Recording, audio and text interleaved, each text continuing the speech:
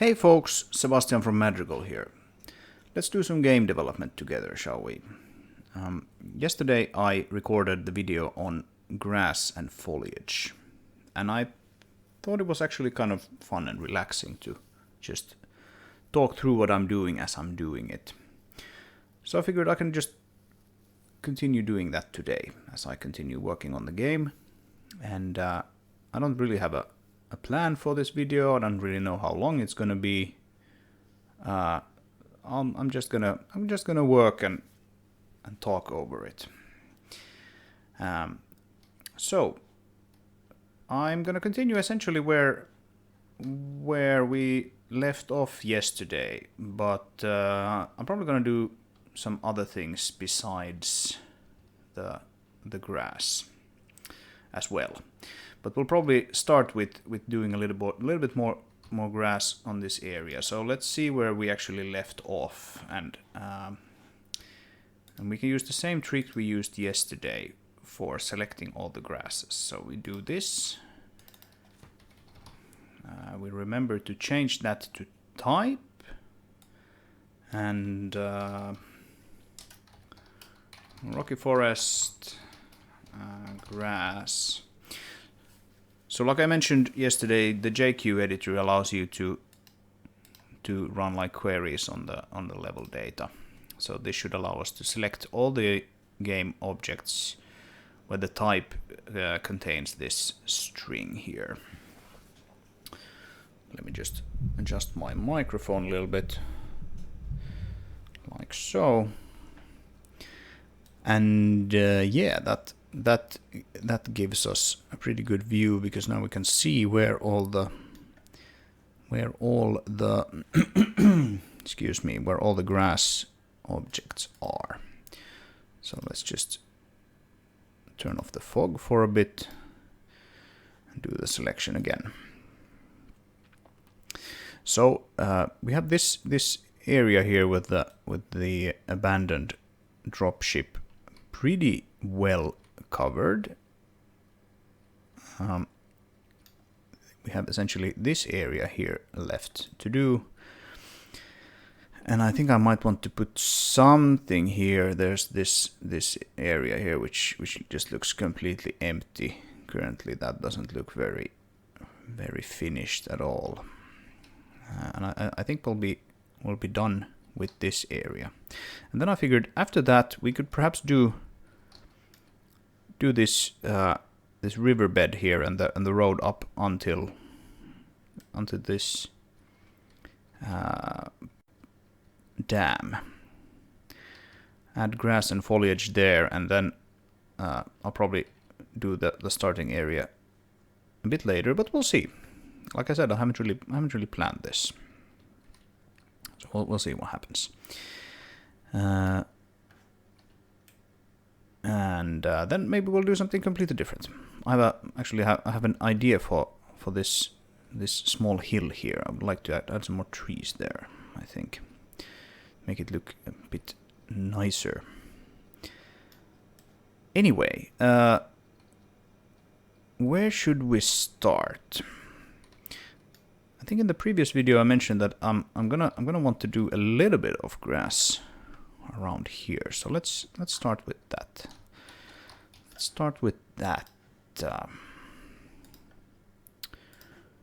I can turn the fog back on. It doesn't really matter, but at least it looks a bit more correct with it on.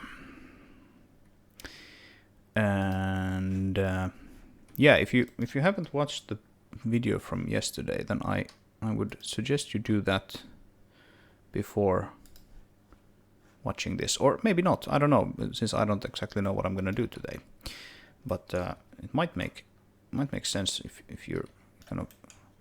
I'm skimming over some things here that I explained yesterday regarding the grass in particular, and how it works, why it works as it does, why we're doing it now, etc., etc. So just put something, a little bit of grass here. That doesn't look particularly good.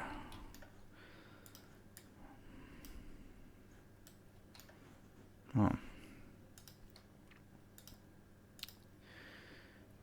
Foliage decorations, and we can just set it like this.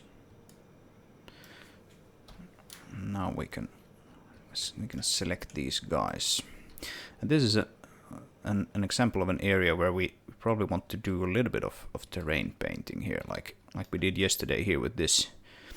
This used to be almost completely green. We added like a little bit of actually I'll just take those away, and a little bit of mud here to just do like a slight color modulation and make it not so monochrome.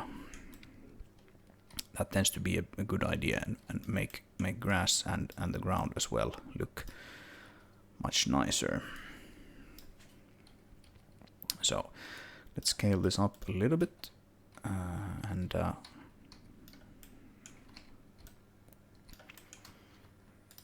a few more tufts here. And again, like I mentioned in the last video, try to have these kinds of almost like arms reaching out from the, like, don't just make like one big lump of grass. Have it sort of follow almost like a path or something. Then you can add some like nice looking rocks and whatnot.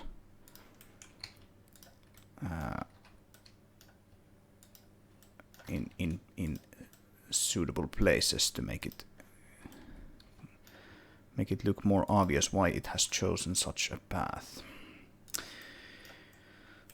Like this, and then we scale down. We scale down, not up. Yes, if you haven't watched the video from yesterday, or if you're new to the channel and my development overall, then welcome. The game I'm working on is codenamed Project Slide.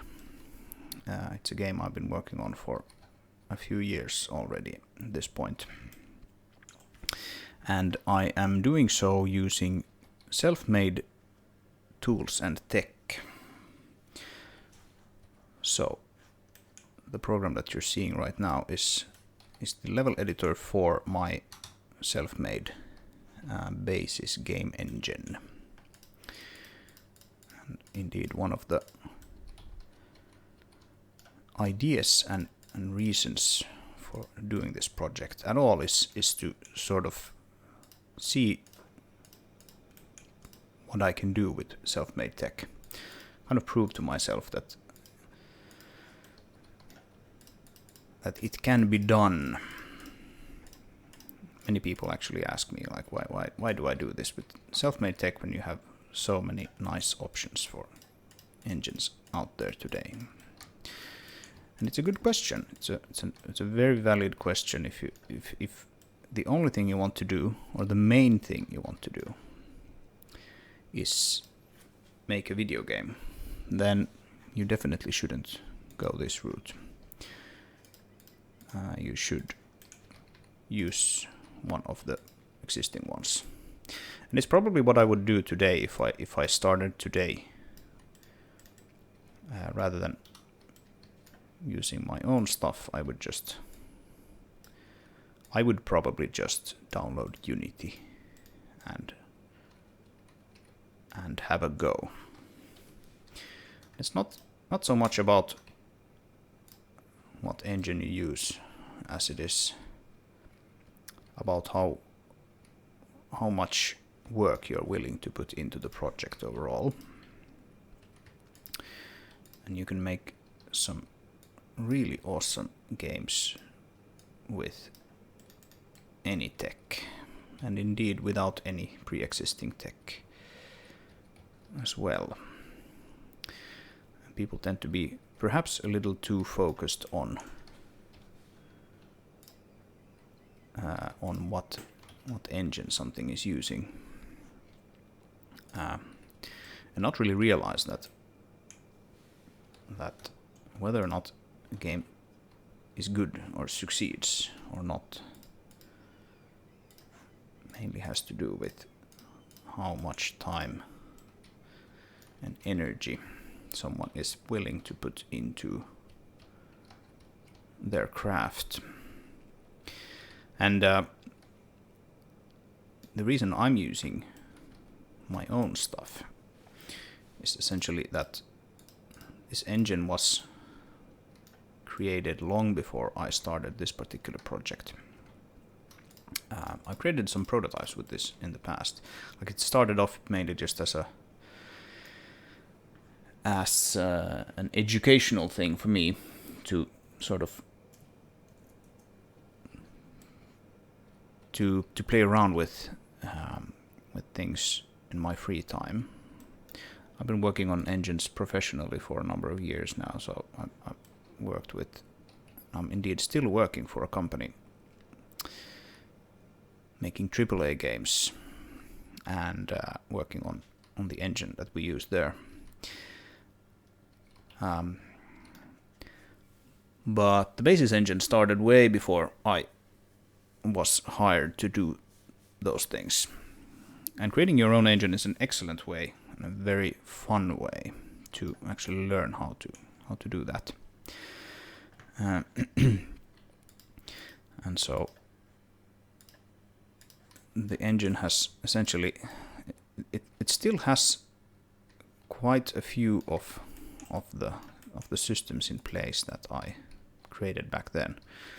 Things that I kind of feel like I should probably rewrite, but they work, and they work pretty well, so I just haven't done that. But of course, over time, I've rewritten huge parts of this engine. Things like the renderer, for example. Even though this renderer is kind of crappy, and I would, in many ways, prefer to rip it out and just use one of the pre-existing graphics engines. Not like game engines per se, but just graphics engines, like Ogre, for example. But even just ripping out this at this point would be a pretty big thing to do. And I kind of feel like, yeah, I put so much time into this, I might just spend a bit more and make it a little nicer. And that's essentially what I do all the time. Make everything a little nicer all the time. Right, how does this look? It looks all right. All right.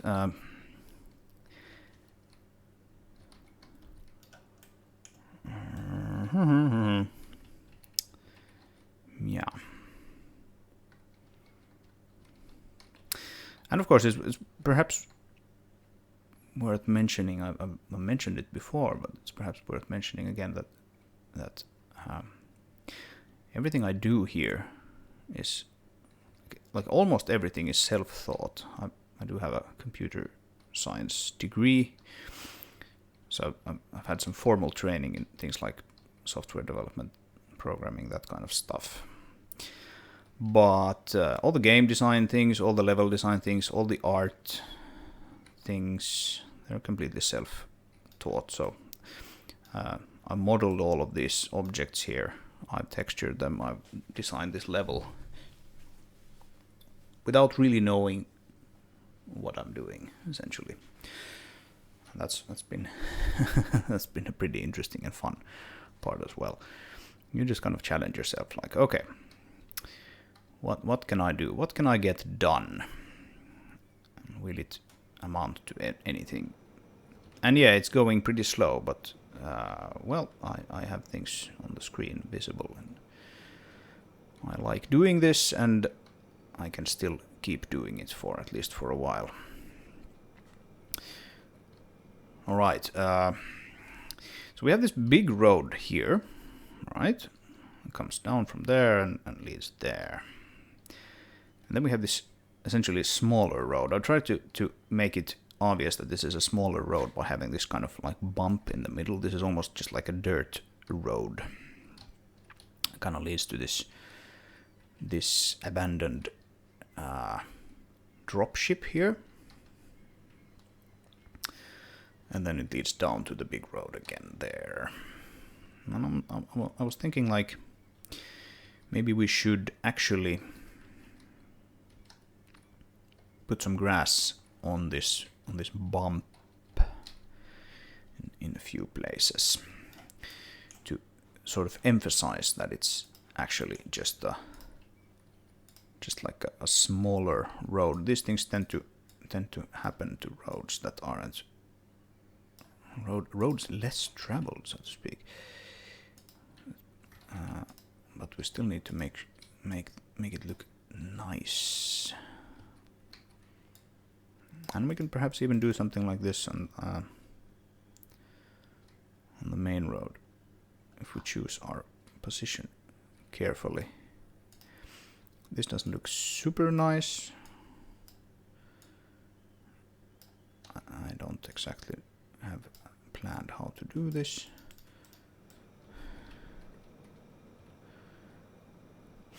Like the type of grass that I'm using, and I think this goes for most types of grass, is that you need to have actually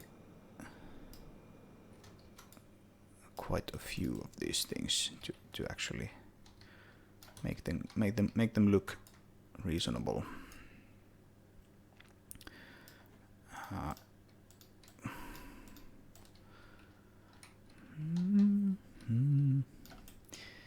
Yeah, maybe, I don't know.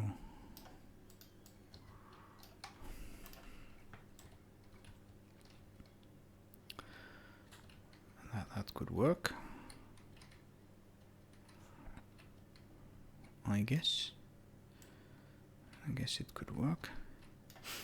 Then one thing that's also, this is a bit crappy currently, but yeah, these are the light probes, like we talked about in the previous video. And I also have a video about the whole lighting system here in Global Illumination, which you can find. These form like a mesh, these light probes, and the grass is also lit by the light probes.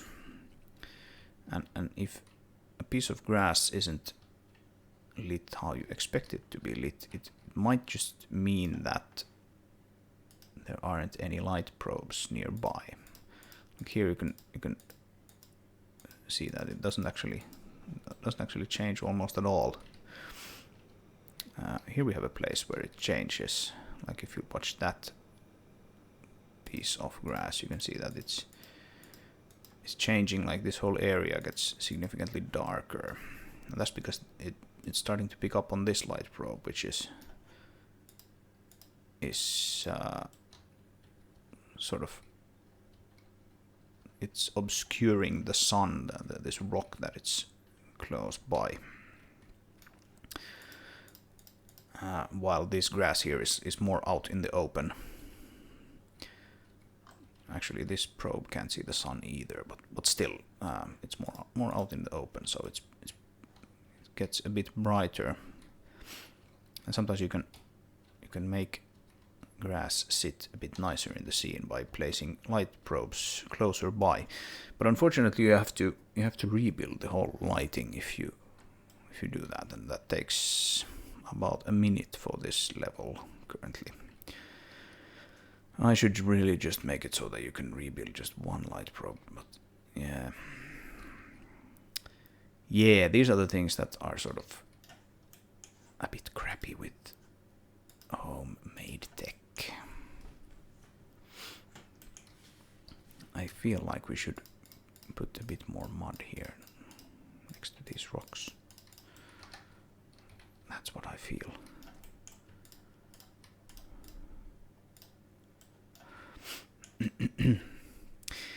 Anyway, So yes, as I was saying, I started creating this tech way before, as in about 10 years before I started working on this game, which means that I've had this engine in one form or another for almost 15 years already, if you can believe it. It was very primitive in the beginning. It didn't have an editor like this or anything like that, but it was technically the same code base. And the reason for using it for this project was that when you worked with something for that long, you kind of want to use it for something. It sort of feels almost like wasted time if you don't actually make something with it. And this game is probably way too big for one person to actually put out on my own. That has indeed never really been the idea.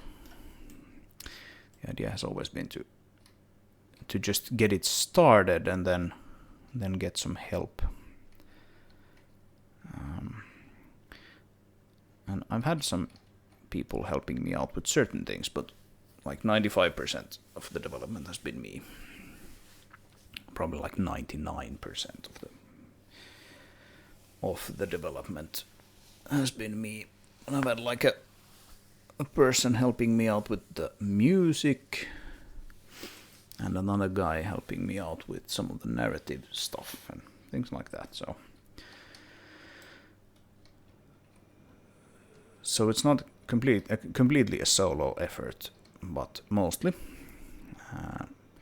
And this level that we're looking at right now is kind of supposed to be the first demo, sort of proof of concept level for this whole project.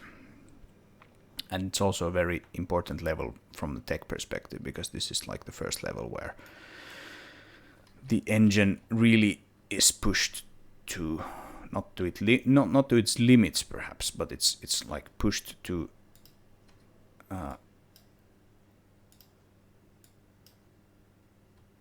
it's pushed further than it has been previously, and it's a test that, okay, can it actually deal with like a proper level,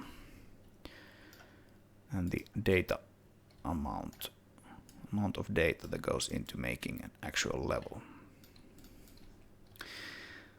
And there's quite a lot of data in here. Like how many objects do we have actually?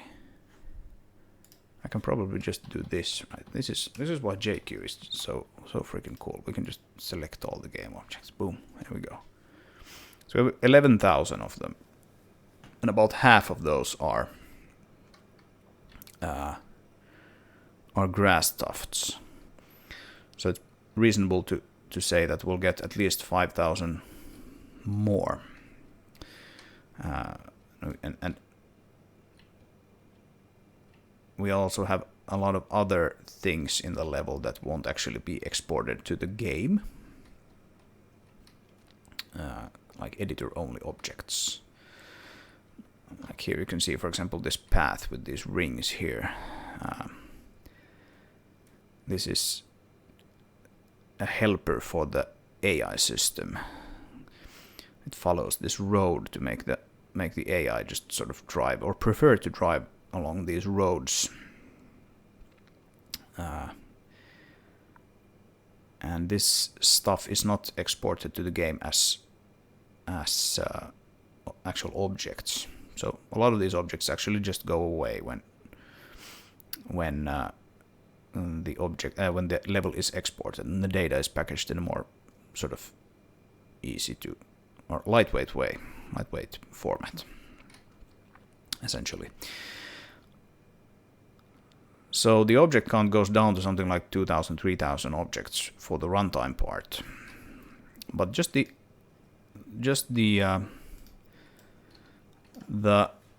fact that we have like 11,336 objects here in the level editor, and we can still run it at 60 frames per second, that takes a bit of work from a single developer. So yeah. Anyway, let's continue with the grass now. So we have this area here. What do we do about this? We have grass there, we have grass there. I think we'll do a little bit of grass here under this. Do we actually have a light probe there? We have a couple of them actually. Cool. So we should be able to get the light probes to sort of pick up on this grass, I would say. Or shall we say the other way around? We should be able to have the grass pick up the light probe lighting a little bit. And how do we want to actually, what shape should this be? Something like that maybe.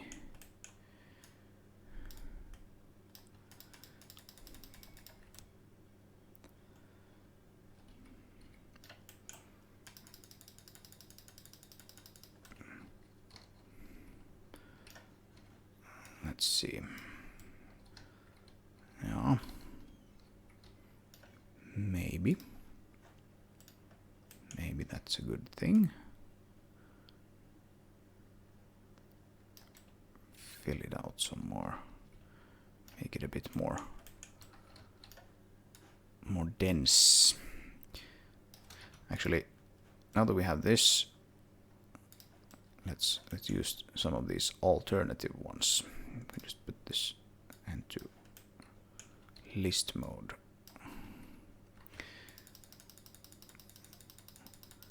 And yeah, so this is a slight color variation of the normal grass.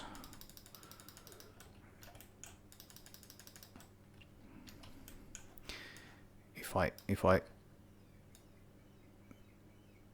skip over some, especially when it comes to grass, if I skip over something and don't, you feel like I don't explain something, it's probably because I did this in the previous video, so go watch that if you're interested in how the grass works. I feel like I'm not explaining it well enough. Right. Yeah, sometimes it's easiest to see where you place the grass just by looking at it from below. And that's all right. That looks all right. I'll need to make it a bit more interesting though. But first, let's scale down these outermost tufts a little bit.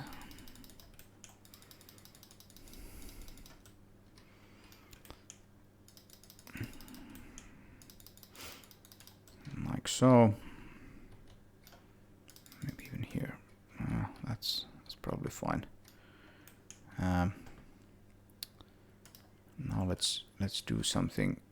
We have these number 3s, which I've shown you in the past. It has these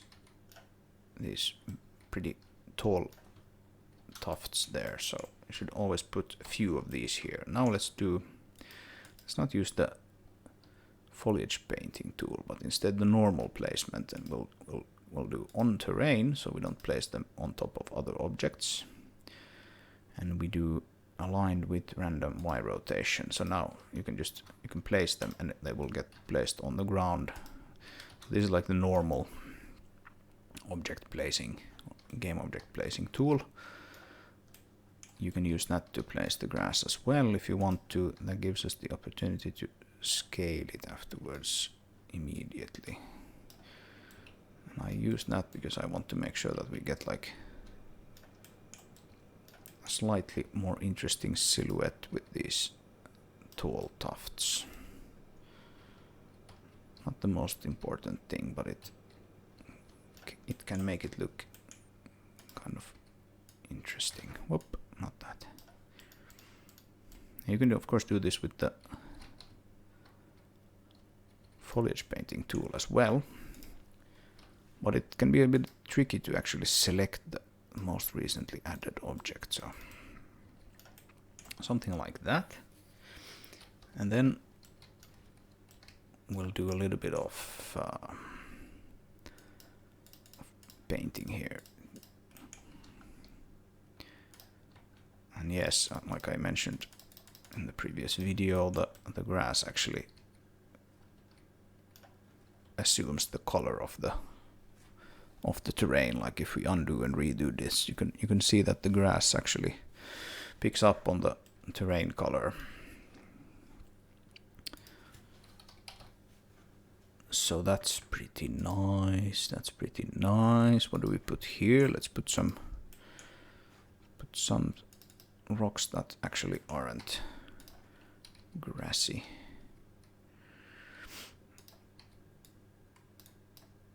I tend to use the same one quite a lot. To at least flip it upside down.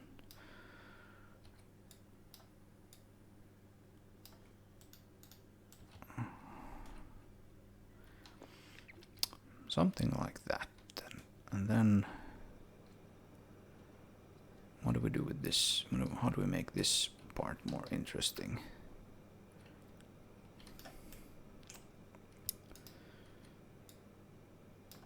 Maybe move that a bit closer there. Doesn't necessarily need to be much more interesting than this. It's still only grass after all. Scale this down maybe a little bit more. So it looks like it's truly beginning there.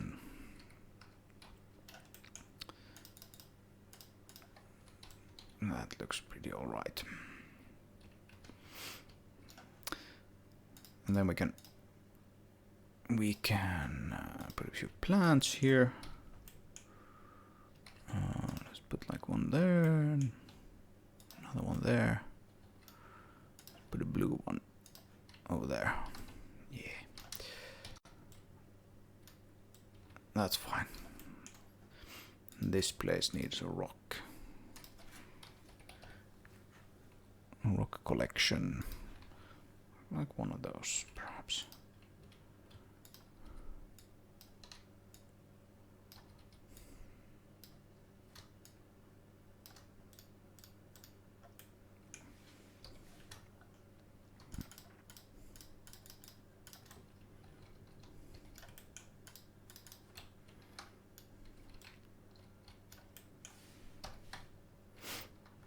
Whoop.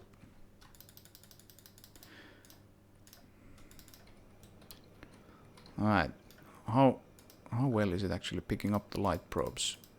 Not that much actually. You can see like here, this light probe is kind of dark underneath, and so these rocks are actually picking it up quite well on the underside. But it's not really coming through like on the upper side. So let's just let this here you can see it's recalculating all the light probes. Unfortunately, that's a bit annoying when you just moved one, but it's currently how it works. Again, it's something that I sort of have to, now that I have this much data, I have to reconsider a few things. Now that we moved that probe, it should get darker, and you can immediately see that. All right, now it's picking up. The grass is picking up the light probes better than it did. But this is perhaps a little too dark now, so maybe we do this. Maybe we move these two a little closer and put them somewhere there. Yeah, whenever you move a light probe, it's kind of it restarts the calculation, and then it's interpolating between this one and these surrounding ones, so you should get like a pretty nice gradient from like light to dark. across this.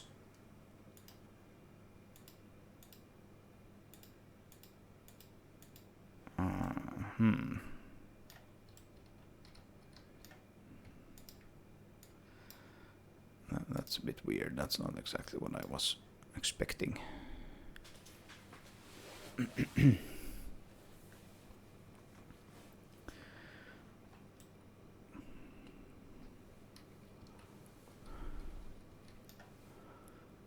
We can of course see how it has decided to actually partition this area here. Sometimes it gives us a pretty good hint of like why it actually does what it does. Yeah, so yeah, it's like the tetrahedron, which is like this is a tetrahedron, like between these four probes is not really touching the grass. Yeah, so what we might need to do here is just duplicate, add one more here so that we can actually like get like a proper volume for this grass to pick up. I mean, this is kind of overkill, like doing lighting like this just for a little bit of grass, but it's kind of interesting for me to see how this system behaves and works and figure out any potential bugs.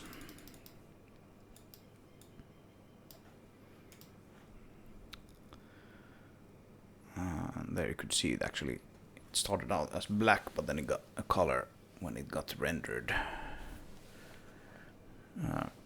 Alright, so now we should have a volume here. Those guys are still not really inside of it. Now you can see the effect on the light probes better here on this grass, for example. It's very subtle in this case, but it is there. Let's move that down, and placing these is sort of an art in itself. It's not very easy actually to do it well. You don't want to have like too many of them. Like I now have 678 apparently, and the more you have, the more data you have, the more processing it needs to do to actually figure out where in the mesh it is, and so on. Yeah, now it actually we somehow undid our nice change from previously. So yeah, this is perhaps a bit silly to keep doing this stuff.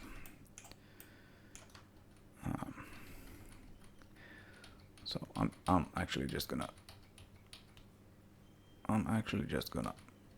I think move those back to where they were, and we'll be happy with the thing as it is.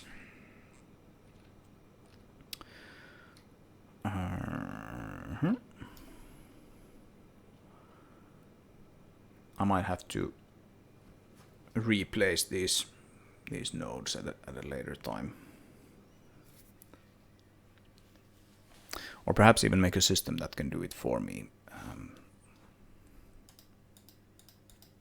Yeah, the grass doesn't actually pick up on the lighting all that much here, but like here's an excellent example of a place where you can see like it clearly picks up the lighting. It looks awesome with them, so it takes a bit of practice. Right. Let's get our selection back. Alright. We have this place here, and this is of course sort of off the beaten path a little bit. We don't really need to spend super long on decorating this area, but it's still like still a place where you can like go up here and drive through these places. So there should be something here. It should not be completely undecorated, as I would kind of consider it now. Like there's not even any small pebbles or anything here. That's kind of unfortunate. So how do we start? Let's start by adding some, actually in this sand pit here. Let's add some grass to the sand pit. Just a little bit, and it will obviously, like, it will be sort of brown and dry like this. Yeah, maybe it can sort of spill over onto this area. That might look kind of interesting.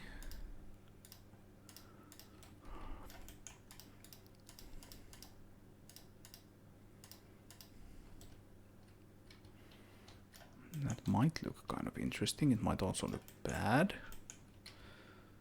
as it's currently doing, but we'll see. One of those, a few of those. I want a larger one. Give me a larger one. There we go. Right. We need to make it a bit denser, I think.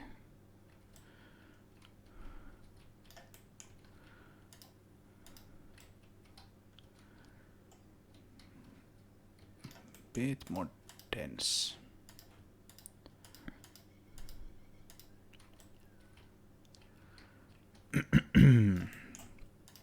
Maybe it can go along this ridge here for some reason.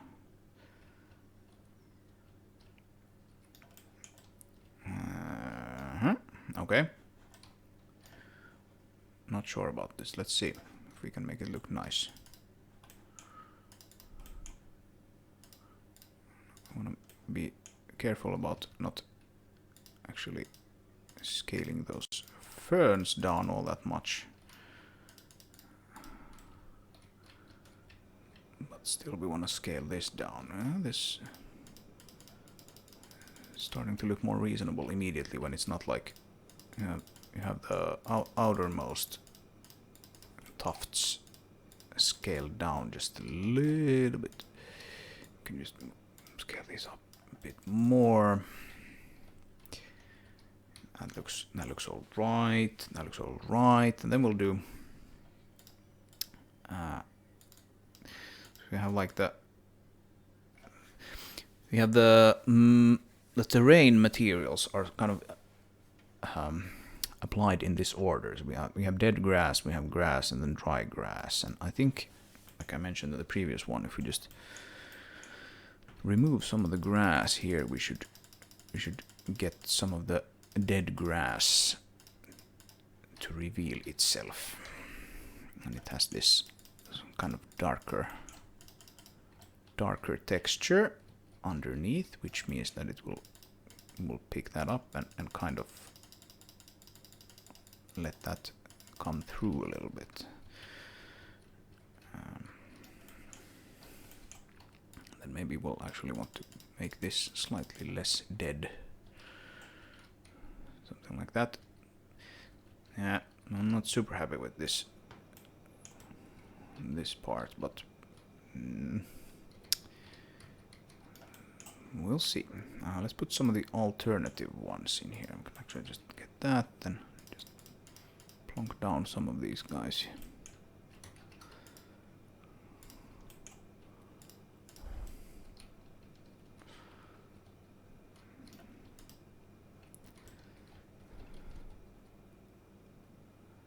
Yeah, maybe. Gravel, no, actually mud goes on top of gravel, so let's do a little bit of mud. Not that much though.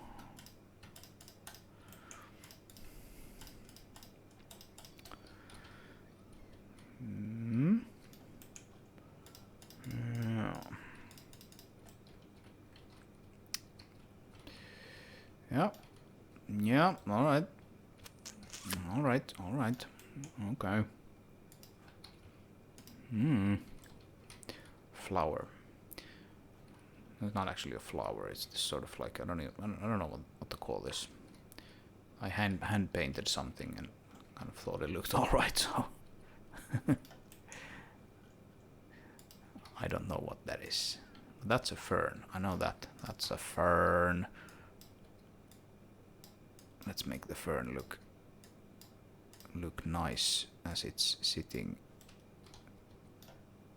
in the middle of these rocks. And we'll add a little bit of mud under it, and that always makes it look nice. Okay. Okay. Okay. Okay. Okay. Okay.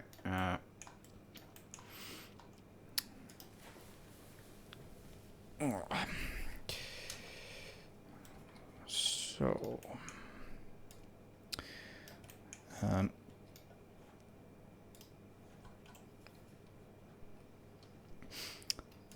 So I'm recording this on a different machine than I usually use. And one reason for that is that it's super hot in my normal office, home office, if you will. And I also have the kids at home since it's the middle of the summer, so I've exiled myself to another place where there is a machine, but this machine is kind of crappy in many ways.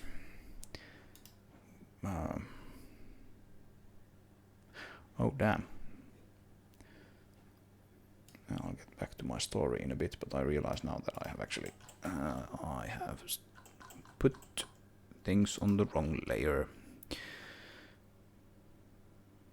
So this should be on the foliage decoration layer. So move to the active layer. Yes.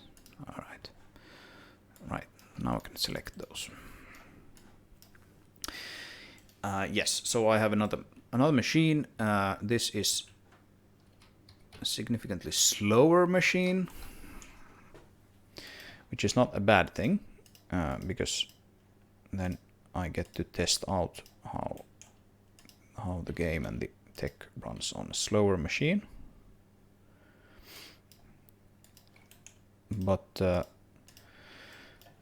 I realized yesterday that I had some audio issues with the previous video, and of course I whoa, inside the engine here. Of course I realized that only after I had finished recording it. And since then I've updated the drivers for the audio interface and changed the USB ports and everything. And hopefully this video won't have any of the audio sort of cutting out.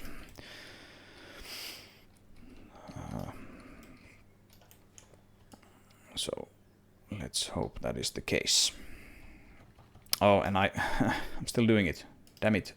Right, so I have the ground decorations layer here. Right? It should be foliage decorations currently.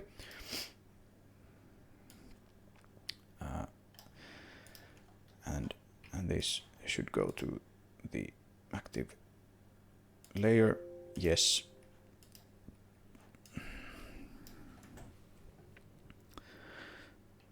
Right. It doesn't really matter, like I explained in the previous video, but it matters for like organizational reasons. For example, I can have this place here, and I want to select only the grass, and then I can turn on this toggle, select only on active layer, and that allows me to just select only the foliage, because it's on one layer. So it's pretty nice and handy. But there's nothing magical about the layers per se, so You can just put things on any layer, and it will work. Except that not all the layers are loaded by default. Like those that have this lightning bolt, they're auto loaded, so to speak. And the decorations, they don't have that, because decorations go through a similar or a different system, like I explained earlier. Like they don't actually end up as game objects in the game, so those layers don't need to actually be loaded at all. But then you have other things here, like the benchmark, for example. We have a camera path, for example, that we can look at. It goes through essentially the entire level. It's this green line here. And if you want to, you can just run the game with a benchmark flag, and it will actually fly through like a camera along this line, or spline. And then it spawns in like a car, which is hidden somewhere. Boop, there we go. And another car somewhere, which is also hidden. Boop. And yeah, it doesn't load these unless you actually ask it to load that layer. So that's why this benchmark layer is not set to auto load. And we have some other things here as well, like development. Here's a terrain carver somewhere. It's a big object. The mission that we have implemented so far also has like the main layer, where there is a mission tracker, which we can look at. Like has this pretty long actually script and triggers and whatnot. And then you have like second and final waves of enemies. You can just bring in a layer, and it will load all the objects on that layer. It's pretty nice, and it's pretty handy. And here we have some scale mannequins on the grass test layer that I could perhaps get rid of, but let's not bother right now. Okay, where was I? I was here. And I was working on this thing. Right, so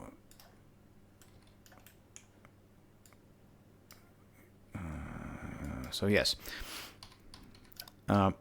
Anyway, I hope the audio issues have been resolved now for this video, but let me know if they haven't.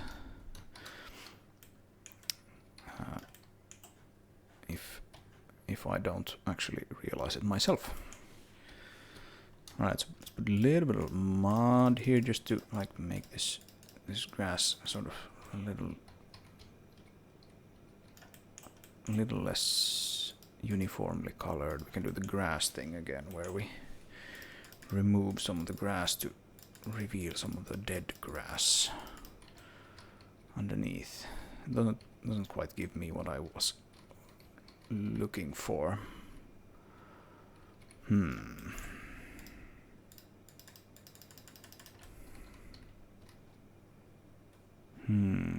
Well, yeah.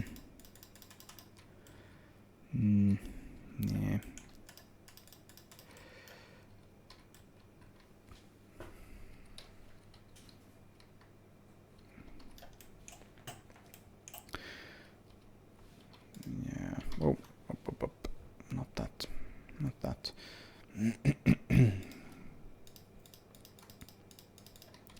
In some places this grass looks really nice. Very happy with it, like this area, for example. I think this looks pretty good.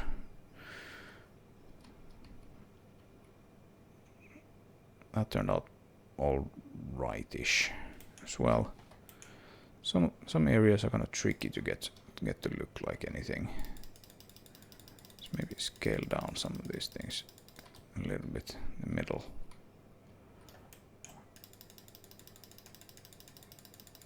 That looks a little too somehow brutal, this place here.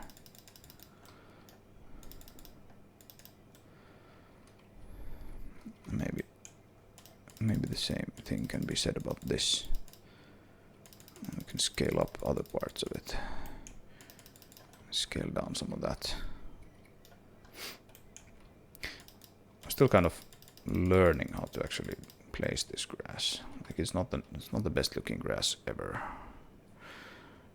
Anyway, but even knowing that, I'm still sort of learning how to actually place it so that it looks good, or the best it can be.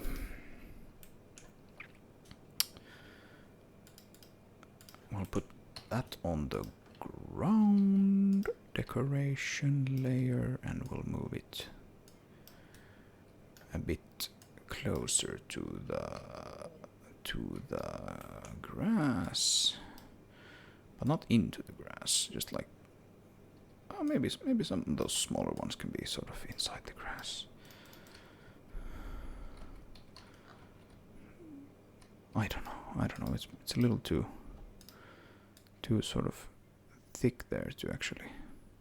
It just intersects with it all the time. That doesn't look nice.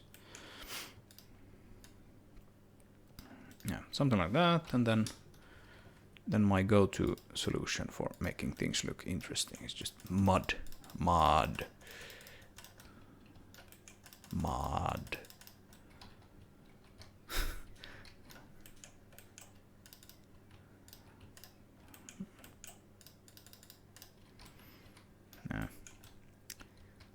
Yeah, mud. We can mud this out a little bit, perhaps, as well. Alright. Alright. Should we just a smidge oh no. Of grass on this side as well, and we'll want to put it on the foliage. Foliage layer. Let's not make this actually. I'll put it using this one again and just scale it up.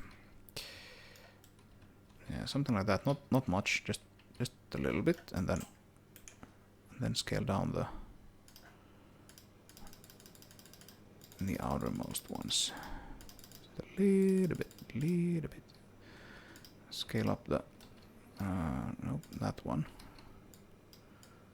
Rocks a little bit. And what do we do about this coloring here? Maybe we'll actually.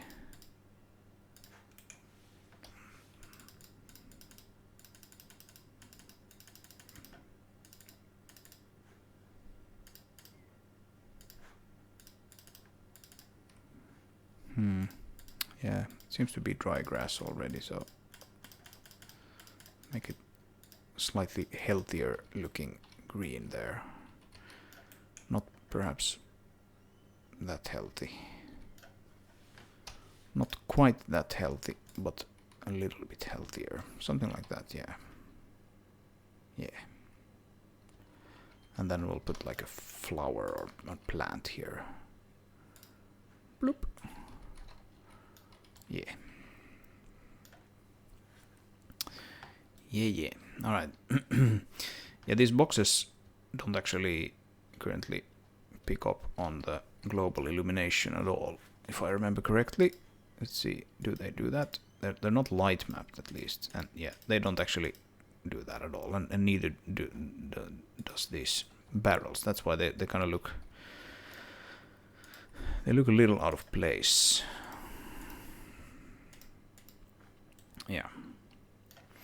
Yeah, so we'll have to put in some better ones, but those are obviously placeholdery. Or I hope it's obvious looking at them. Okay. Alright, so a little bit of grass over here. Ever so slightly coming down, that's a bit too much. That's better, and then something like that. Oh, no. Let's try to sort of stay on this grassy area. Oh, and no. Alright, well. Actually, it wasn't my intention to put that many number 3s, but it kind of works. And then scale it down a little bit. Why is this flickering? Don't, come on, don't flicker like that.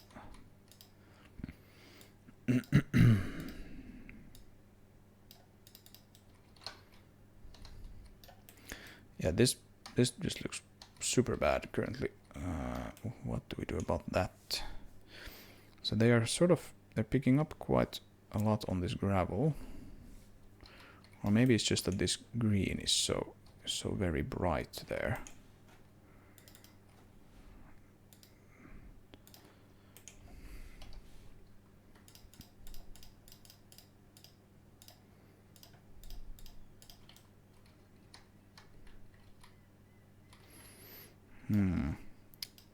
Where are we with the light probes? Like, we don't have any light probes there. I'd like to make that grass a little darker. So let's try to do this. Let's put a light probe here. Bring it in and bring it close and bring it make it sort of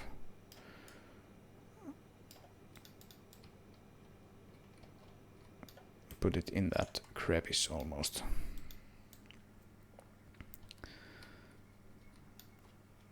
Yeah.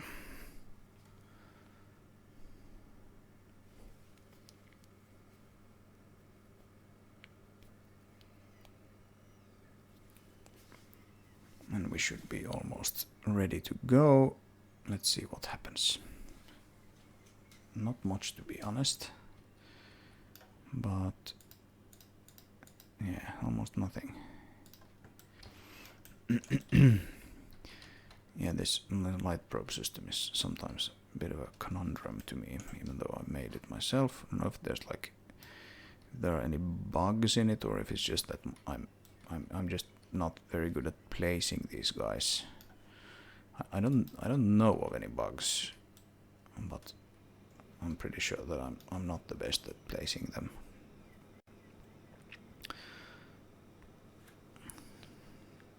And this, of course, would be faster if I was on my main machine currently. Yeah. Well, it's not really helping out. So, okay, there we go. I'm just gonna, for this particular grass tuft area, I'm just gonna scale these down a little bit so that they stay mostly on the grass. We can put a few of these guys there, and I think we might need to put like a bit of mud there.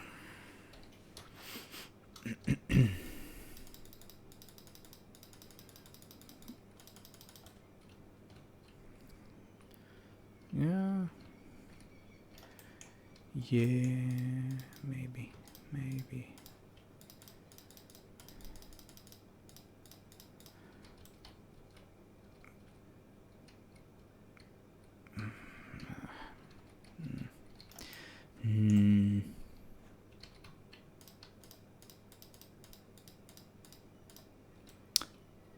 It's sort of ironic that I chose to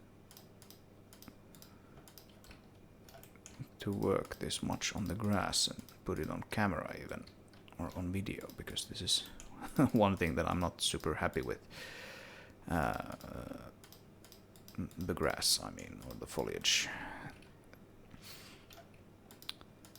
And indeed, it's one thing that I've been trying to get to work for many years now.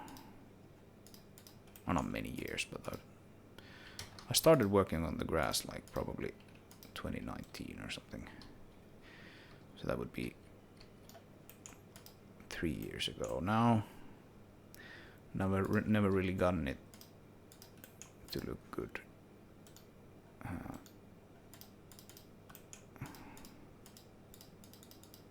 Oh, not that. And I still haven't really gotten it to look good, but I think it looks reasonable now. So this is what I'm going with, at least for the time being. Oh, not scale down anymore. I want to paint just a little bit of brown.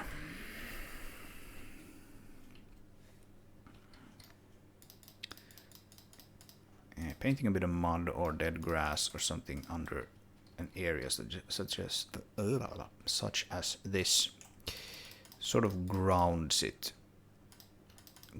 the grass and make it sit in the scene perhaps a little better than it otherwise would.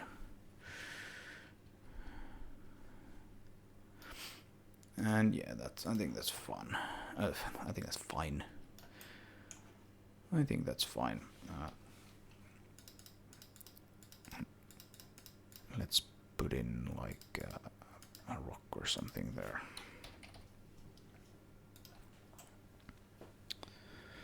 Let's use one of those for a change.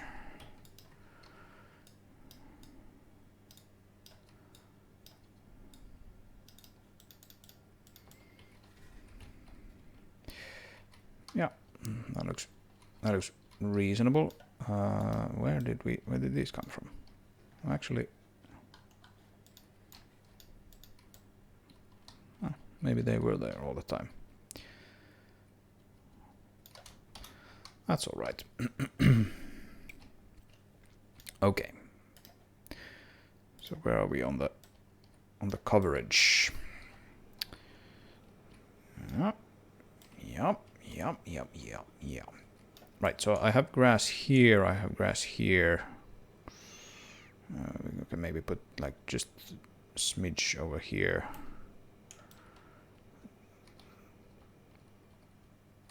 If we want to.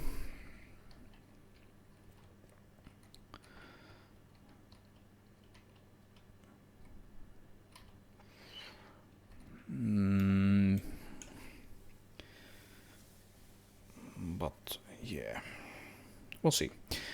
Yeah, I'm gonna go get a cup of coffee and I'll be back in a second. And boom, that was literally a second, wasn't it? So, armed with my fresh cup of coffee, let's keep going. So what's next then? Yeah, let's do something here. Nothing much, but something. But maybe like a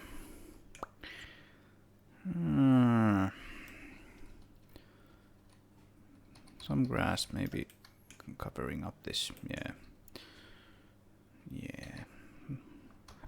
Let's see what we can figure out. This is kind of a boring area. I haven't really put much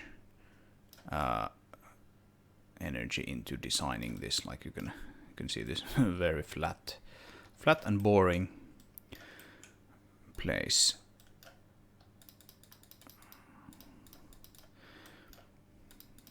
Which to some extent makes sense, I guess, because this is kind of off the beaten path. We can still try to make it look nice.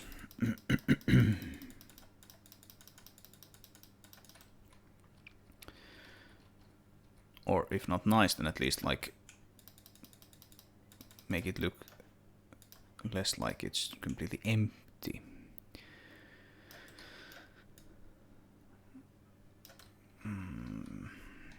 Yeah.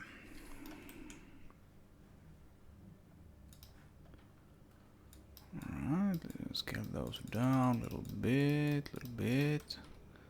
I don't really mind this being almost completely single colored now as much as I normally do. I don't know why.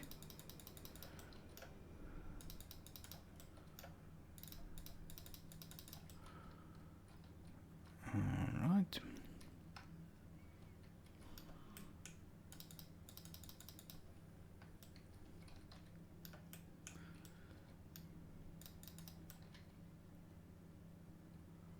Hmm.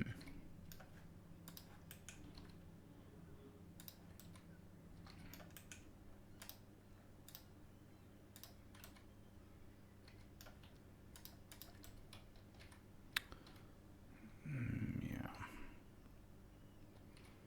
Yeah, I don't know.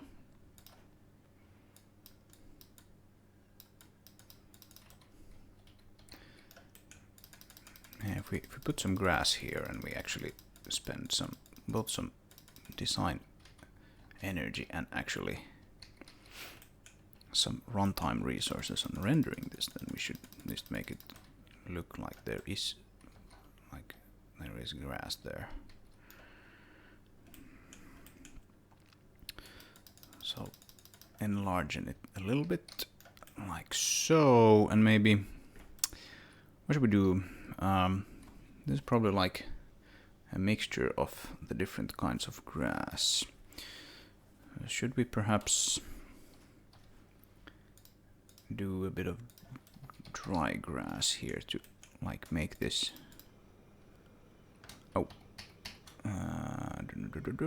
where's the painting? There's the painting. It's this one that we actually want. Yeah, I think this will do. Make it like slightly lighter somehow. Not that much here in the beginning.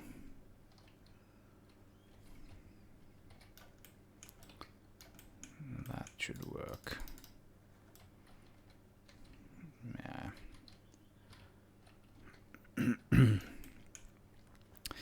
Yeah, that should work. Oh damn. I have done it again. This sort of this is a clear sign that I need to work on the usability of this editor a little bit, since I keep doing this. I put the grass on the wrong layer, so move, select object to active layer, yes, generate new names for them, and there we go. And yeah, this should be foliage decorations, not autoload, but select all objects. Yeah, that looks all right. Yeah, okay. So now let's go to ground decorations, and let's put some rocks here, something to break up this boring silhouette there with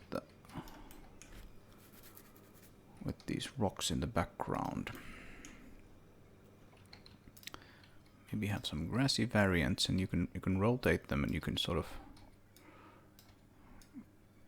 kind of put them, mix the grassy rocks and the non-grassy variants together, and it can look quite all right if you sort of make it so that you can't really see where the sort of collections are. Yeah, a bit more. I'm gonna scale these up quite a bit. They won't actually have any collisions because there are decorations, so we might have to do something about that. But it doesn't matter right this instance. And again, this is sort of off the beaten path, so maybe we should even put a tree here. So where is this? It's on the valley layer. Right. So spruce. Maybe put like a red spruce. And yes, I have red spruces in this world, in this game. So if you're not, if you haven't followed my channel for that long, you may not know the story of the game. And indeed, you may not know almost anything about the game. So maybe it's something I could go through a little bit.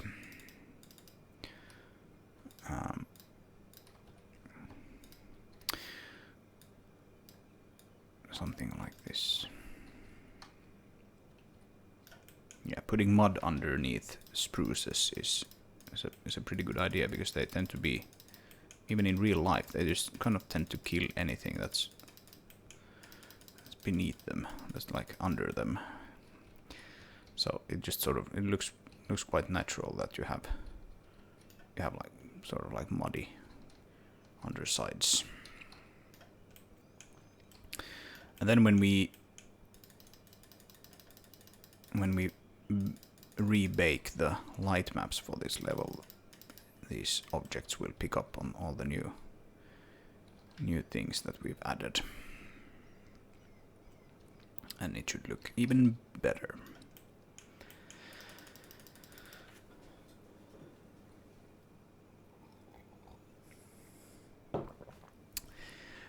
Right, so the game. What is this game? So Project Slide is the code name, and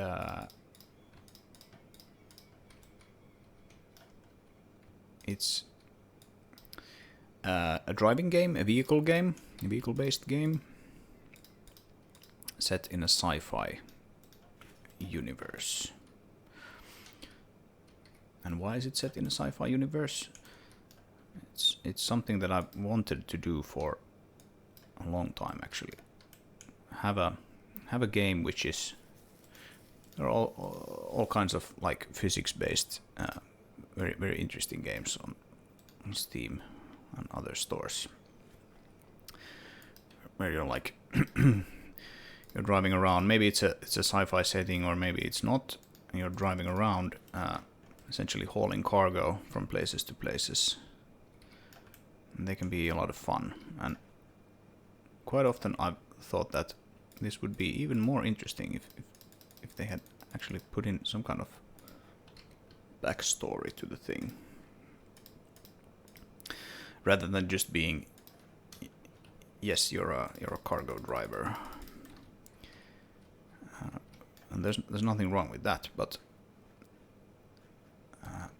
for a long time I thought that it would be even more interesting if there was like some kind of story here to follow along. So that's what Project Slide is aiming to do. It's a physics-based cargo hauling game set in a sci-fi setting.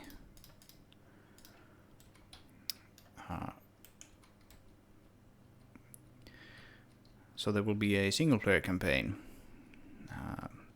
It's not really open world, or it's definitely not an open world. This is about the size of the level, of each level. But it's sort of like a hub world, or like connected world kind of deal, where you're supposed to be able to go between levels of roughly this size and carry out missions. And there is also a bit of fighting, vehicle-based combat, but it's not necessarily the main draw of the game. I haven't quite figured out the sort of balance yet. And the idea is that we are on an alien planet, or a distant planet at least, which looks actually quite a lot like Earth, but it's not. And the humans, the people who have arrived here, are sort of stuck on the planet, essentially. And they arrived in these big ships called arc ships that you can see one in the sky over there, and there will be others that have actually landed on the planet. Quite some time ago, and there is a little bit of conflict between the so-called colonists on how to get home to Earth, etc. And that's the premise for the game. And I think I have some kind of interesting takes on a sci-fi narrative. Something which isn't done in every single sci-fi game out there. So we'll see how that pans out. I'm kind of excited about that. But it's not, of course, the single player campaign is not necessarily even the main draw of this game. And it's one reason why I'm kind of happy that I'm actually using self-made tools. Or shall we say that I'm quite happy that I'm using an engine or a tech stack which has an editor that I can control as much as I can control this one, my own basis editor. If you're making a game with, say, Unity or Unreal or something, and you want to make it so that players can create levels for your game, and you can't just bundle the Unity editor with the game and tell them that yes, this game has level editing support. You just use the Unity editor to create new levels for it. That's not how it works. First of all, you're not allowed to, of course, bundle the Unity editor with anything. It has a proprietary license. But even if you were able to do that, Unity doesn't really have mod support in the sense that you can just use their own editor to create levels. You can add mod support to your Unity games, but that typically means that you'll be creating your own editor somehow, sort of inside the game. And there's nothing wrong with that, but then you'll essentially be creating a second editor, which tends to not be as advanced and fully featured as the one that you're making the sort of built-in official maps with. Anyway.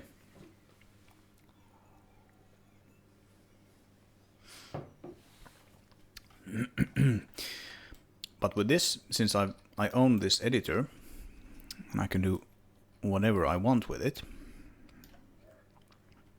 there's nothing preventing me from actually just shipping this editor along with the game, telling people that you can use the same editor as I used to create the game, to create your own levels. And that's kind of fun. Let's untick that. So one could say that the main draw of this game is actually that it has this sort of physics sandbox thingy, and it has an editor that anyone can use if they want to create new levels for the game. And so I aim to create most, if not all, gameplay systems. Not gameplay systems, but content, like missions, areas, characters. I aim to create sort of data-driven, so that they're not hard-coded into the C++ code, but instead you can just use the same tools that I created to create new missions and areas and whatever you want, essentially. There'll be limitations, of course. Like the gameplay code is still actually written in C++, and won't be able to just do absolutely anything you want. But you should be able to do quite a lot if you want to. I'm not sure if this will be like an officially supported feature of the game, because that would mean that I would have to support this editor as like a paid product. And that takes quite a lot of time to do. But it can still be something that I can release as a sort of semi-supported fun little feature. The official feature will be the single player game, and then I can release these tools when I feel that they are in a good enough shape. And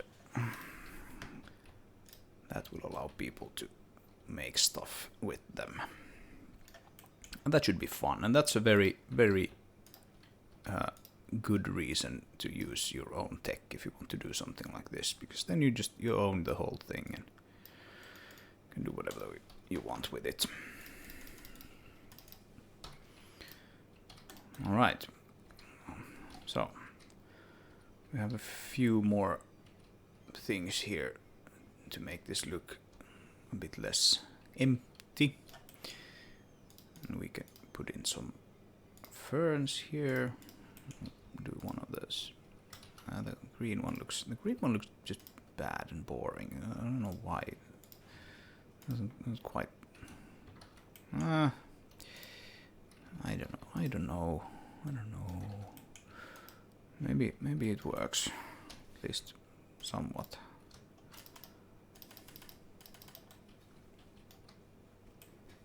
Yeah.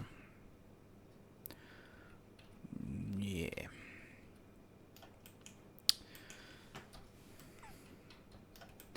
So my big push currently is just sort of trying to get this area finished. Partly so that I can move on to other areas, other levels, other quite frankly more interesting things. I've been working with this area for like a year now. And secondly, just so that I have an area which is really and truly done, to make sure that I have all the tech I need to create a level that is really and truly done. The biggest reason that this has taken so long is that I've created the tech as I've gone along with this area, and the tech has taken some truly huge leaps forward thanks to this area, and the fact that I've spent a lot of time here rather than just created a white box level and then moved on. So a year ago, the engine would not have been, even though I previously said that I've been working on this engine for 10 years, 15 years, whatever I said. And it still would not have supported this complex of a level a year ago. So you really need to sort of dog food your tech if you're making tech. You can't just make an engine and go like, hey, here's an engine, make a game with it. You need to actually make a game yourself, or have someone make a game and tell you, hey, our engine crashes when it reaches 10,000 objects, or the performance is really bad, or why can't we have sunlight shadows, or whatever.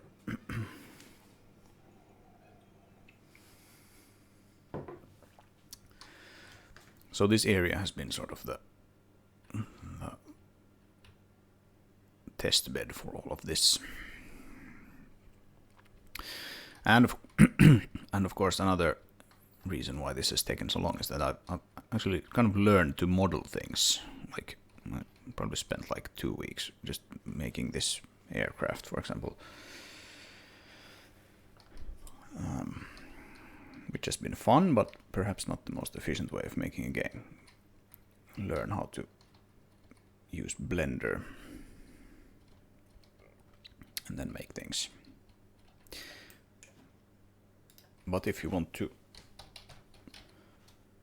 learn how to make these things, then it is really the only way to do that.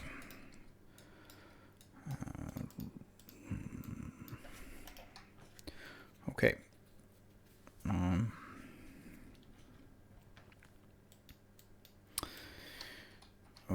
Okay. How do we? What do we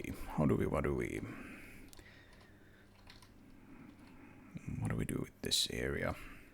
I don't want to fill it with grass, but I want to put grass in enough places that it looks kind of okay.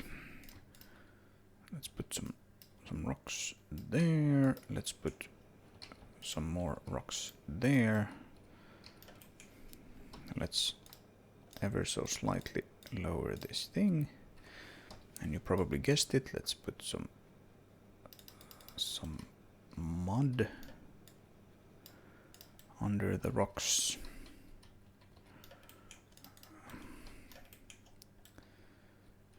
Yes, and then perhaps let's sort of smooth this out a little bit. It doesn't really look all that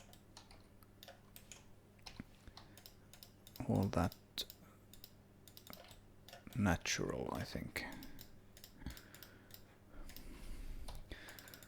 Kind of dig a hole a little bit and then smoothen it out a little bit. Maybe that's better. This is perhaps a bit too steep. Something like that.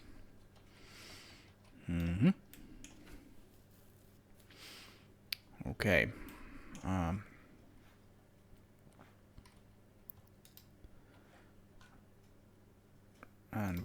now we did the other way around. We added those to the foliage decorations, but they should be on the ground ones. Okay. And let's do the grass. Let's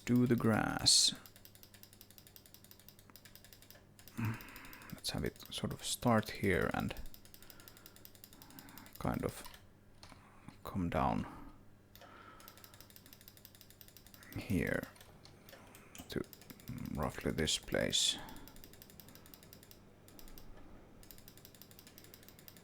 Something like this. I can just paint using this paint tool a little bit.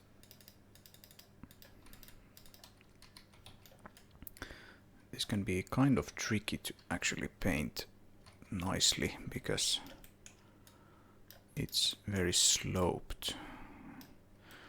So we might end up with lots of grass tufts being sort of semi in the air. That's one thing that I covered in the previous video, that especially if you scale something up, or if you have just like large grass tufts, then they tend to quite easily have one or two blades that are just hovering in the air, and that's not great. Then we paint like almost like a path through this with the alternative grass. Right, and now we need the foliage decorations to be the active layer.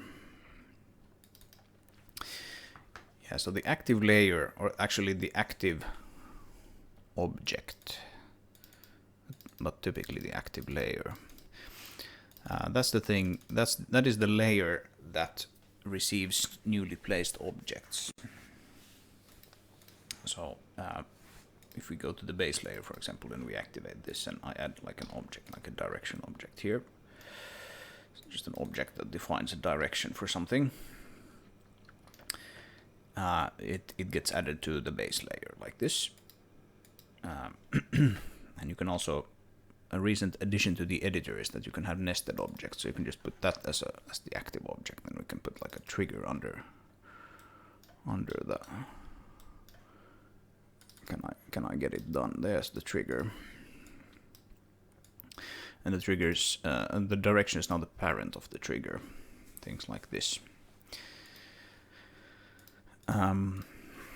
Anyway,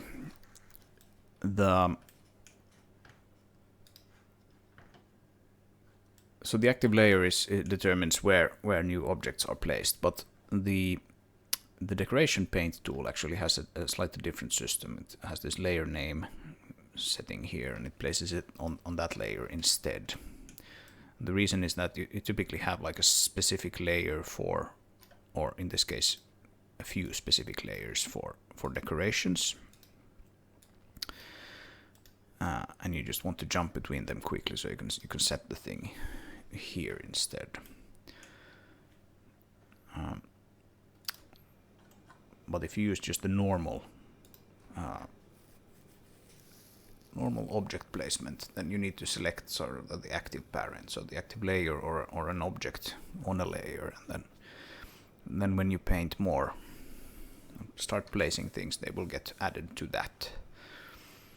But now if we try to select this, nothing gets selected because we have this option here to only select on the active layer, so you need to hold Alt and double click on something and it becomes the active layer. You see this like slight yellow background and a check mark, and now we can select these guys and just scale them up, except we want to probably select all of those, scale them up, maybe even more.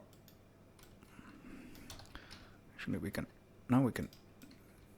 remove that selection box and we can scale up the thing a little bit.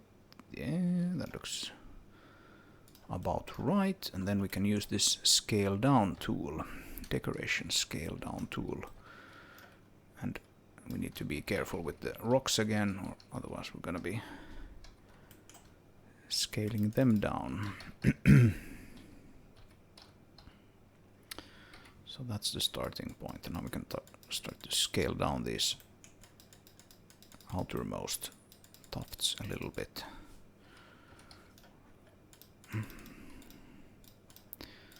So I want it to be pretty dense in the middle, but then sort of fall off towards the outermost tufts. Yeah.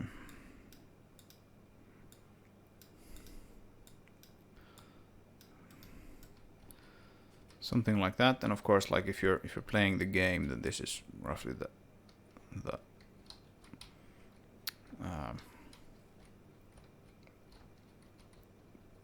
direction you will be looking at those from. You can see the light probe's working quite well.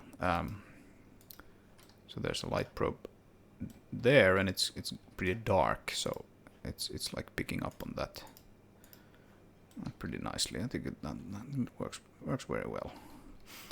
And indirect lighting, of course, tends to work better in like shaded areas because in the sunlight, the sun sort of dominates the lighting anyway, so it tends to not be that visible.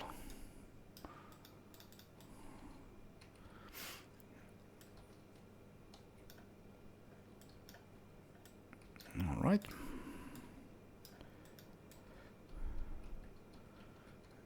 Yeah, why does my grass not always look this good?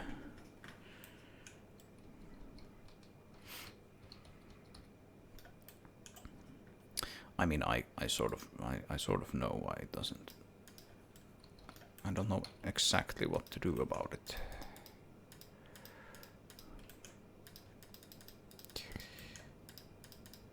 Oh well. Just bring it down so that they don't intersect with the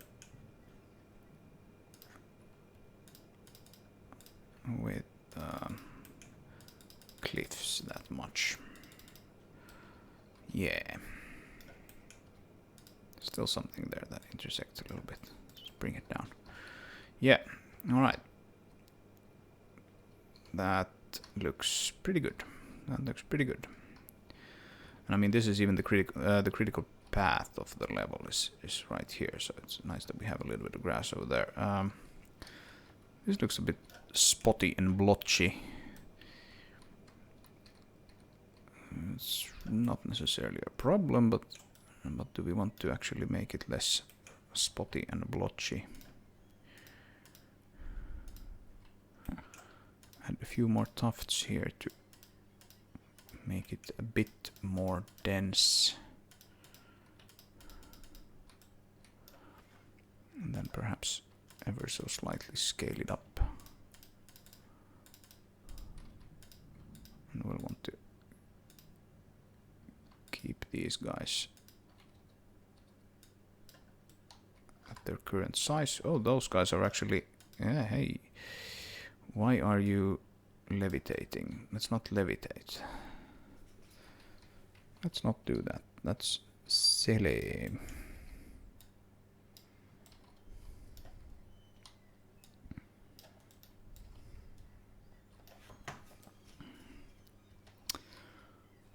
Okay. Yeah, we have this grass sort of like almost like crawling over the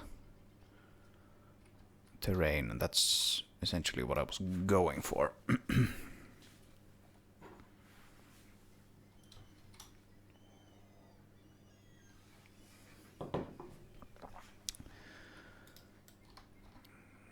So, should we be happy with this area now?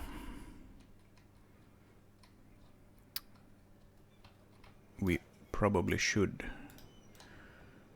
We probably should, I would guess.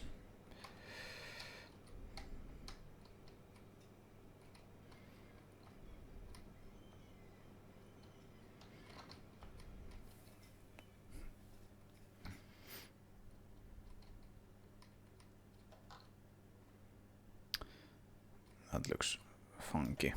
Yeah, there's the ambient occlusion actually. It's kind of visible through this.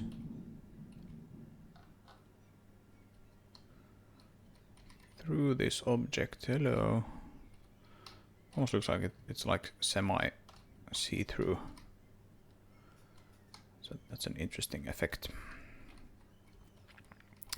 Yes, this is a spawn point, by the way, if you're wondering. Part of the demo, it spawns the Lancer vehicle that the player is supposed to switch to. Maybe not that way, the other way around. Maybe scale this up just a little bit. I think this looks kind of uneven and bad.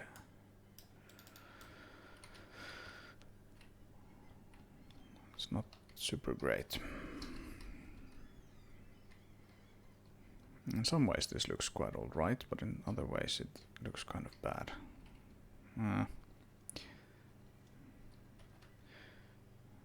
Maybe it's not as dense as some of these other ones. You can see this, the grass we just painted is much more dense than this one. But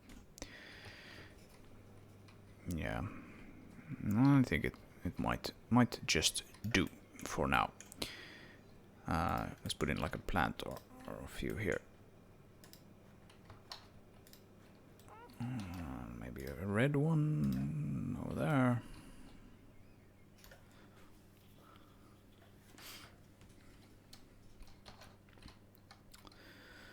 Okay.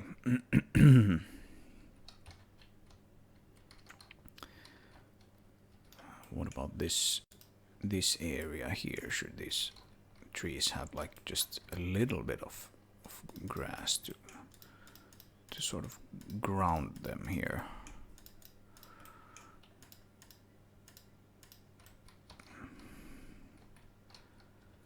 I think they might benefit from it.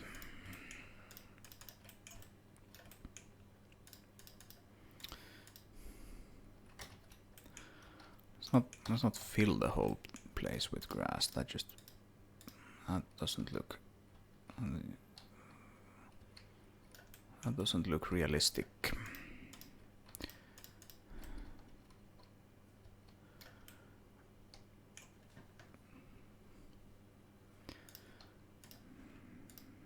Maybe have some of the alternative variants as well. Something like that, and then boom, boom, boom, boom, boom.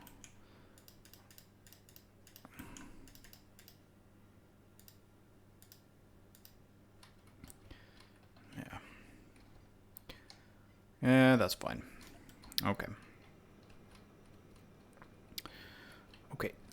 Okay. So, select the objects again. I think we're starting to have this area pretty nicely covered.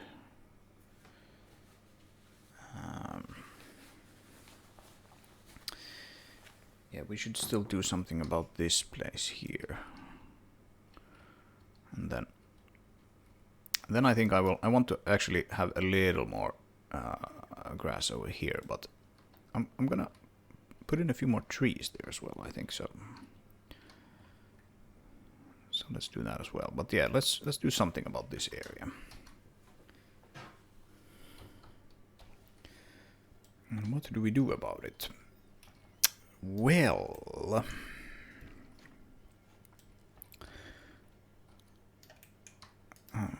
what is that? That is a rock tree grassy, and we'll actually duplicate it.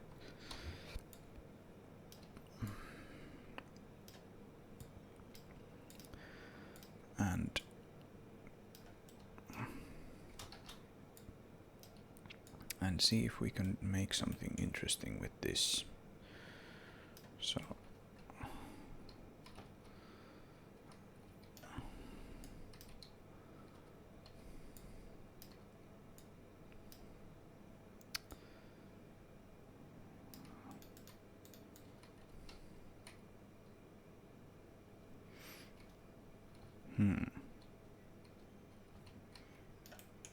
let me put it a bit off to the side still, like up here. Like we should have something here. Not necessarily exactly in the middle of the sort of opening. Maybe it has kind of fallen onto this other rock here or something. Yeah.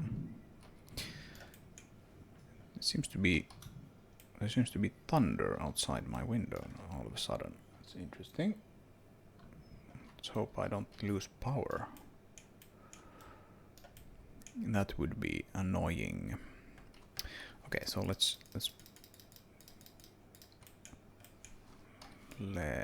actually tweak the terrain a little bit next to this guy. So this terrain here would probably have a kind of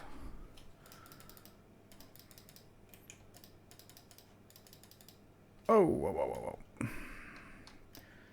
It would probably have sort of accumulated here a little bit. And we can even it out, like so.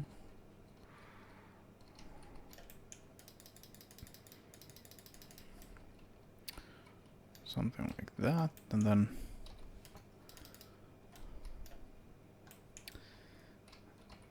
then we'll put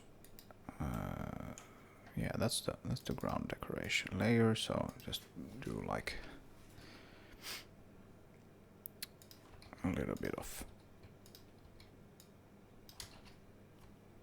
ground decorations here. Oh, come on.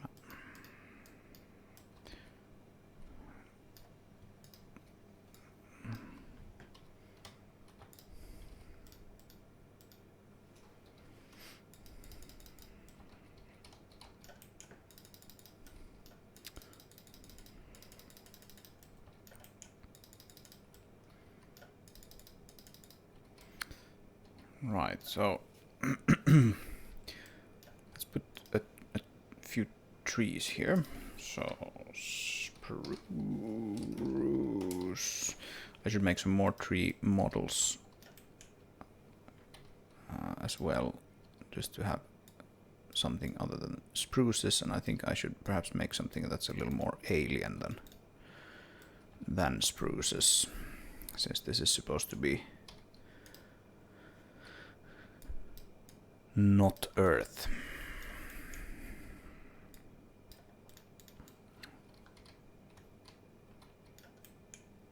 But yeah, I need to sort of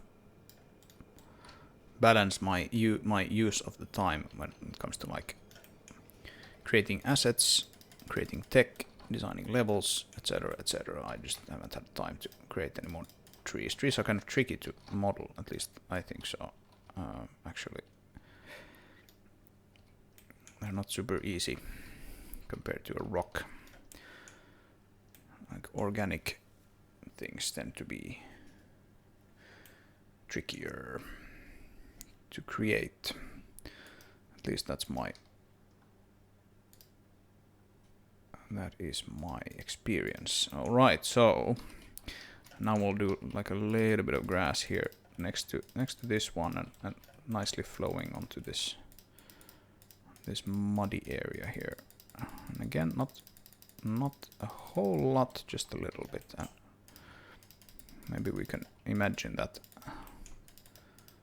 like the water has come down from here and sort of flowed around this rock, and this is sort of a nice place for some grass to grow. We have another one that goes like slightly this direction, and that should make it look roughly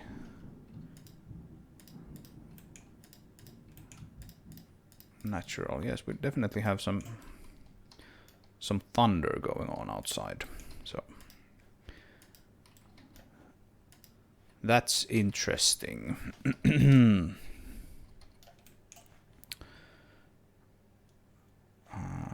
Right, how should we color this? Maybe something like this, just a little bit, not that much. Let's subtract a bit of the grass from here and see what that gives us.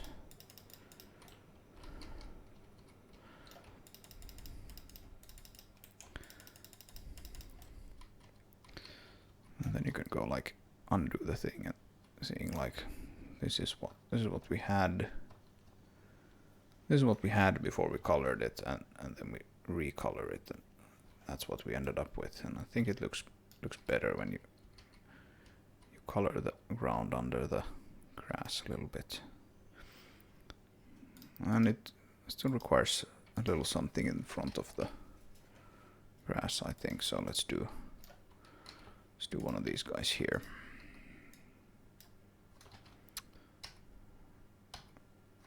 Yeah, that was actually correct.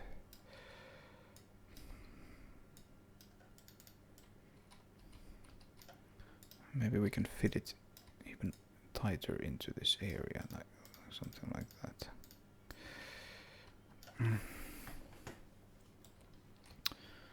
Something like that.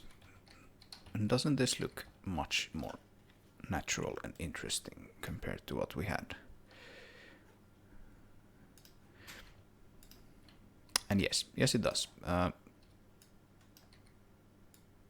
This switch here between the ground and the rock is not the most beautiful thing I've ever seen, so let's try to cover it up with something like this, see if that works.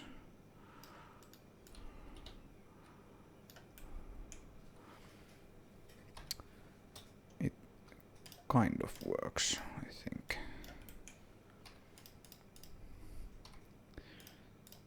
Raise it a little bit to sort of make them kind of sit on that. Yeah,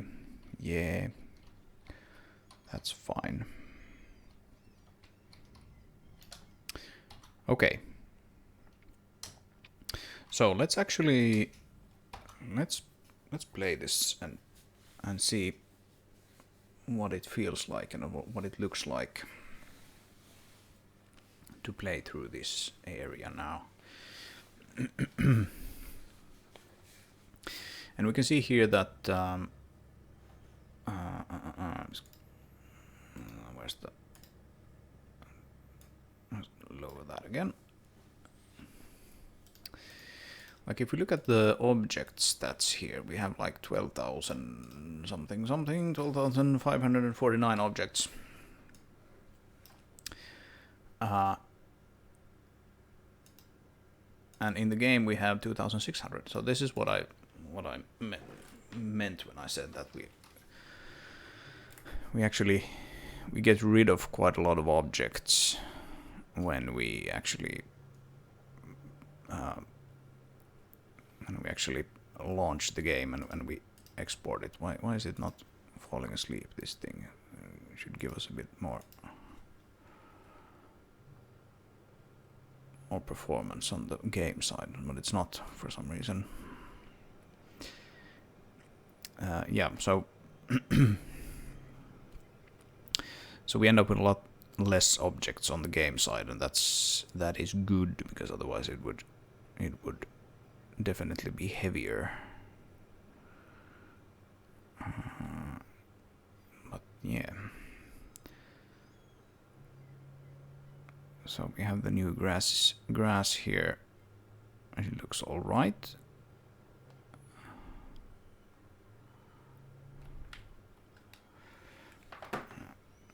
I don't like this. It doesn't suspend the renderer. We can just do this. Unload the back end of the editor. Just keeps the UI visible. Oh, we should have some better frame rate. Yeah, like I mentioned previously, this machine is not the best.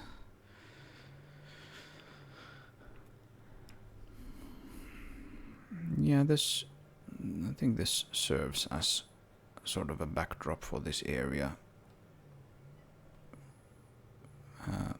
That place is a little boring still. This place here is very empty, but we can just put a rock or two there and call it a day.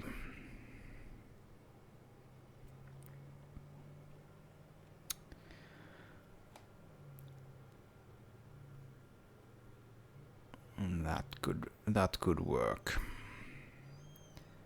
And maybe should we have something here? Well, we have a little bit of grass there. Yeah, let's not fill the whole place with grass. That's never been the idea. And it still is not the idea. But then we could move on to this place. It's essentially just this ramp,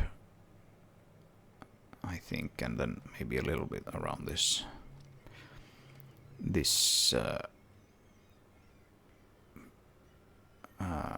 hydro plant. Like, let's not go past this rock,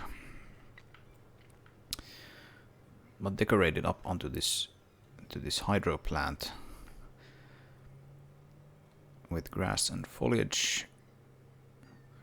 And maybe we'll want to put something on the bottom of the, like this dry riverbed, whatever this is called. There could be a bit of foliage down here as well. And then when we have that, then we have essentially covered this whole area, and then we just have the starting area, and then the other end of the level. And this looks nice. It looks more alive now that we have grass here in select places. Looks more like an actual area.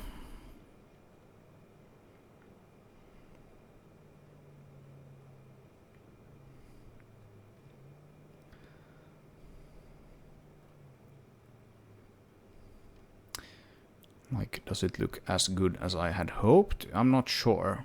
It's probably, I'll probably have to revisit this later, both in terms of grass placement and perhaps even rendering. It doesn't look quite as good as I'd hoped, but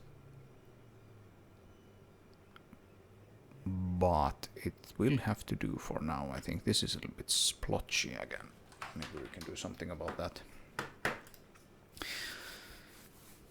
Like, this is obviously a pretty minor thing, all things considered, like just the grass rendering. It's not the most important thing of game development, and it's something that I've been sort of thinking about and struggling with for a long time, so it's sort of like, in that sense, it would be nice to get it to look good and once and for all be done with it. Seems to be my Achilles heel in some sense.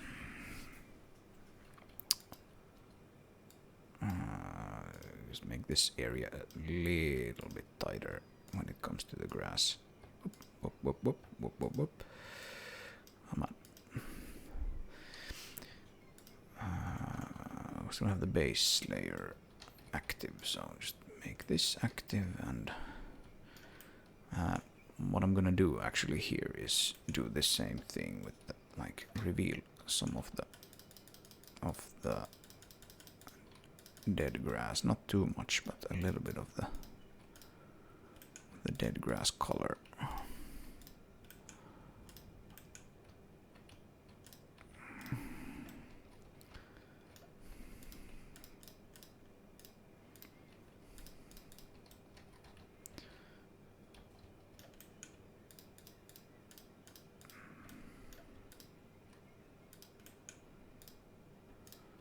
Yeah, I don't want to make it too dark. That doesn't look good.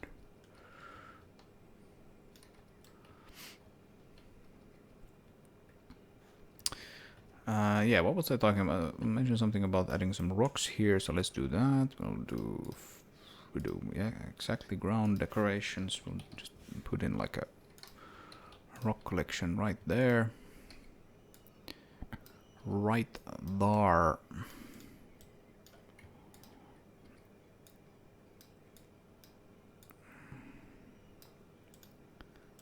And let's put another one there. Sort of. We can even perhaps hide a couple of those. Something like that, and then just like paint this a little bit.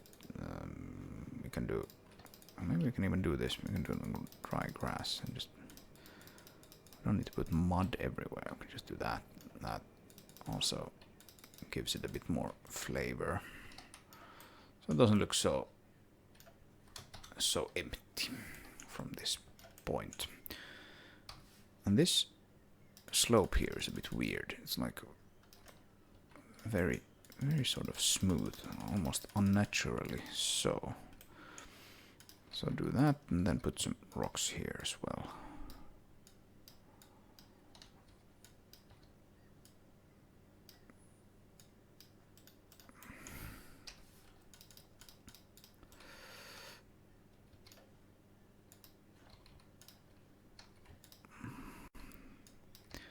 Just hide some of those inside the other rock. Oop. That's fine. Yeah. Yeah.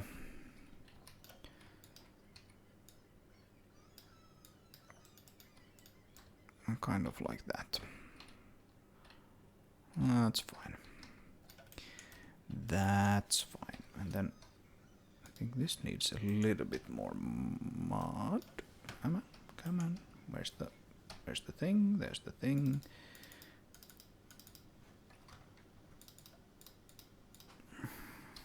We should even raise this up just a little bit. It tends to look good for trees. That ground is almost like rising up to meet the trunk of the tree. A little bit more mud here. This looks too untouched for my taste. Yeah. All right. Small improvements. Small improvements. Okay.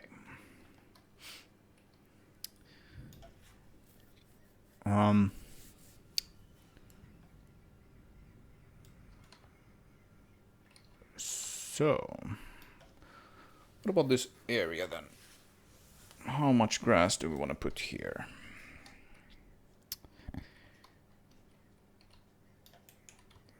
A little bit, at least. Let's move that guy out of the way. And we can start to put down some grass.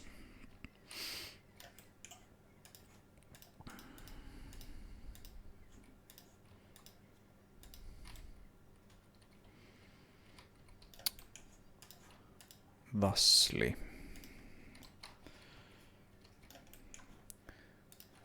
And scale up, scale up, scale up. Make it essentially a bit denser, and then scale down and this on this side.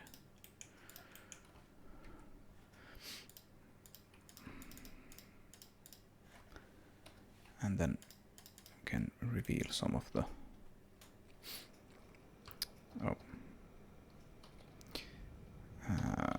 reveal some of the dead grass colors. Like I don't necessarily want to make that dead grass,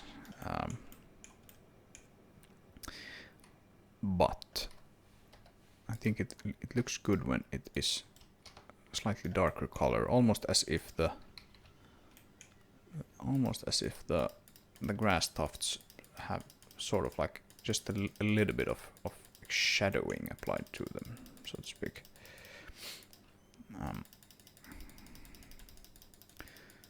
There's supposed to be actually quite a bit of grass here on this side. It feels like a place to have quite a bit of grass. Oh, we should put that up to 5, like the foliage painting tool has this feature where it tries to like not put too much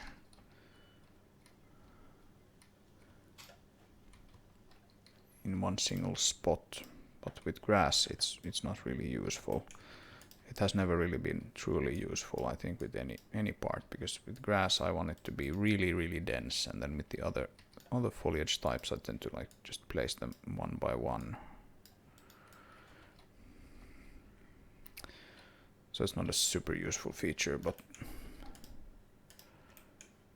it is what it is. Do that, then something larger, come on, that's a bit larger, that looks alright, and then do a little bit of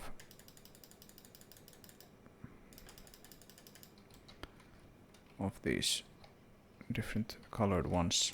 Okay, make it a bit denser, just a little bit,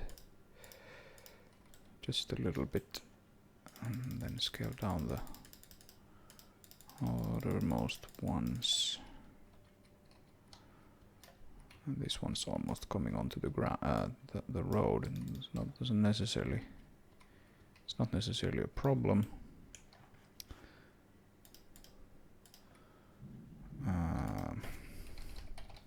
Maybe we should just add these to the favorites as well, so we wouldn't have to actually jump between those, but I don't know. Actually, I kind of like this placement that it gave us. I think that looks kind of alright. Kind of. What? Did we do it again? Did we? What?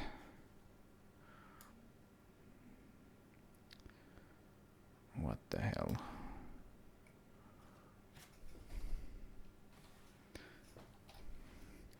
So we have these now on the foliage decorations. Yeah, that we can't actually do. In that case, they won't be visible in the game. Put them on the wrong layer. Move them to the active layer. Yes. Okay. And so that's valley. Okay. Foliage decorations. Select all objects. Did we actually? And that's foliage, all right. And ground decorations. Select all. Yeah, okay, that seems to be all right.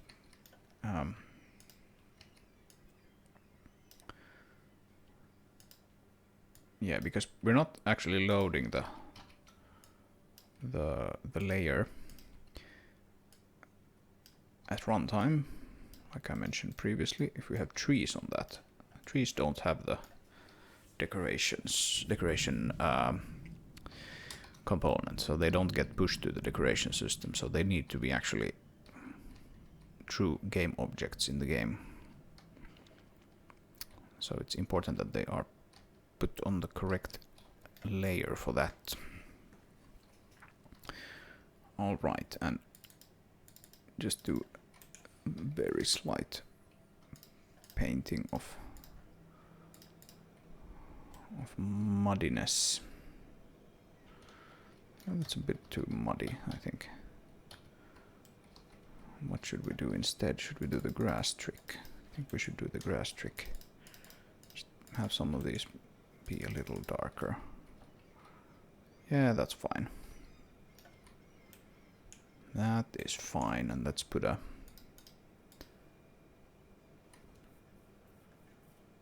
fern somewhere.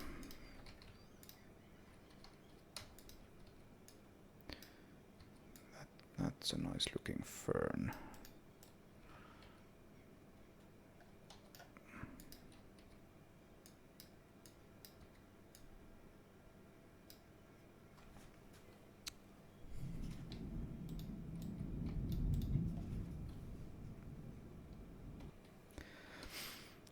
Okay, so this is a this is a pretty good start to this area here.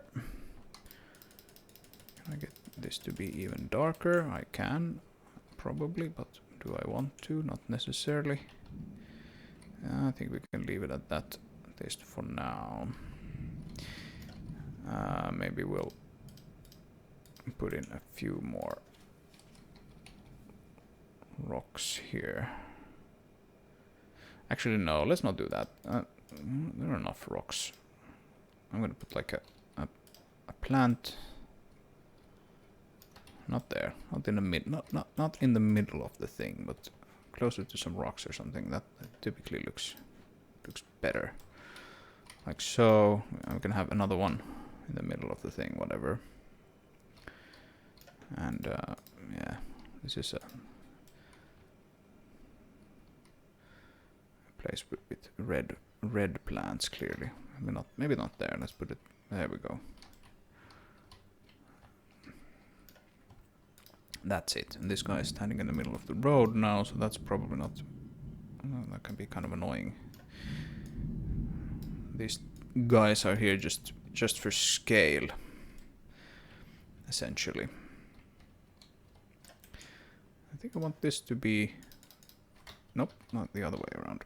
I think I want this to be slightly scaled down still. I want these to.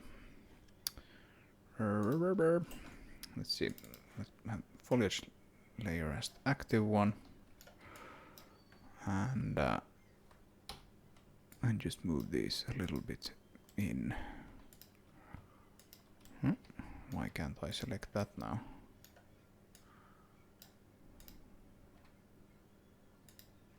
What the hell is this?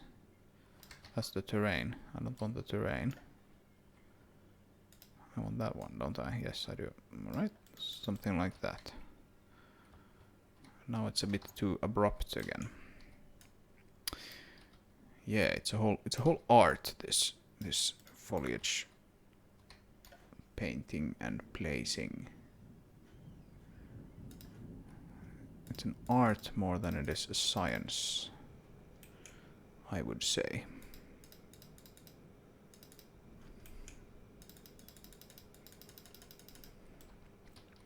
But what do I know?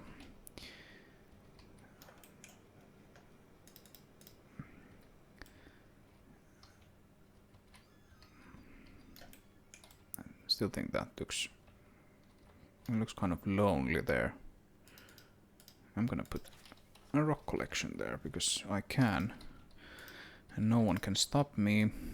And let's scale it down, make it pretty small, and maybe we'll turn it upside down, and we'll get rid of one of those rocks by putting it inside the ground, and then something like that.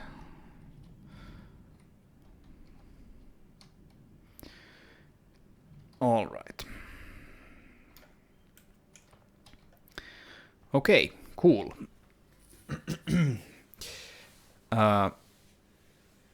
Yeah, it's time for me to have a lunch break, and then when I come back, we'll try to quickly wrap up this area here and move on to other things. I've been spending a day and a half now on just placing foliage. I want to do something else. And I bet you want to look at something else. So let's do that. I will be back in another second. All right. I am back. So where were we? Kind of lose my train of thought when I go away, but you probably know exactly where we were. Let's see if we can actually make this a little less jarring. This this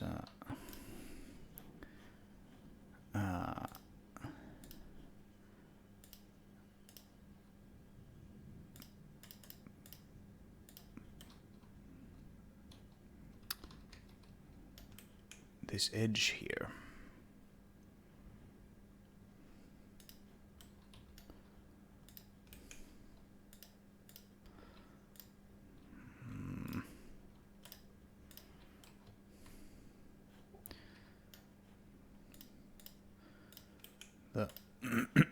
The gravel is very sort of light colored, and the bridge is very dark, so I don't know, maybe that looks a little better. Or not. Anyway, yeah, let's keep going with this sort of ramp up there, or whatever you want to call it. And just get rid of that guy. I think he's served his purpose. Yes, and I'm actually gonna start with adding a few more of these guys here. Maybe do like some grassy and some non-grassy variants. Something like that. Bury some of those inside.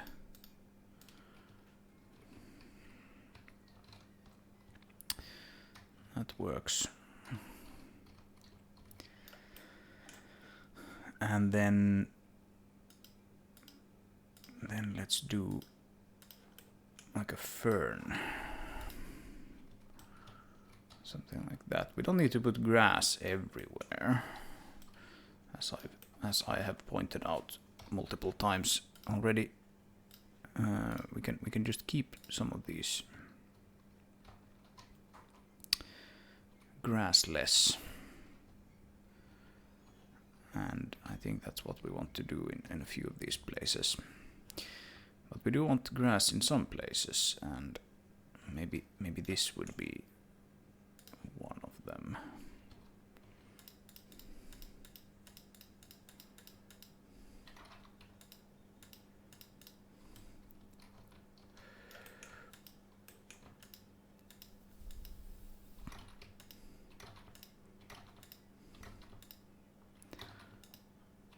Come on, rotate it so that it doesn't intersect with that rock all the time.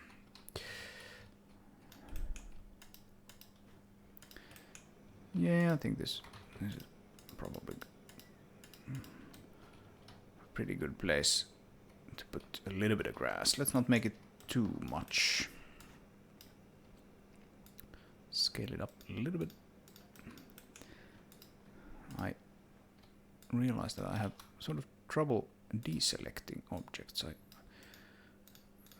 It's like if you have something selected and then you right click or hold down, then you have the camera.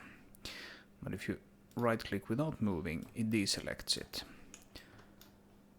But if you happen to move it like 1 pixel or something, it activates the camera instead. It can be a bit tricky to click so that you don't actually move it even a single pixel.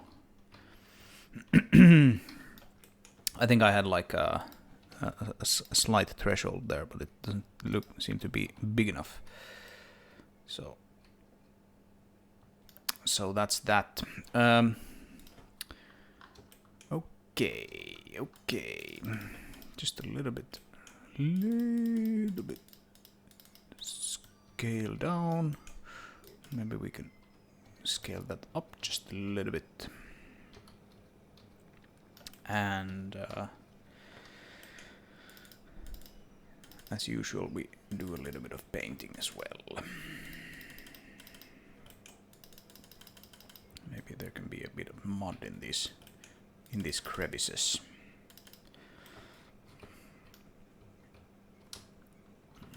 Let's not make this all that muddy, this road, but these other places next to them can be a bit muddier. Things like that. Oh, is that all right? Is that all right? Oh. Yeah, we can actually, yeah. That's also an option that kind of tries to not put things on top of each other, but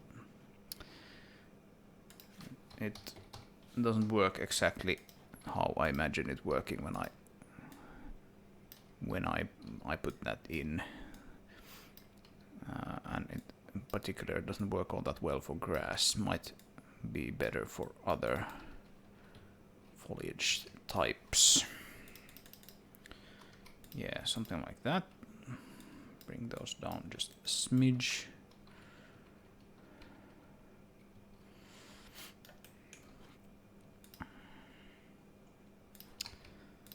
Put just very little grass in some places. Maybe that's fine. Maybe we don't need to do anything other than just plonk those there and call it a day, so to speak. And here, yeah, I don't think I necessarily need to.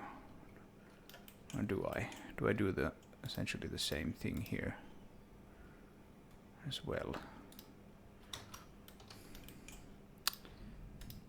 I don't know. Maybe that is exactly what I need to do.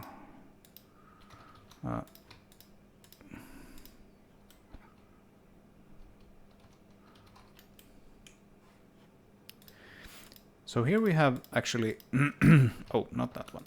Let's use one like number 1 or something. Here we have like meshes and terrain intersecting like this. Well, first of all, that looks kind of bad. Like the grass looks bad as well, but that's not what I was referring to. I was referring to the actual like line between the grass or the terrain. Sorry, the terrain and mesh. Yes. So what I typically do if it works and works sort of visually is I just put some rocks here, and maybe we can actually have like a grassy variant. And this can make the transition easier on the eye, like this. But also, like if you have here, we have another of these places. So here we can do like, oh, did I actually? Yeah. Wrong layer again. There we go. Here I have again, there's a mesh and there's a piece of the terrain. So if you just use the foliage painting tool, it places things on the terrain. So you can still you can see that the terrain sort of continues into this rock like here. You can still place things even though they're sort of intersecting with that, and then try to move them up a little bit like this. Like this is not good, but then you can like manually, if you want to, you can place them on the object like so. And it still takes the color from the underlying terrain, which is like slightly muddy there, so you can see that it picks up the mud color, and it might not look all that great when it's not sitting directly on the terrain, but you can do that if you want to. But I tend to not really do this because, well, it doesn't really look that good.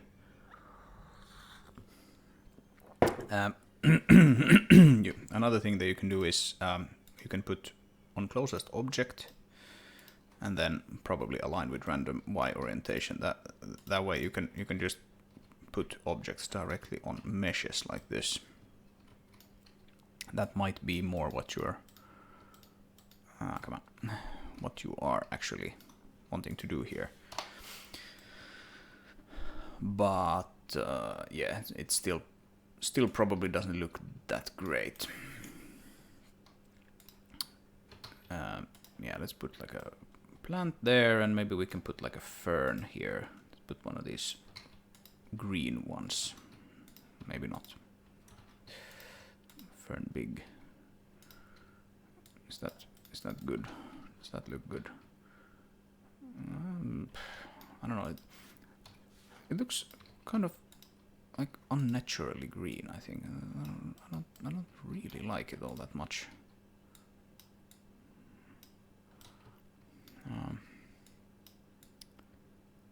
It's kind of difficult to explain. And that, and then it'll look better if it has just like a few rocks next to it. That's just the case. That's just the law. The law says that ferns look better if they have a few rocks next to them.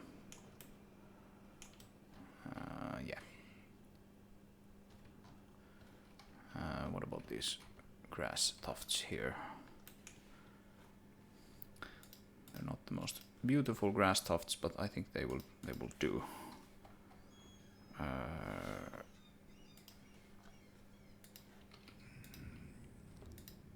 Yeah, that's pretty much exactly what I wanted. And just bring them out a little bit and make sure they're sufficiently scaled down. Is that it? Yeah, I think so. Yeah, that's fine. Just a little bit of grass. Little bit of grass. We need to do something here about this, like here we have a place where like the grass ends here, but the same colored ground sort of continues, and it looks a little jarring. It's like why does the grass not continue if the color is exactly the same? So I'm gonna just fill up with a little bit of this very green grass here, something like that, so that now the color is kind of different between this place and this place, and that might explain why the grass sort of stops as well. Okay.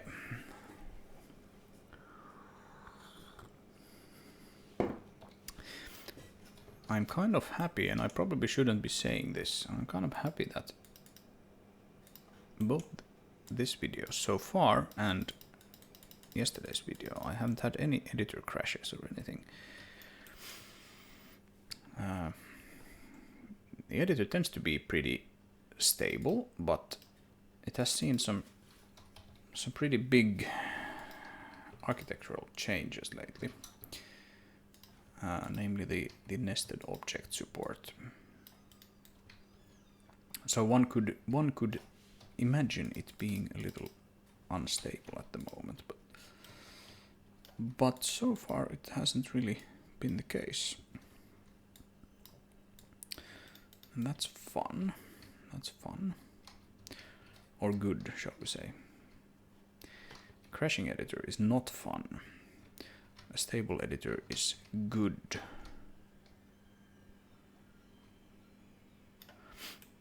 Yeah, you can see this slightly slower machine kind of struggling a little bit with like looking along this this angle. We don't have any occlusion culling yet, and that's a feature that I'm gonna put in soon. I have a plan for it, but I haven't actually started working on it yet. But I will need it for the shippable game. And what occlusion culling does is that if you have something like this, let's say this object here. Currently, we're actually rendering it when we're standing here, because it is in the view, but it's obscured by this cliff here. So there would actually be no point in rendering that. But we're still doing it, and so occlusion culling sort of figures out that, okay, from this position we only need to render this subset of the objects, etc. And you can see that we're actually struggling a little bit here with the frame rate in this level now. We could just, for funsies,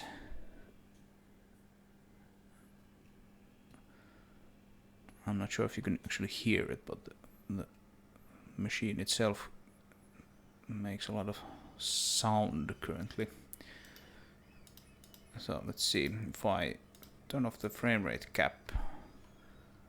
Right, so we have like 160 frames per second here, looking in this direction. We can probably go over 200 if we look in that direction, because the editor is the level is sort of ending. But now when we come here and we look all the way along this same view, we're at about 100 frames per second. So it's not that bad, but it should be like way over 120. It should be a stable 120 on this machine. Yeah, occlusion culling should allow me to do that.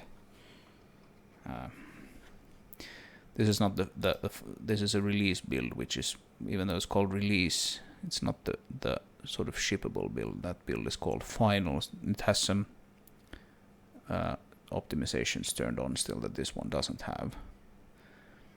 So it's perhaps not completely comparable, but we have the call count here is like 1,400 calls.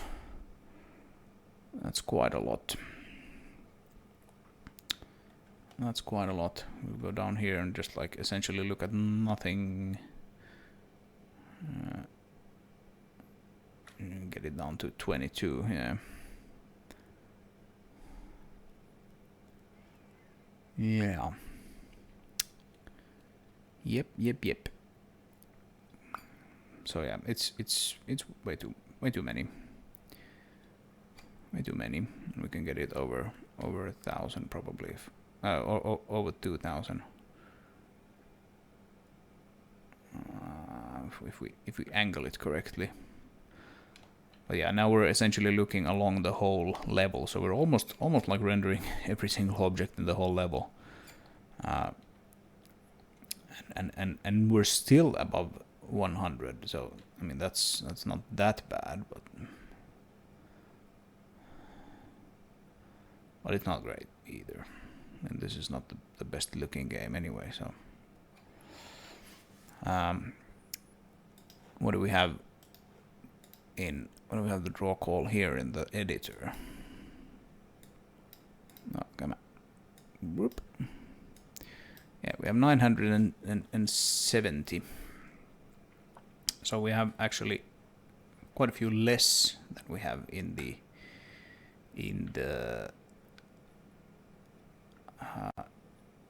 game, and that probably has to do with the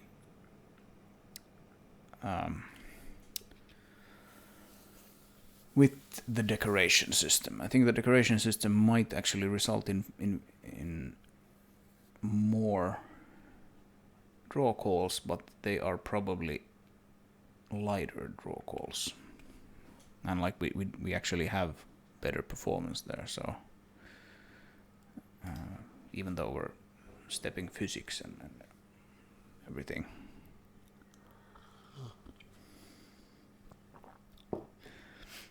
Oh yeah, the renderer is like a is a subsystem of the engine that you can just continuously optimize. You will never be optimized enough, essentially. Let's see, I have 1800. If I turn on the decorations, yeah, we go down, like over half of them are just decorations.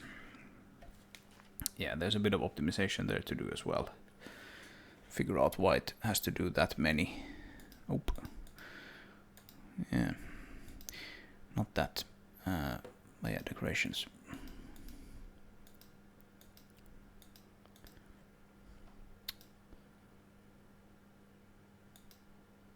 But as you can see, the performance is actually not that much better. Like we get between 100 and 120 roughly, and with the decorations we're at like about 100. So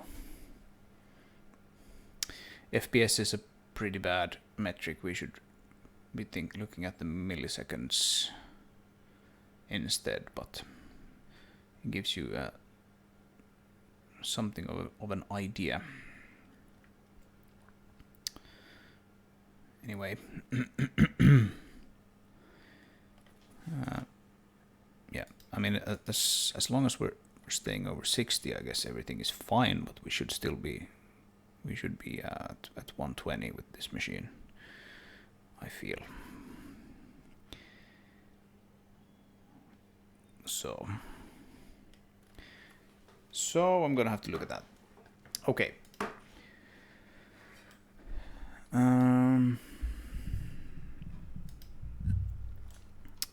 What then? How much more grass do we want to put here? I actually had I was thinking that we might want to put something here. This is almost like a bowl. This thing. Which level is that on? It's on Canyon Cliffs, and we can put perhaps a rock here. Just put a rock there. Scale it down a little bit. Make it somehow a bit more interesting.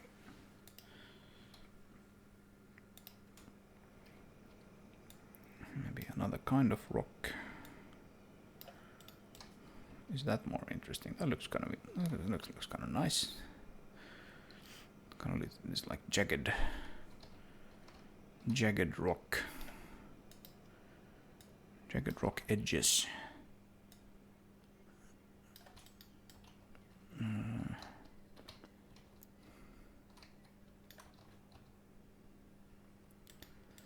I kind of like that look from over there. Maybe we bring it down a little bit. Yeah, that looks all right. And then how does it look from this side? It looks fine. Maybe put like a tree or something there, make it a little more interesting looking. That could be a thing. It could be a thing to have a tree over there.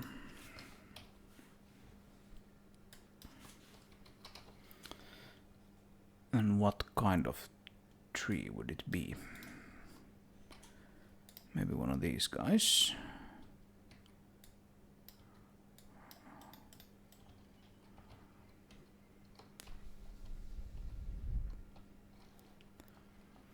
placing trees is also sort of like an art in itself.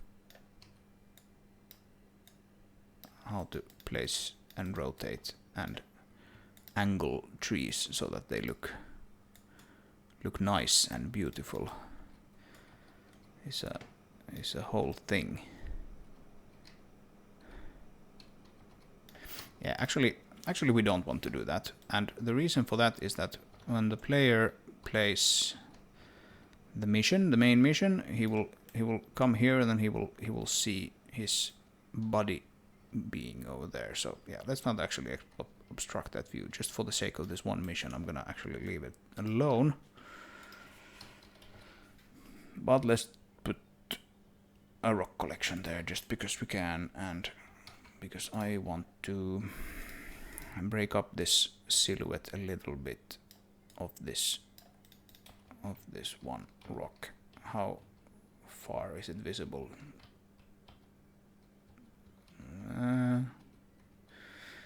It's visible enough. Okay, that's good. That's good. Yeah, this is kind of fun. This like jagged rock here.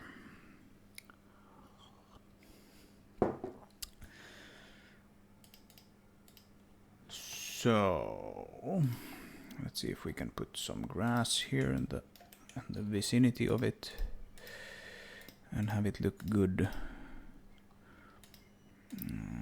I'm not sure. Let's try something like that. Not make it too dominant.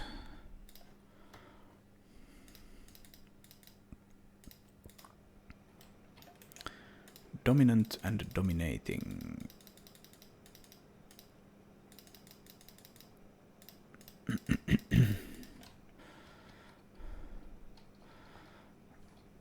Yeah, this is gonna work, I think.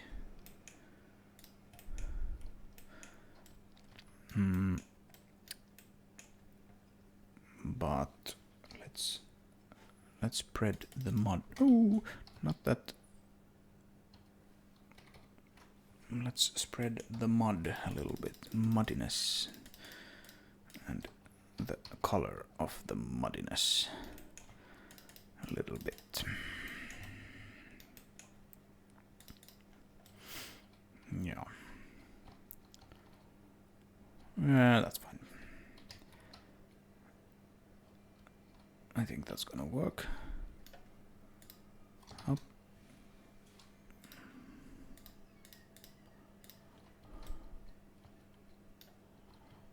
Maybe make this slightly tighter.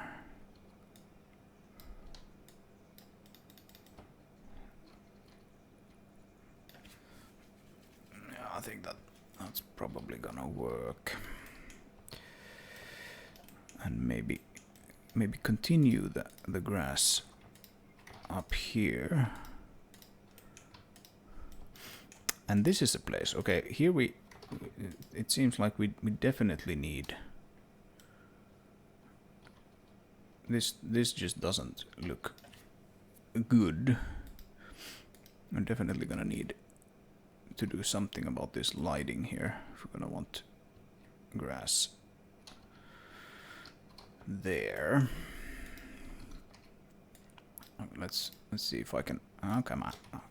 Actually, just move it over there. Something like that. Maybe it can pick up on this trees here and somehow give the grass some darkness from the trees.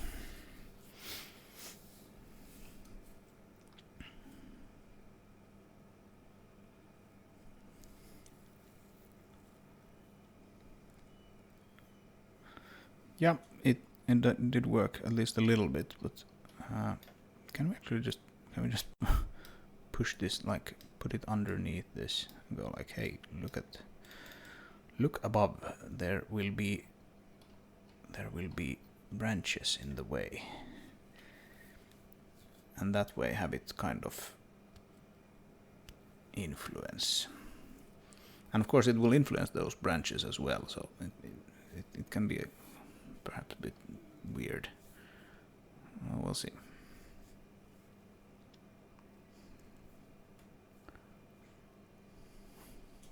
It doesn't do much, but maybe that's fine. It's still clearly darker than it would be without the light probe, as you can see. And I think that's essentially what we want. That's all we can ask for to make it a little darker there.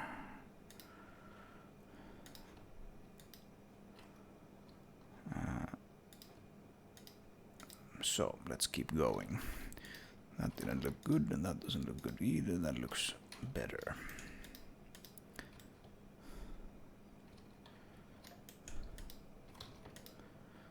And this is kind of a tricky place. Let's see if we can we like kind of fit this grass here now without it intersecting with everything.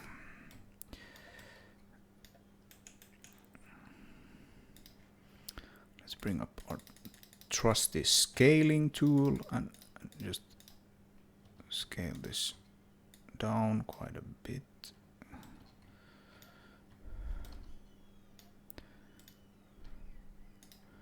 Is that the grass? Yes, it is the grass I'm looking for.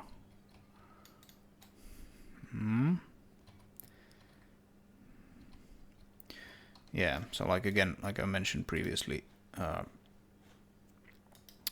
let's get rid of those. Let's activate the current decoration layer. Paint. I tend to paint the grass in these sort of almost like paths like this, and it tends to look nicer than if you just completely saturate the object or the area with grass. That doesn't typically look all that great. Yeah, that could work. What can we do about the ground color here? We don't want to make everything muddy, but some places can be a bit muddy, I think, and that this is starting to look okay.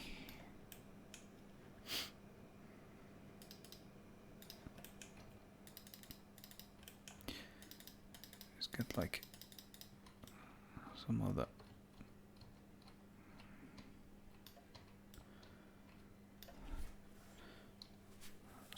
the bright colors toned down a little bit. I do wonder if we should just scale down that grass ever so slightly, almost uniformly.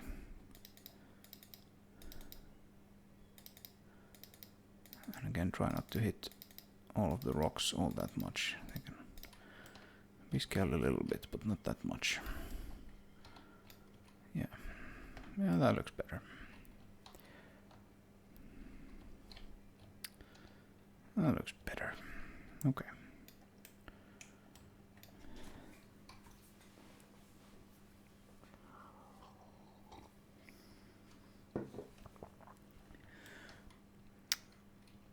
Okay.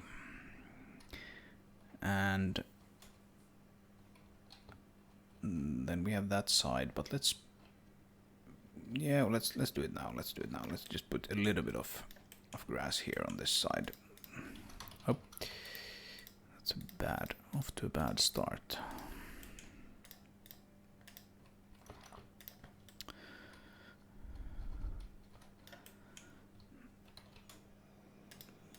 We have some like, what is that? Is that like gravel coming through? That's weird. Why do I have gravel there?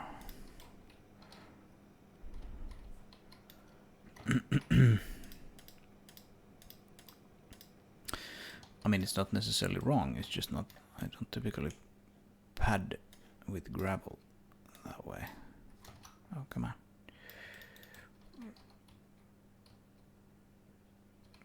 but it can work, I guess. I guess it can work. Or it can at least be done, and then it can be ugly as all hell. Yeah, that's about the right amount. Let's put like some of our trusty number 3s here. Oh, come on. Give me a big enough one. Doesn't want to give me a big enough one. Oh, we'll put it in ourselves and scale it properly. Yeah, this is the reason why we typically use the foliage painting tool to paint these. It's better at angling them.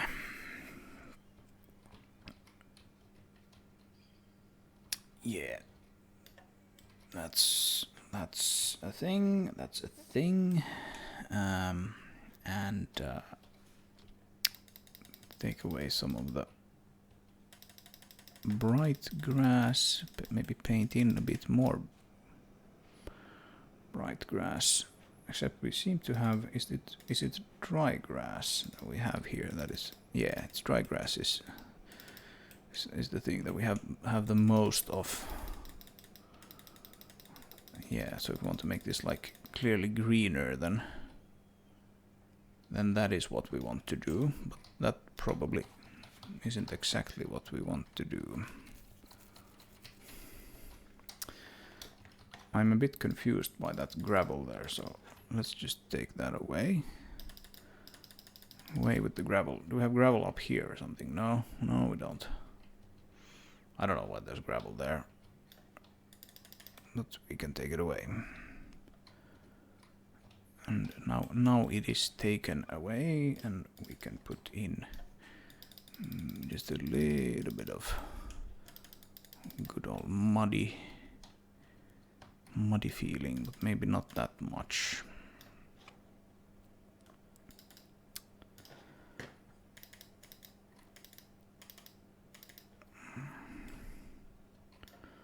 Yeah, I don't exactly know what kind of colors I want here. Should be pretty dry, I think. So let's do that and do that. Leave a little bit of our green area here, and then we put some rocks here to flesh it out a bit more, like so. Yeah, that's starting to be a thing.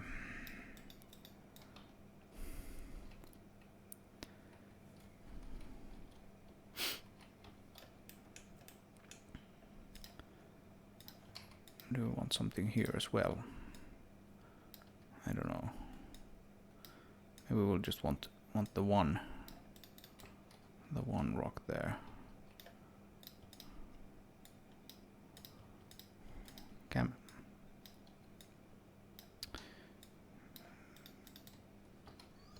Something like that. Maybe just a smidge more mud.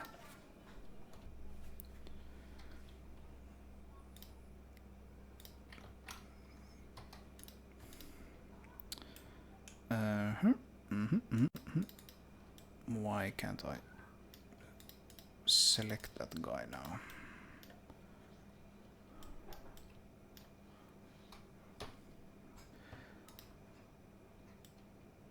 There we go.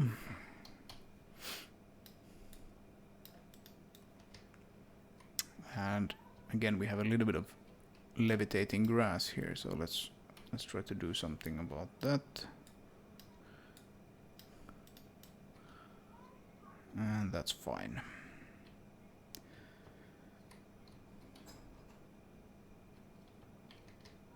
Yeah.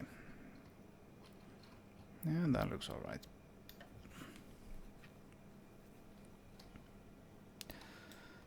Do we want like a plant here? do we want to plant here? Ground decorations. That's not the right one. We want the foliage. And there we go. Just a single plant. That's good.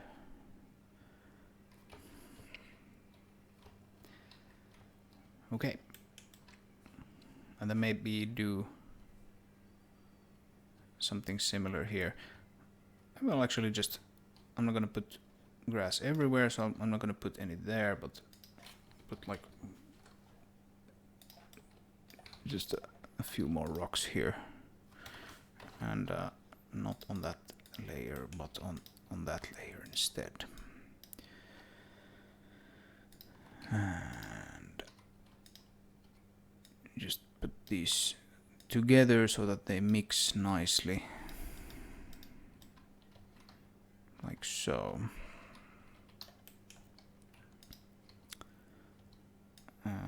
Maybe that's a thing instead.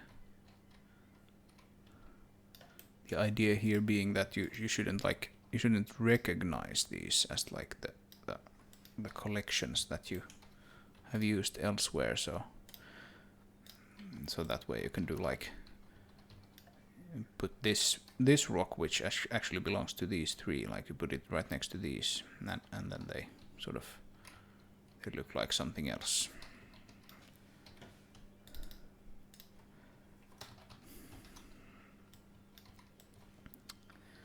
Yeah, and let's put a fern there. A fern. Let's make it a little bigger. Ferns, at least my ferns, my fictional ferns, they like rocks. They like to grow among rocks.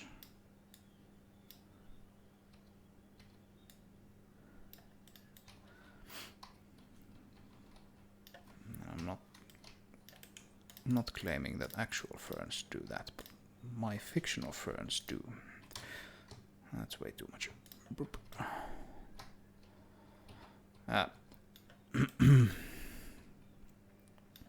That's good. Okay.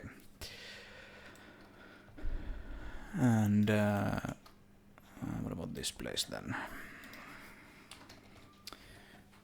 We're getting. Oh no, we don't want the collections now. We want grass patches. Maybe just again like just a smidge of grass. Just a smidge of grass. This guy can actually just stand there, whatever. It's not gonna affect anything.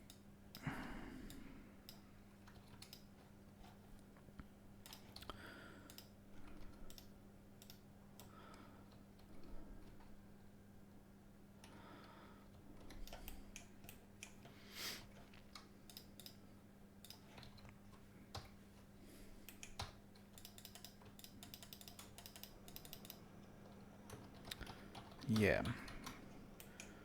Again, we have quite a lot of dry grass here. This is a pretty dry place. So if we actually get rid of the dry grass, and then we also get rid of the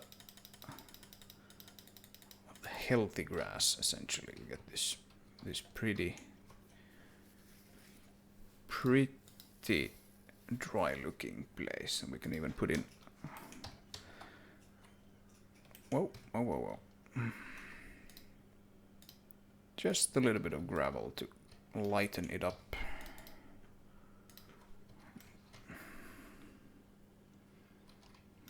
That may be a little too bright.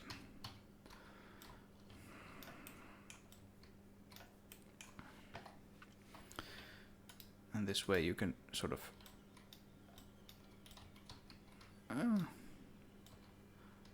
that looks alright.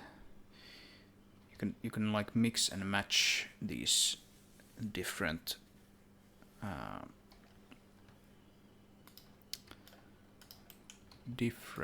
terrain layer colors. I want want something here. I don't know exactly what. Maybe that's what I want.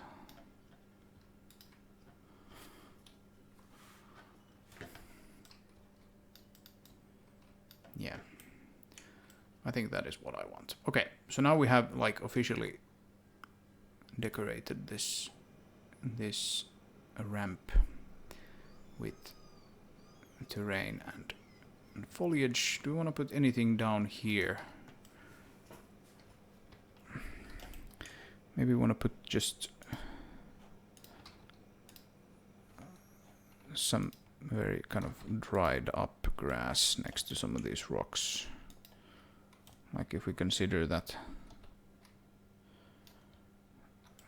this, maybe not, maybe that's not the best place. Maybe let's put it here instead. This doesn't look very good. Maybe the gravel combined with the grass isn't the best idea. So that way we can just put some mud. I think it immediately looks better. Yeah,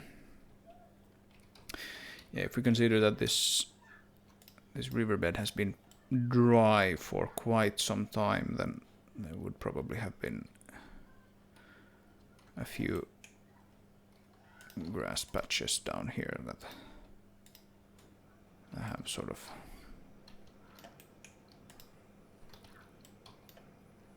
done their best to grow. Maybe not succeeded all that well.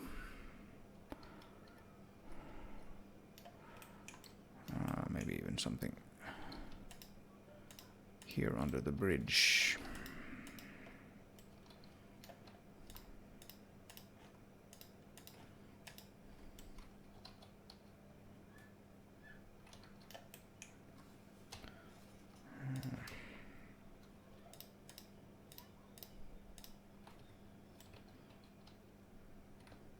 I don't know. I don't know. This is probably a place where the light probes make a lot of. They like really help establish the color of the grass there as well, actually. But yeah, like if without it, it just like looks completely wrong. And of course, this whole place looks completely unlit without this. Yeah, that looks all right. I would like to somehow make this a bit darker. I can't really do that without fucking up the orientation. Oop, oop, oop, oop.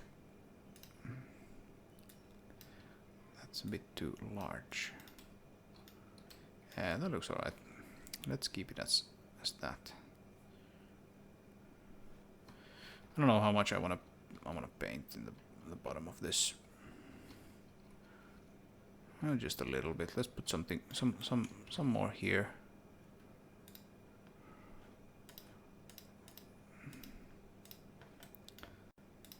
Maybe leading up to these rocks here.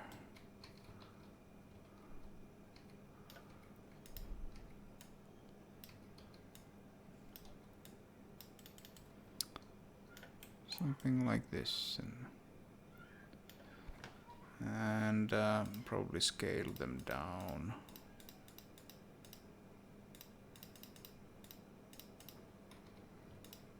Maybe scale that actually up a little bit. Yeah.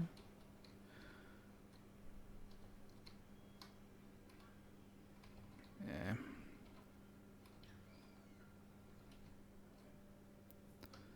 That's probably fine. Yeah, I don't think I'm gonna put anything here, or am I? Am I actually gonna? Let's find out if I am.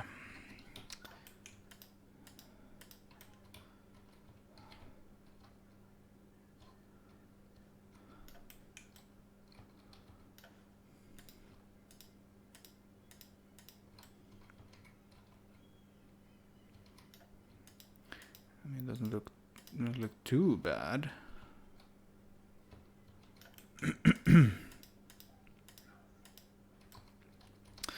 Like we decided to not put any grass there. Instead, we put some rocks and some ferns. So maybe it could look nice if we have some grass here instead.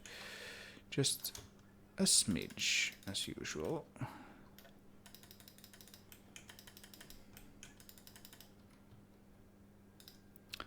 But we don't want to scale them down too much either.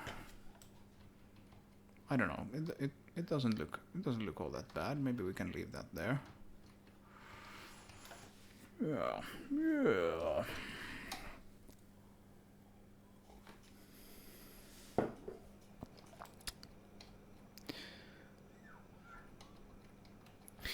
And grass is kind of grounding these objects as well. Pretty nicely, so yeah, it can stay, at least for the time being. I mean, I'm talking as if I was going to make many more changes to this level. I'm hoping I'm not, actually. And then I was thinking, let's put a few grass patches here.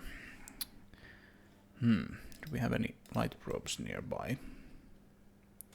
There's one over there. I'll just angle it somehow better.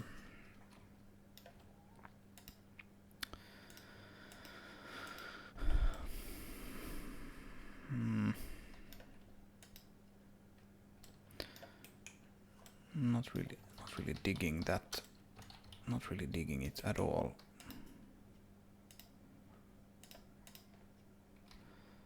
This looks better.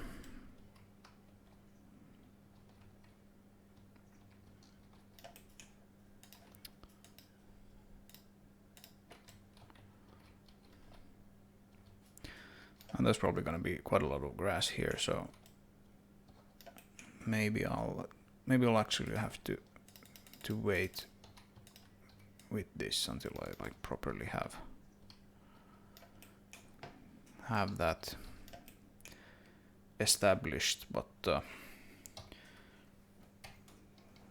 let's do our one trick and just add a smidge of mud, and we'll get this dry grass look to that. I think that's fine. Okay. Can I have a realistic looking grass tuft here if I just scale it down enough? Whoop. Put it like in between those.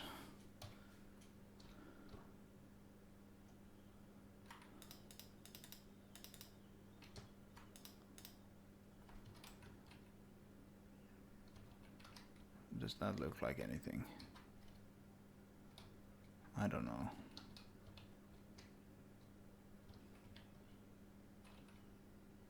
No, I don't hate it.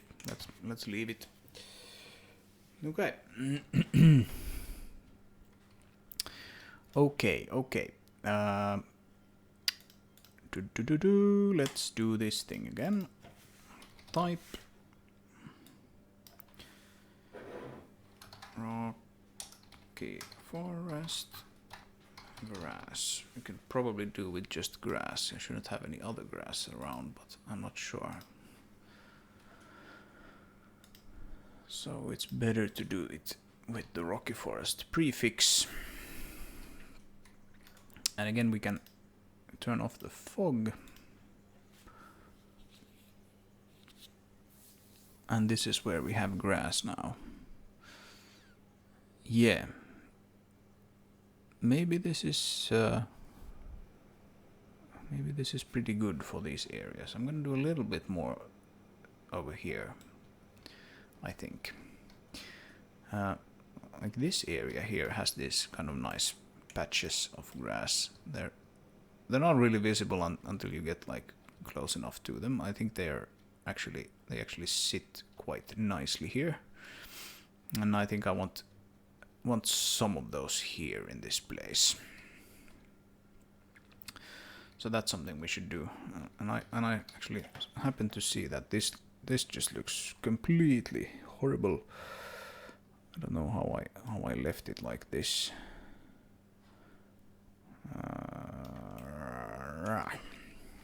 What do we do about this? What do we do? What do we do?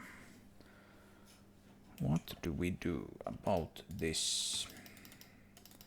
So is it perhaps dry grass? It is dry grass, yes. Okay.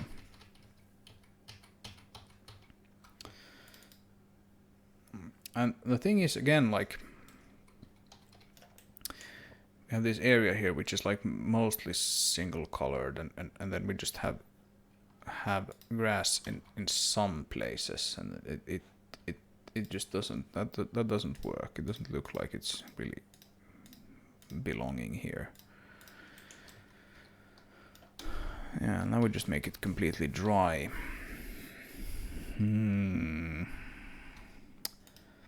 So if we do the dry grass thing, but we take away the dry grass kind of where there isn't any of that. So we sort of leave the dry grass as sort of a base for this. Would that work better? A little better, but it's still like it's not great. It's just not great. It could be that we have some weird light probe set up here. That doesn't seem to be the problem either. Yeah, we just have like this field of grass here that should work better than it does. It just doesn't work at all.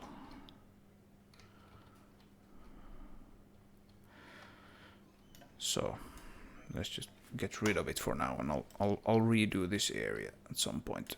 I think that grass actually works better. Same thing with these three here. Like, I'll get back to that when I continue like off this way. I have this whole area of the level still to do. So yes. So I thought I would actually put in a few more trees here. This thing here is kind of, it's pretty interesting looking as you come sort of. I'll get the gamepad. You come sort of driving from this direction, and you follow the road, and there's this cliff here with the power line and everything, and it's kind of like almost like a landmark in this place. I mean, that's a landmark if anything, but still it's like a natural landmark, and it's pretty cool looking from this point as well. So I think I want to put some more trees on it. I want to put them kind of slightly. I have two places here where I have lots of trees sort of close together. Here's one. There's one place, and then I have another one here, and they form these kind of pretty nice looking small clusters of trees. You get this when I get to actually rebaking the light maps for this. You get sort of this almost like ambient occlusion.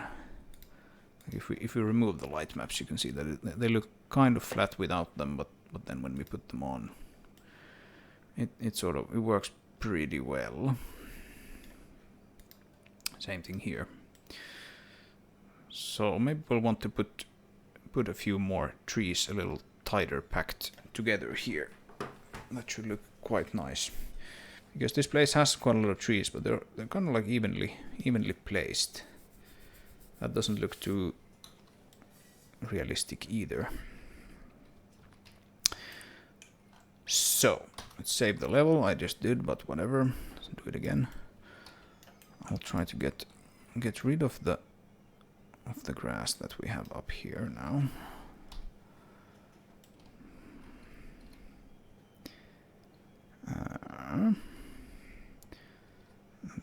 that grass can stay.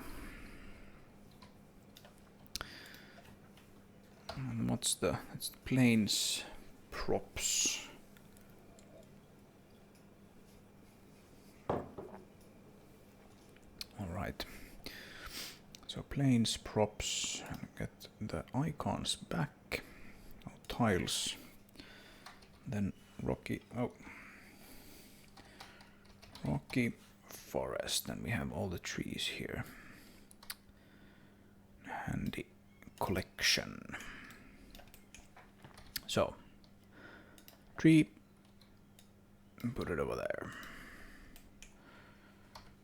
And now we want to actually make sure that I want to put it on the terrain, but the closest object is fine in this case, and align with random Y rotation. So it aligns it with the with the normal of the underlying thing. We want to typically just correct it a little bit, but it also randomly rotates these guys, so that's also good.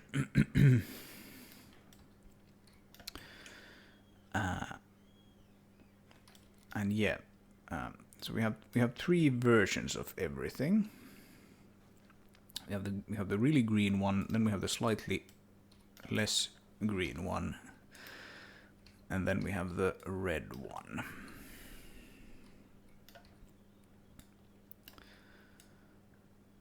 And then we have, even with the color variations, we have three different, no, actually we have 4 different tree variants, or spruce variants. But this is almost like a younger tree, and like a Christmas tree like thingy. Put it a little bit off to the side, and then take one of these really tall ones, put somewhere.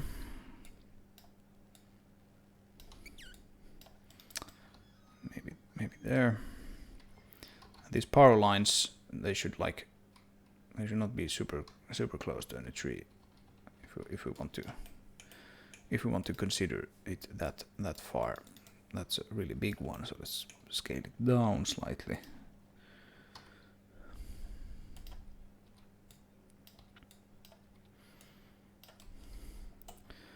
Try to make sure that we don't actually intersect too much with the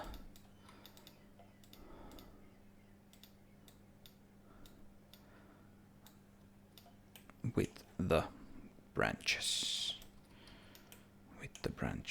Let's get one of those.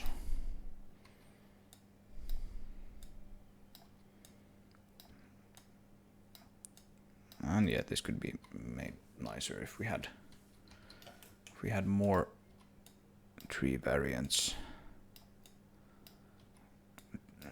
Simply had more tree meshes, shall we say. We just reset that rotation and then ever so slightly. Okay, come on.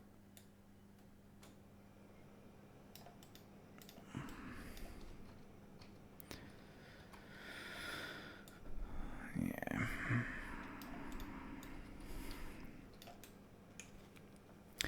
And also need to make sure that we don't just place them at like even distances from one another. Like there needs to be these like clumps almost. I'll put one of those instead. And then some like wider areas without any trees.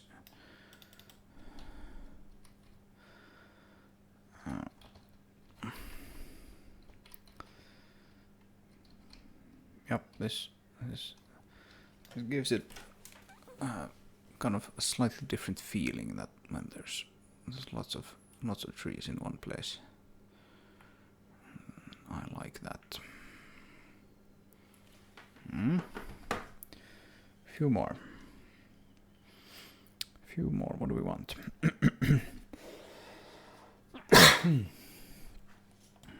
We can even cheat just a little bit. Cheating just a little bit is always good. Maybe not the tall one. Let's take that one. And we can duplicate it and bring these guys over.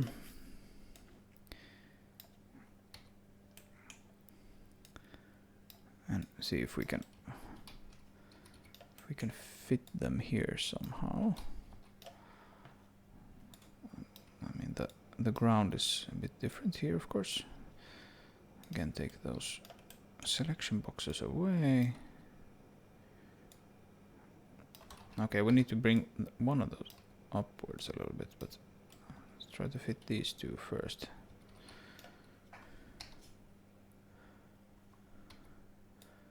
So rotate world space. Bring it up in world space. They're a little too angled, perhaps. And then we take this guy, and we probably need to. This looks boring from this perspective. Now they're just all sort of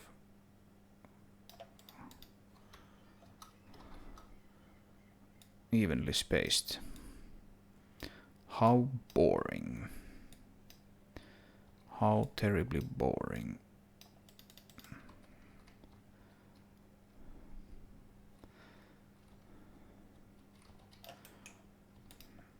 And this guy can be almost like slightly away from the other ones.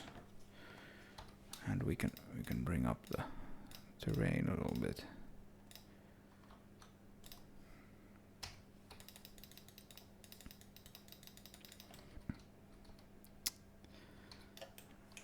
Like we did previously elsewhere.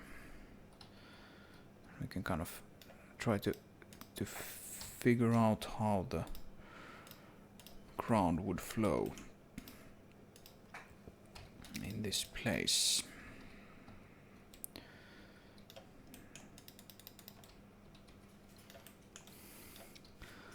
Like here we have 4 trees pretty close to each other. Let's bring the ground up a little bit around them, and then ever so slightly even it out again. And then we get all 4 of them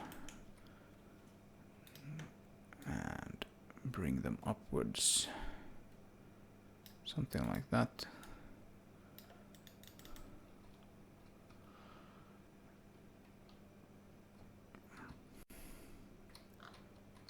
This guy is still levitating.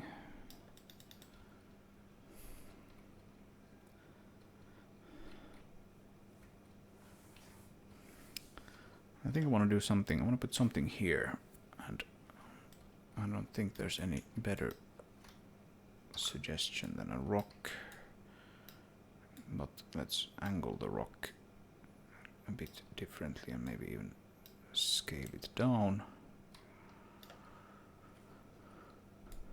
Maybe not that much.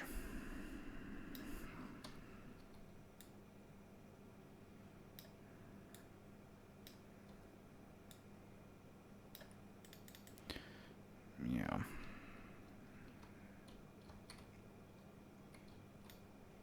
I think these might actually be rock 3 grassy, and that's rock 1 grassy, so it's not, they're not actually the same.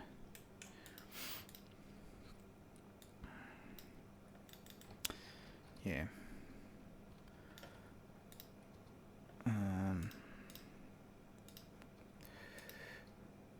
Let's bring it a little off to the side. Like this is a mesh, so we can't just modify that surface all that much, unfortunately. And here we have the terrain again, which we can both color and mold to our heart's extent. Let's try to cover up this edge here with with a little bit of rocks. That typically works quite all right. We can even put some more here. Just not that actually. We need to put it. We need to place it now with the normal placement tool. So activate that layer and then just boop. That looks even better. Yes, all right. And this is starting to look how I imagined it would. And then we can put maybe some rocks without any grass here in between these guys. And this will start to make sense when we actually do the thing I mentioned earlier, where like actually color the ground under the spruces quite heavily with mud. Not too much, but still quite heavily. Okay, let's not do it there because we have the grass line or the terrain edge. And the same thing there, but we can just do it enough to make it look convincing. Like so. And again we can put some rocks here to just tends to look pretty good.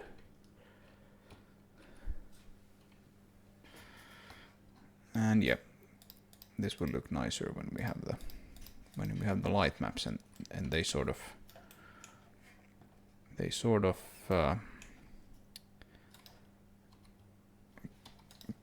cast shadows onto this underlying terrain quite nicely.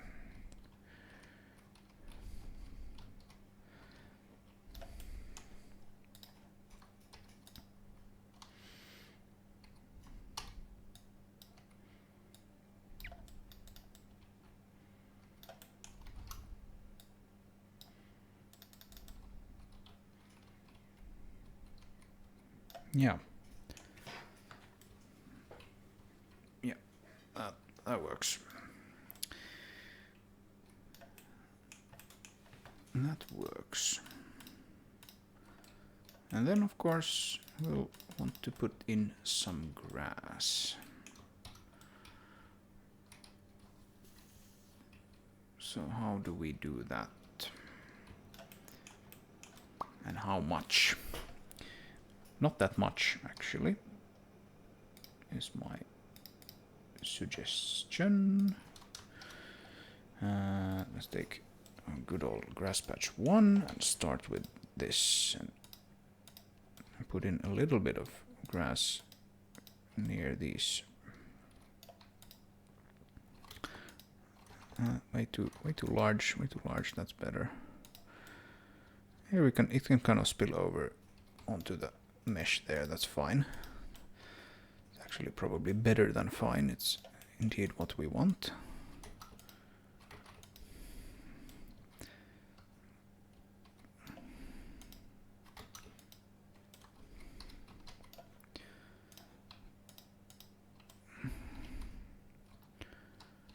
Yeah, this looks all right. This looks all right. No, not that much. Not that much. And not that deep, shall we say.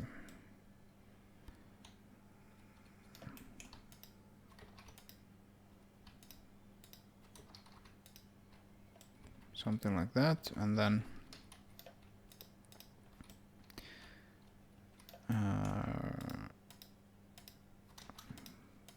probably it could come down along this edge here. And maybe make a turn and go like this way somehow. Actually, let's not do the alternate ones yet. stick to these for a bit. Yeah.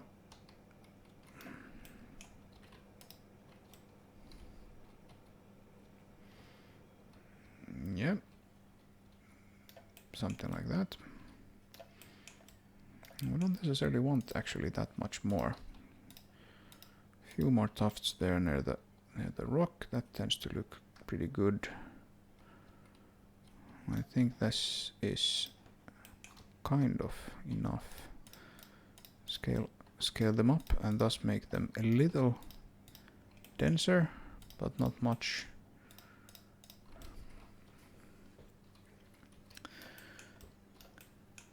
And I'm gonna do the grass thing. Oh, not that thing.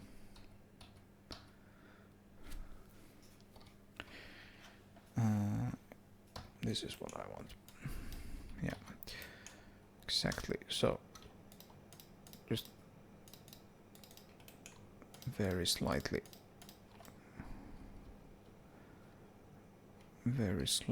adjust the brightness because these look a little too bright.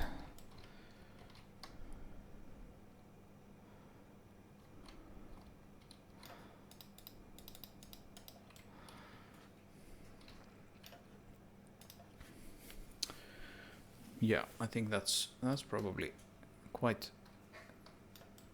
enough for this place. Feels like an interesting place to go by. I wonder if you can actually fit in between these trees. Maybe you can. That's somewhere to get stuck then. And actually, what we will want to do is make sure that we have our nav mesh regenerated. It still doesn't know anything about these guys, so build the nav mesh and we shall see it update in a second. And of course we have the other new rocks and other things that we have added as well. So it's a pretty good idea to regenerate the nav mesh, considering those things too.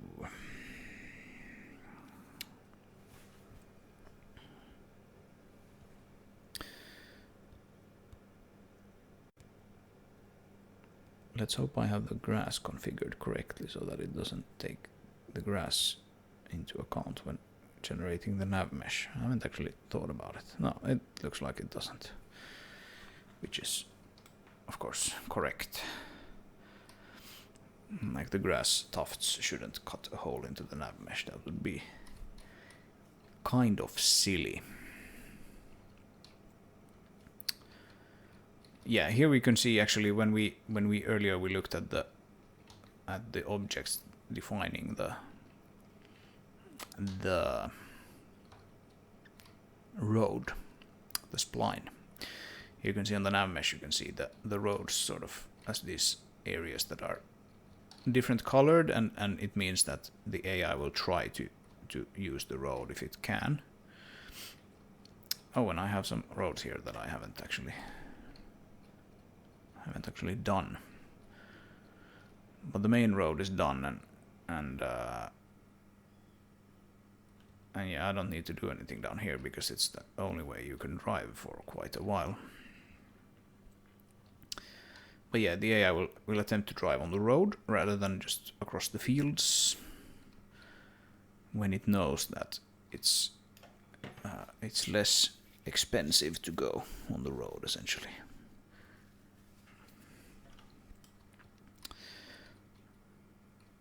And here we have a tile that just happens to end there, so we get this weird cut in the visualization. That doesn't matter. Okay, so let's not draw that anymore.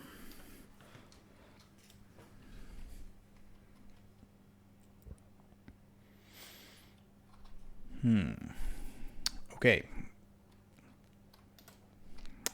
So let's do a little bit more grass in this area here.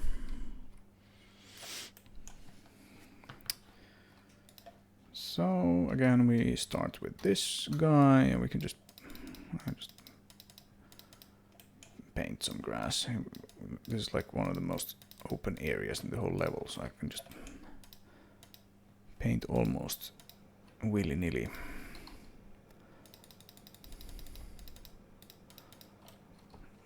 Something like that.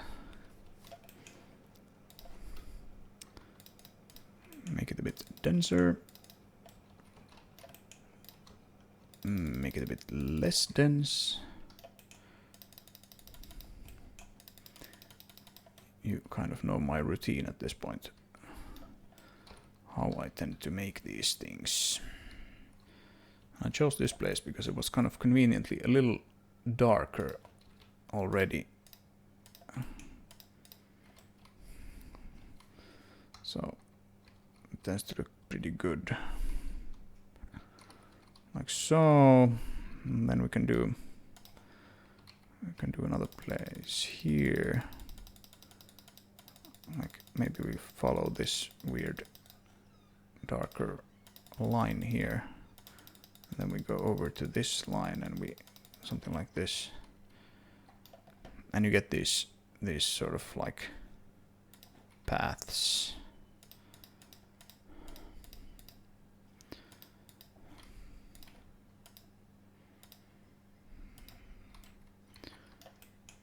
And I think that's actually quite big and dense enough already, so let's just scale down these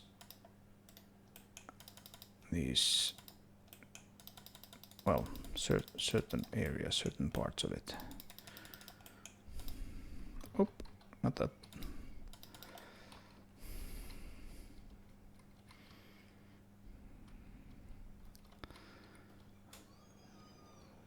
This looks alright. And here's like almost like a road or a place where there's clearly like we're hinting to the player that hey, you can drive here because there's like a little bit of gravel there. So let's maybe not put any grass directly on that place. Yeah, that looks all right. What do we do? Let's put some here, just a little bit.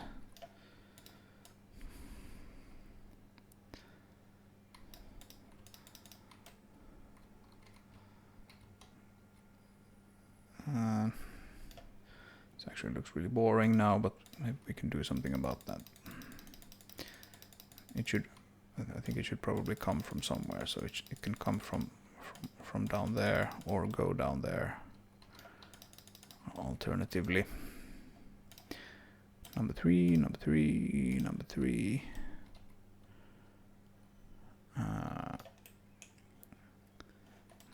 And let's try to color this somehow. This can be maybe just a little bit muddy. Oh, wrong terrain. We have two terrain objects here, and they both have their own material settings. So to make sure you're on the right one. Yeah, sure. Why not? Why not scale down the outskirts of the area? What is that? That's something that should probably be moved closer. Yes.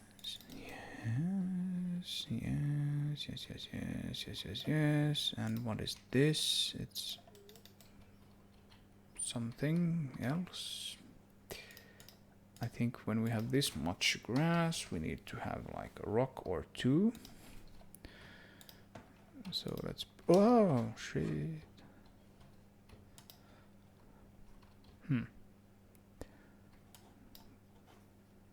Can I select? Thank you.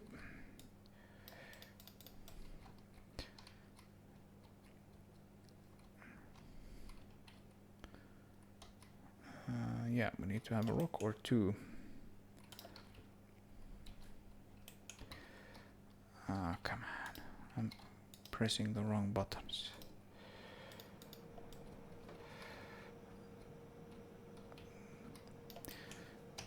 Yeah, just to have something that the grass is sort of almost like growing around.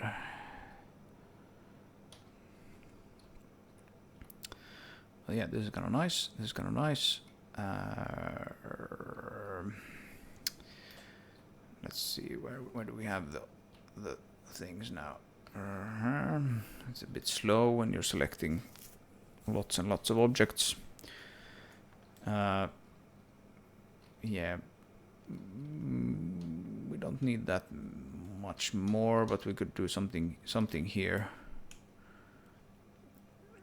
Something here, without perhaps going directly into the middle.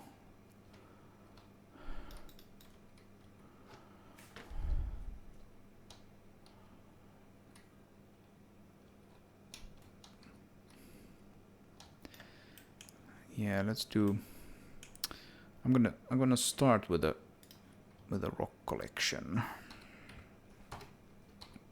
What? Whoop. There we go. That's the rock collection. Let's like turn it upside down just for funsies. Scale it down a little bit, and then paint a little bit of mud. And then we start to grow a bit of grass around it.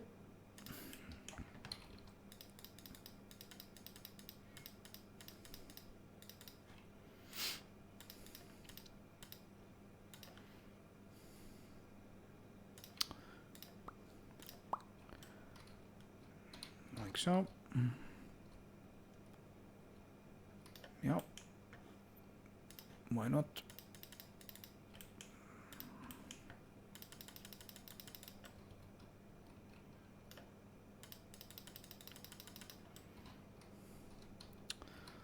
That's fine, and then we'll do something similar here.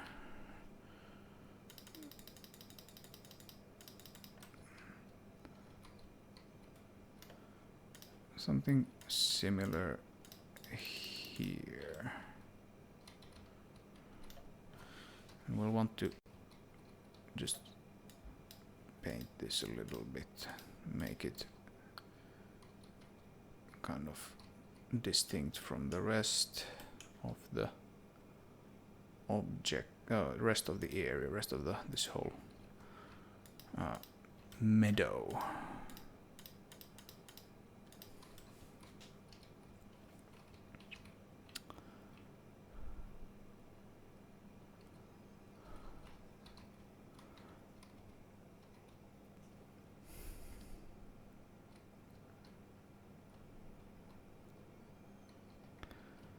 Yeah, I think we might want to have something here actually. Where do we want to put something? Let's just put some grass here. Let's put some grass here. Grass patch 2, and have it sort of extend towards this.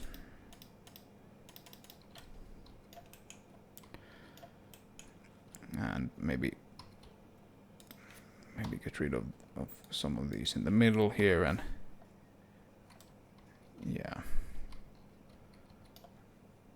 have it kind of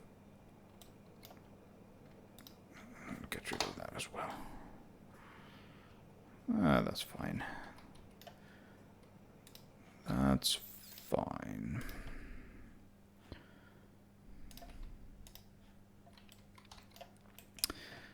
And let's have a look here. Can I make it darker? I can. Like so.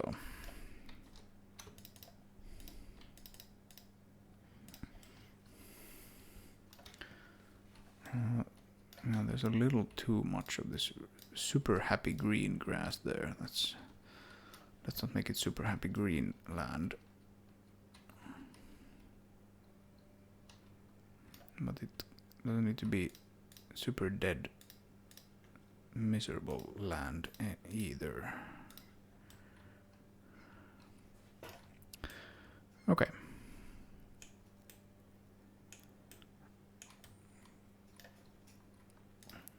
And then just do a quick scale up and and a slight scale down along the sides, and there's a stray tuft there. We can just move into the thing.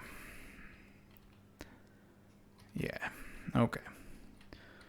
All right. Maybe that's enough. Do we want some rocks? We can put some rocks there. It just tends to look better. They're a bit too big. A bit too big. Scale them down. Push them down. Dig a hole. Paint some mud. Oh, that's super happy green land. Mud.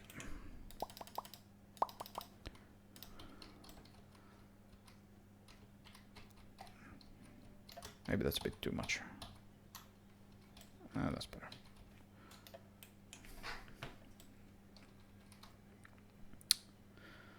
Okay.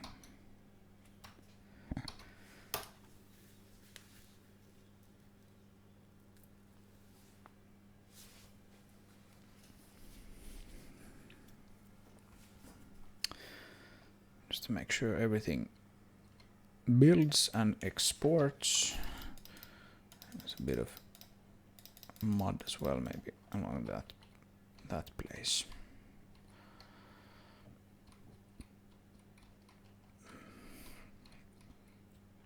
Okay. Pretty nice, pretty nice. We can have a go and see what it feels like to play.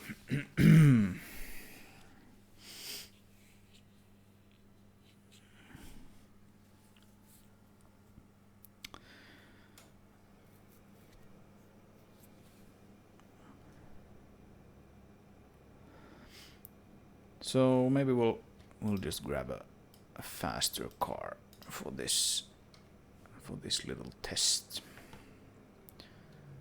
And again, just pause that. And again, this guy won't actually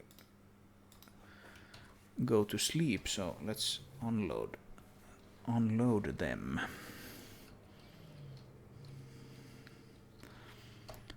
And now we should be arriving at the place where we have put some decorations in. And it's starting to look like a decorated place. Yeah. Yeah, it's all right. Yeah, I'm a bit torn on this whole grass. I shouldn't perhaps look at it that much. It's still just grass. I think it works quite well on these like big open spaces, but then kind of falls a little bit apart when you're trying to decorate some like set piece with them. But it is good enough. And it has to be good enough. Because it is what we have. What about this place here?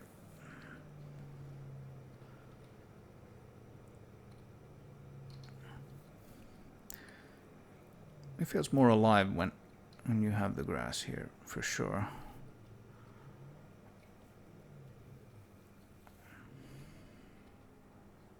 So that's great.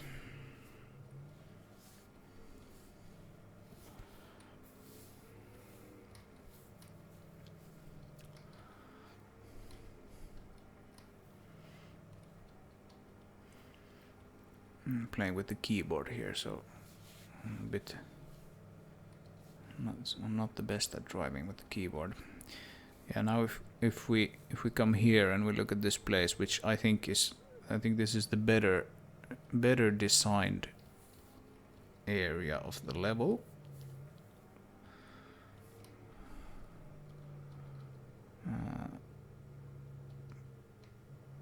Like overall, this is the more interesting one. Then this looks kind of bland without any grass, but that will come. We have about half of the level done now, so just do the same one more time. Just grab the gamepad and maybe it's a bit easier to drive.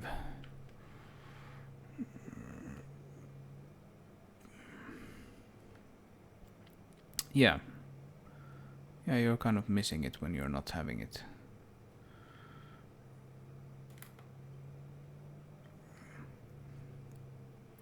It's a very subtle thing, but it does just give that slight extra, almost like softness to the ground.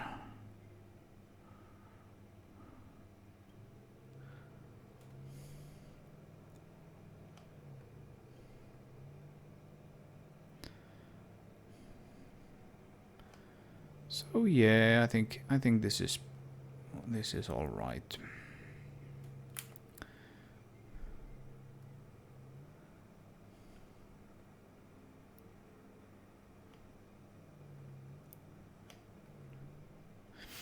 Yeah, the cars themselves actually need a lot more work on their effects and their sounds and everything. They're kind of underwhelming currently. That will come. That will come when I finally have this level under wraps. And I can concentrate on on other things than just painting grass everywhere. Yeah, and there are other things here as well, like this. This object needs to be textured and proper material needs to be made, etc. So yeah.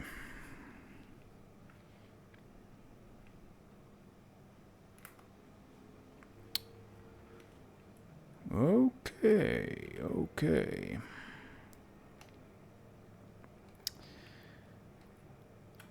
Good. Okay, I'm gonna take a slight break, maybe go make a cup of coffee, and then I'm gonna keep going with this area. We're pulling a long work shift this time. Try to get some of this done. Finally. Hopefully I don't have to do that much extra decoration or anything on this area. It should be pretty good to go. Just add the grass there and maybe a couple of other small plants and foliage. And we should be good. So let's hope that is the case when we get to it. Alright, so give me a 3rd second and I will be back. And the 3rd second is up and we can click here and reload the back end of the editor. Yeah, so the editor is essentially, it consists of 2 applications. So you have this actual UI application here, which is really nothing more than the UI, and then it runs the game exe for most of the actual editing and rendering and things like this, and you can just unload the backend if you want to free up some resources, like we just did when we wanted to actually play the game and get full frame rate.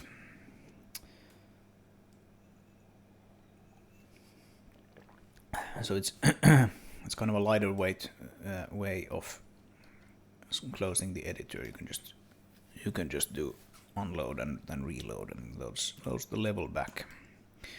It's a little less clicking. Okay, let's start with this this area here, and start painting the grass. And now we are on terrain number 2, so we need to select that, and we can start putting in the grass here, and immediately we can see that it's pretty light. Yeah. What do we have? What's the light probe situation here? We have like one here. This one would probably cause it to be kind of dark. And yes, indeed, that is what is happening. This one doesn't actually seem to quite to pick up that much on the actual darkness of. I mean, it is sitting under the sky, and so is this actually. But yeah,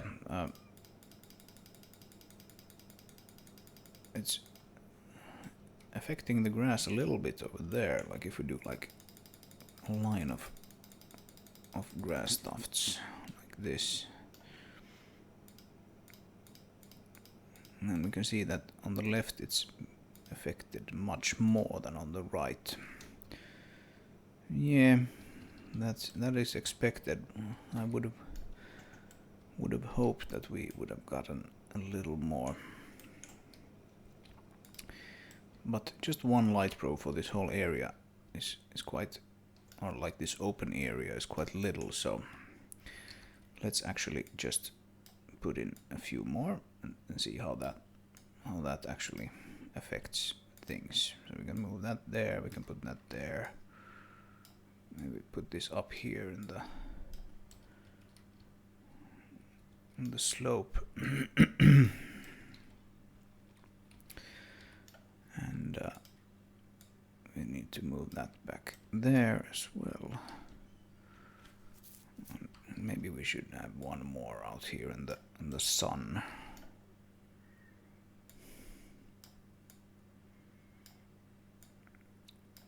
Maybe like that.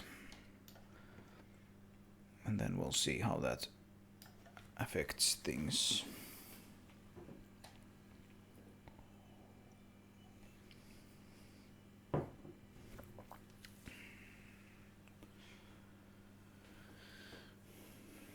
It shouldn't be that tricky to actually get the system changed so that it actually only calculates the light maps that or the light probes that have changed. We're still not getting much of a difference with this. That's kind of unfortunate. However, I'm still gonna keep those light probes there. I think this is a better setup for what we're trying to do here, so let's keep them there and continue with this. And actually just put in quite a lot. Maybe not that much, because I don't want to put a whole lot of grass up there, or do I? Maybe I do. Maybe I do actually want that. I think this is a place where I'll just have to bite the bullet and actually have quite a lot of grass here. If I want to make this look good.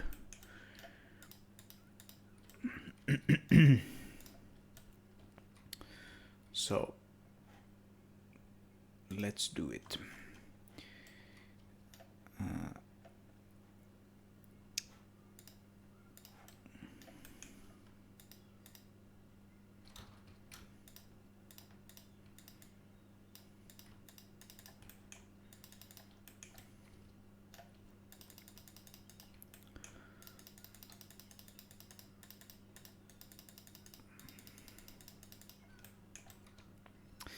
Like this looks much kind of drier, this area, so we can probably get away with not having the grass stretch all the way in that direction.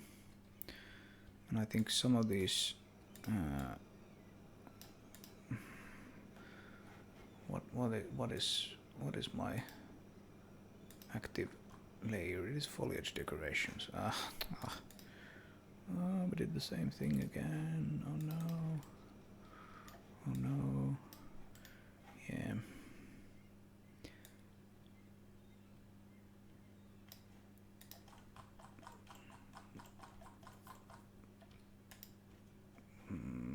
And move to foliage decoration. Yes. Move to active layer. What?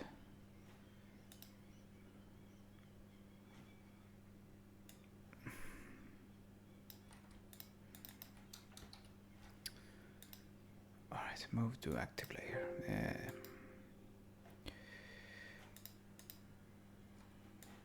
So now then,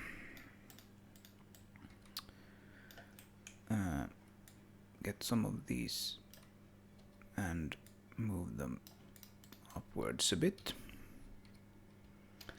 Again, we want to have this grass kind of flowing sort of nicely along these places where there is something else, such as trees or rocks or whatever, rather than just filling up the whole area. That doesn't look nice. At least that's what I'm going for with this particular place now. So do we actually have we don't have light probes on. I was looking at the trees and going like, that doesn't look lit.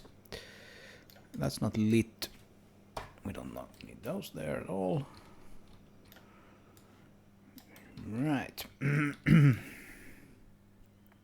Scale them up quite a bit. And then start to scale them down. And here we need to scale them. We don't actually want to scale down that. Right. But we want to scale down the grass quite a bit. Well, we'll have to scale up the rock again a little bit. Yeah.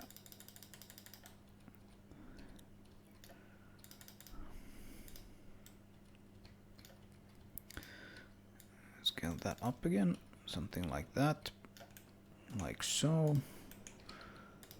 Put a few of this number 3 here, that's always a good idea. Give me a large one, even larger, even larger, even larger. Come on, give me a large one.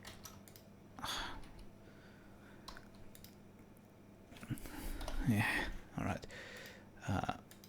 On terrain, boom, and scale it up. There we go. That's a large one. Could do the same here, scale it up. That's a large one. And I think we still want these scaled down quite a bit. And needs to be scaled down a whole lot. Yeah. Okay, maybe we scaled these up maybe a little too much when we were so excited. I was so excited.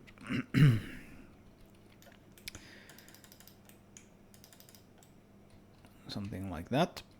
Okay, and bring that out a little bit. Yeah, so that's starting to look like something. We can save the level, and this is terrain number 2, and we want probably, there's quite a lot of this really green grass here. Let's go through and darken this ever so slightly by removing the really green grass. Not having it affect it so much.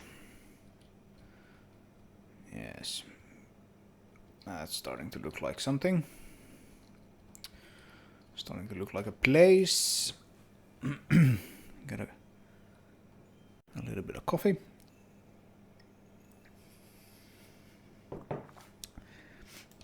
And then I think I will continue the grass here among these trees and this edge here, this rock cliff face, rock face, and then it will sort of bloom out here again to something.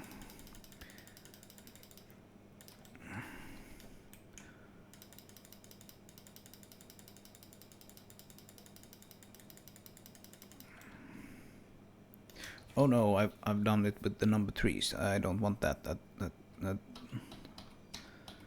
That's not gonna be good looking. On number 2s. Number 3s are for very specific places, essentially. A bit more here, something like that. Let's scale them up ever so slightly. And then we can put in some number 3s without actually painting them and just placing them manually. That's not big enough to be visible. Yep. All right. All good. Where was the light probe again? It's right there. Let's move it down. Move it down. Move it somewhere like there, or maybe even there. Try to capture some of the occlusion that those trees and that rock gives there to like darken these a little bit. I think these look quite nice actually. They look dark. Maybe we broke that now. Let's see. No, it does work. It picked up on the darkness a bit better. So that's nice. That's nice. Thank you light probes. And then a little bit of coloring here. A little bit of ever so slight coloring. Maybe we can even do something with mud. Let's see, where would we want to put any rocks if we did? Maybe somewhere around here. Maybe another around there. Something like that, and then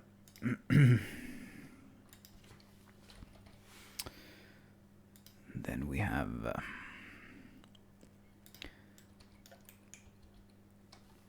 something like this.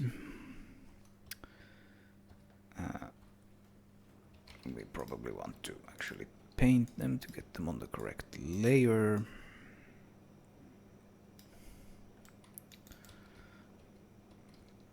That looks silly because it's intersecting.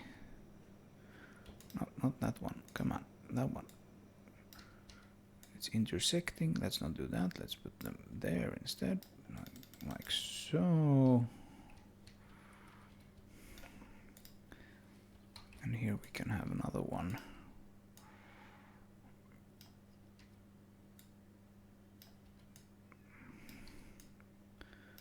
Maybe some of those can be intersecting just a little bit.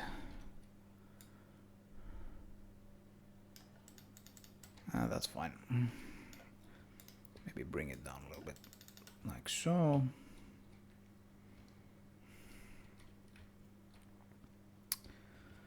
Yeah. This is starting to look like a place. And that's really just the whole idea of this. Right? To make it look like a place. You can often immediately see, does this look like a place or does it not? And this is starting to look like a place. And that's when you know you're onto something.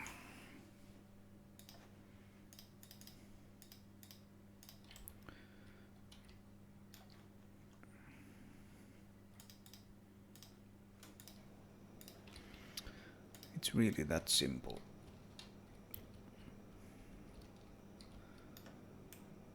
If it doesn't look like a place, then you've still got work to do.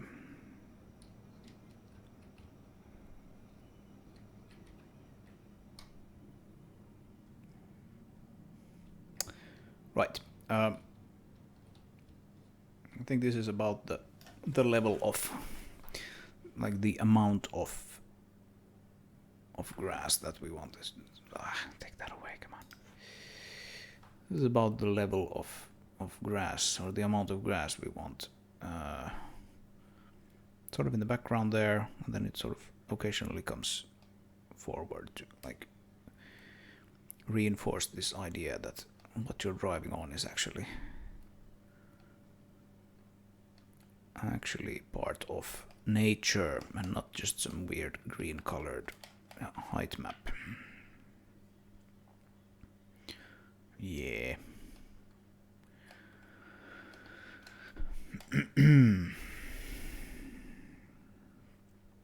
And here we have again the flickering that I mentioned in the last video as one of the more annoying parts of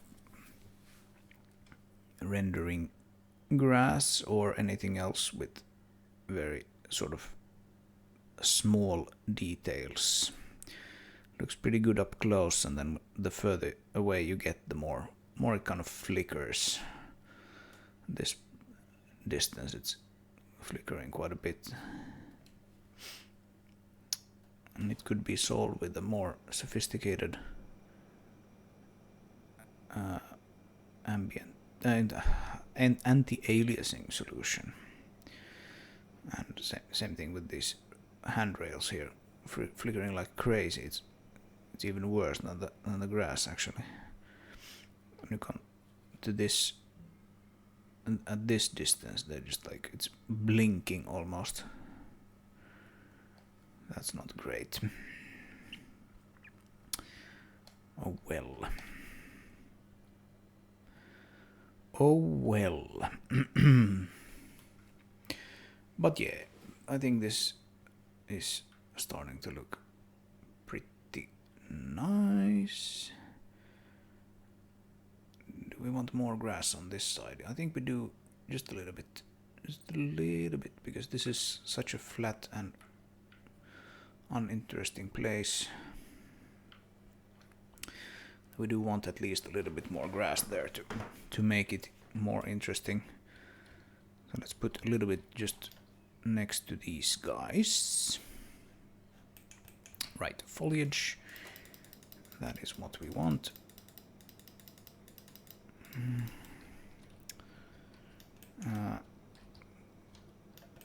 Yeah. It can kind of reach out towards that, but not actually get there, so to speak. A little bit of this different colored ones in the middle. Whoop. Oh, now we have selected something else clearly that we don't want. There we go.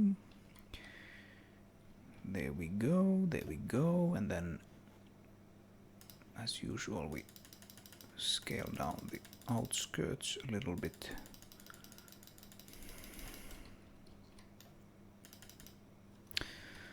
Maybe not scale down those rocks all that much. Okay, so this doesn't look good at all. And let's try to paint away the ugliness. Yellow.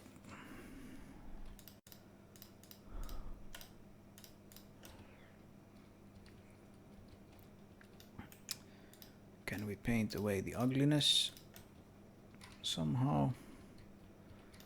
Make it fit a bit better.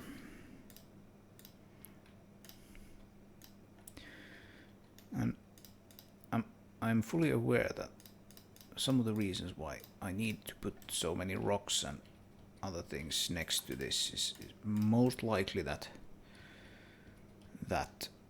my grass rendering just isn't perhaps the best. A really good grass should probably be able to stand on its own without any kind of help from other assets. I think, like, especially with this art style that I have going, it kind of needs something quite often to look like anything really. Scale down this a little more here and make it a little tighter as well. Yeah, looks better. What about this one? Looks all right, but it could look better. Let's scale down this as well. Make it start just very, very tiny. That's fine, I think, and then yeah, that's fine. I think that's fine. Cool. So now we have like grass in this area. I think quite enough of it, and it looks all right. So let's put some on the other side of the road. And here's a question, actually. Is grass visible in the water reflections? Yep, seems to be. Seems to be. Okay, good, good, good.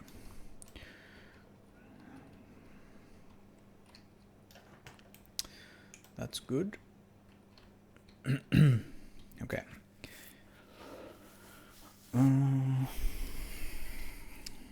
So, how do we want to do this then?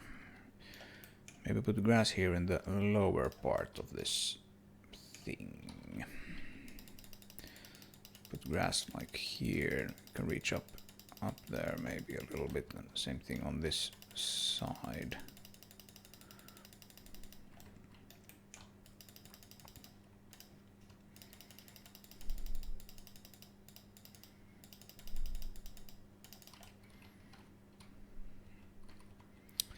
And maybe it should extend to here somewhere.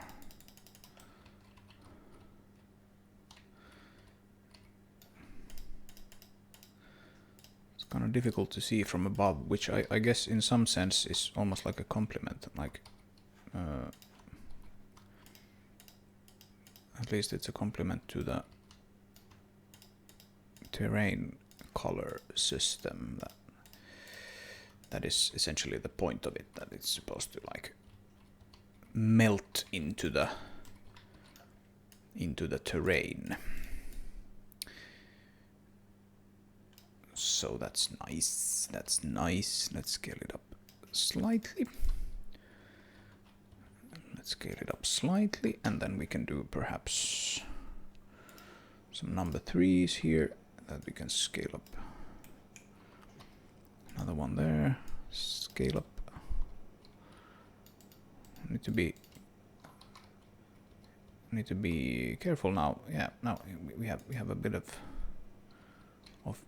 levitating grass here. Actually, quite a lot.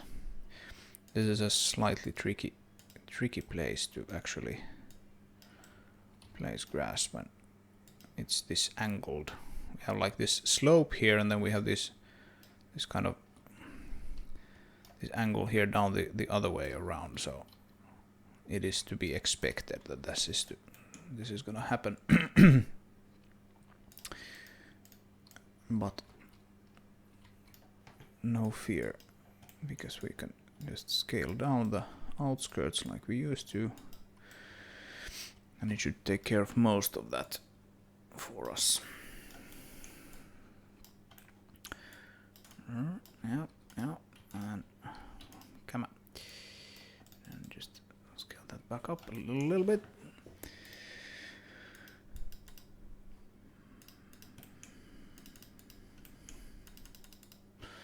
And we can scale up some of these a little bit, and then similarly scale down other places and get it sort of a little bit more uneven than it would otherwise be. That's probably a good idea. Doesn't look terrific yet,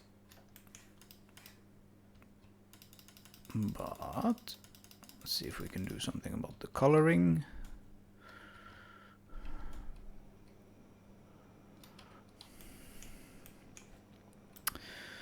So, what do we do about the coloring?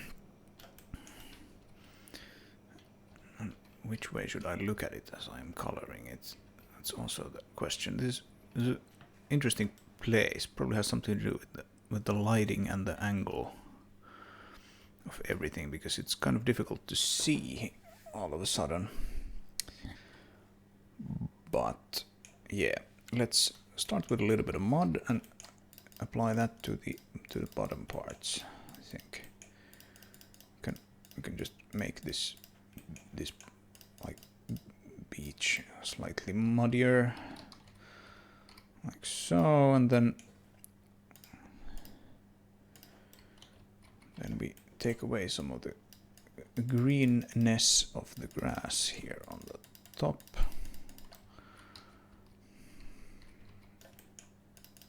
Maybe apply a bit of said greenness other places. Oh, it's probably the dry grass, right? It's probably the dry grass that is kind of what we want here.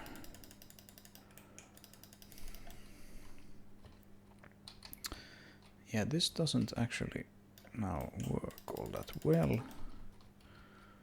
It just looks kind of weird. It just looks weird. What do we do? What do we do when it looks weird? I think we will take away the dry grass.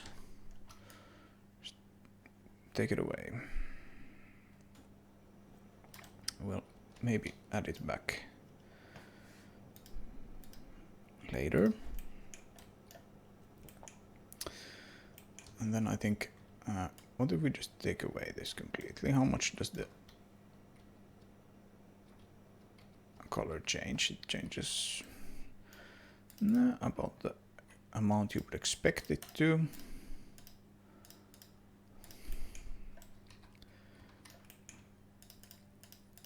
And it's kind of interesting.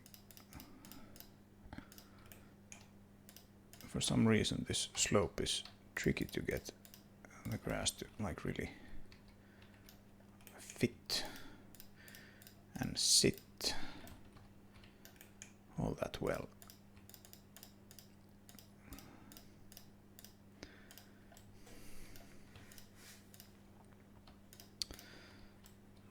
But I think we can make it work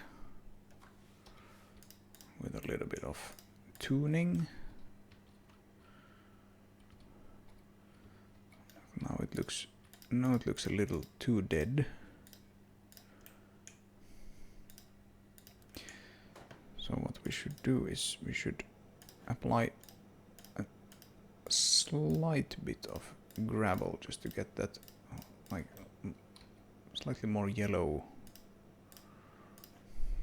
Maybe actually what we will want to do is add the grass back. Let's try that version. Add the grass back. Except perhaps in some place there, just for funsies. And then do a bit more of the gravel. Make it like slightly more yellow or something.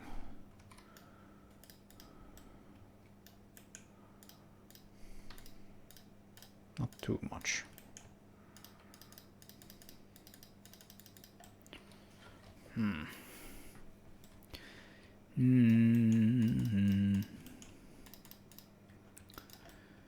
Yeah. Why is this so difficult now?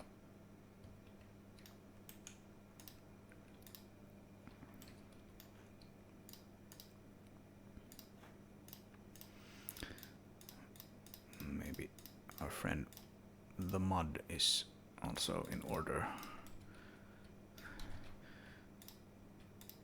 This is really just experimenting now without any good idea of what I'm doing.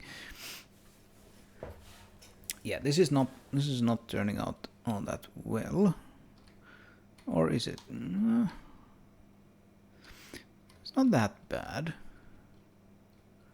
Actually, now that I look at it, it's not that bad.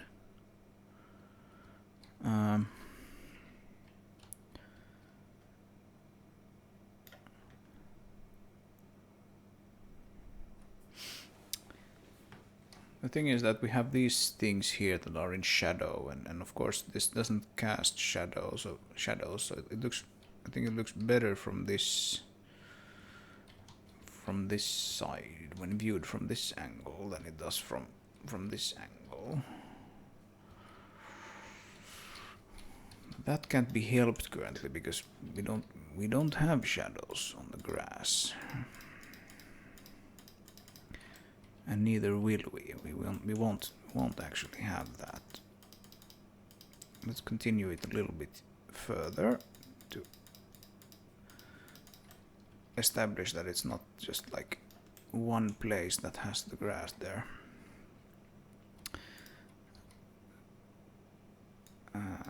Yeah. Something like that, and then I think we're gonna have to.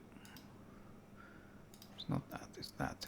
Those icons look so similar that I click the wrong one all the time.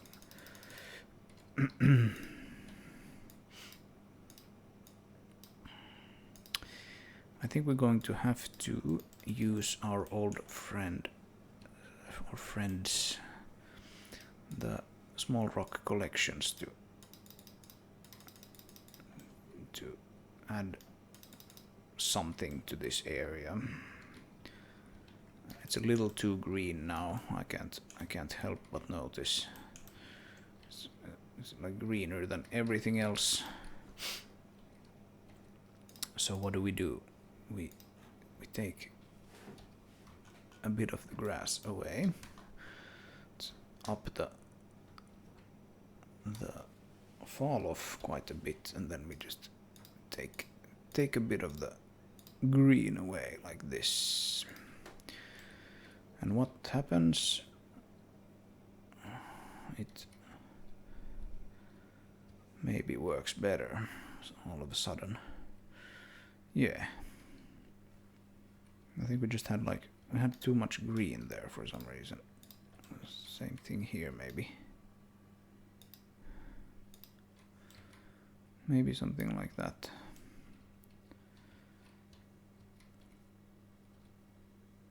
Yeah, it works better with a little less green.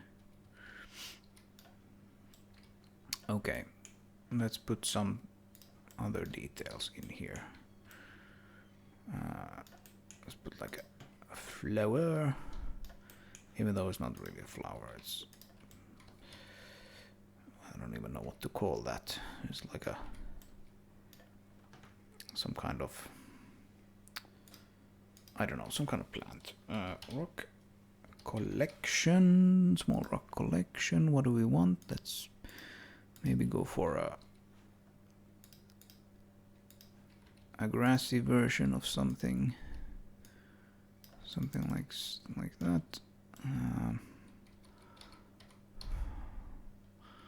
That looks fine, and then we'll do our normal muddy routine.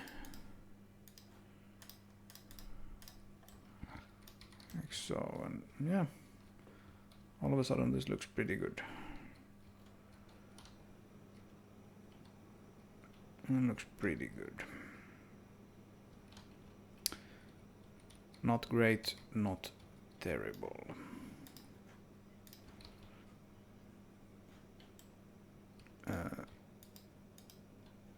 Yeah, you're supposed to be on the ground decorations.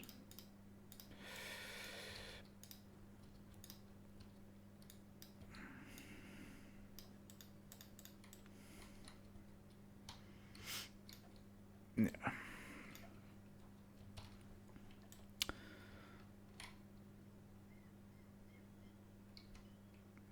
Does this actually give us anything? I don't know. Maybe. Maybe it does. Okay. I think that's pretty good. So this then we have terrain until that point, and it would be pretty cool if we could actually paint grass up here as well. So should we try to actually raise the terrain? You can see like the terrain brush just going in there. We can raise this like so, and we can do this thing where we actually just level the terrain here.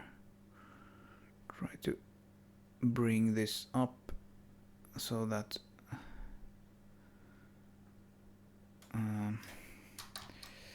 let's see if we take this guy and we assign it to group 9 so that we can reselect it quite easily. We can see how the terrain flows, and it flows like this. And let's just put the strength up so that it doesn't take forever to bring it up here.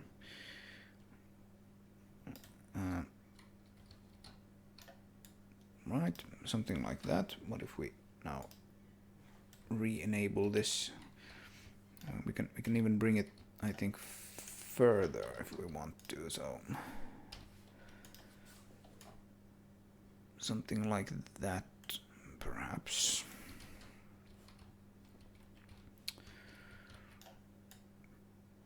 Something like that. And even up onto this, to like meet with these rocks here. That should be fine. I'm actually making quite large changes now to the terrain, but that doesn't matter as long as it looks good. Yeah,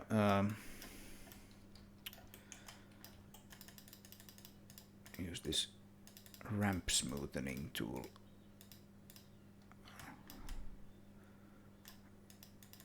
to actually, let's bring the strength down. Whoop.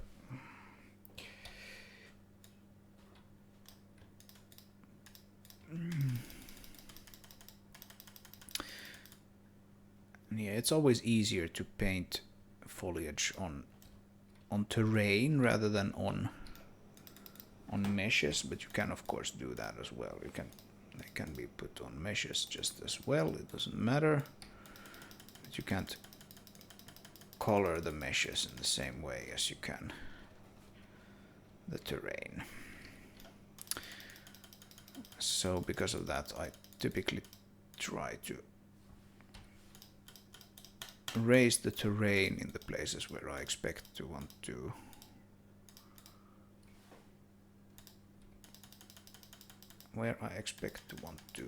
paint foliage.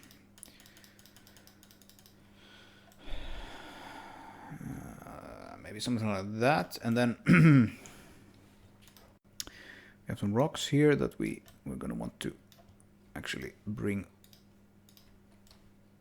upwards a little bit. So let's bring them here.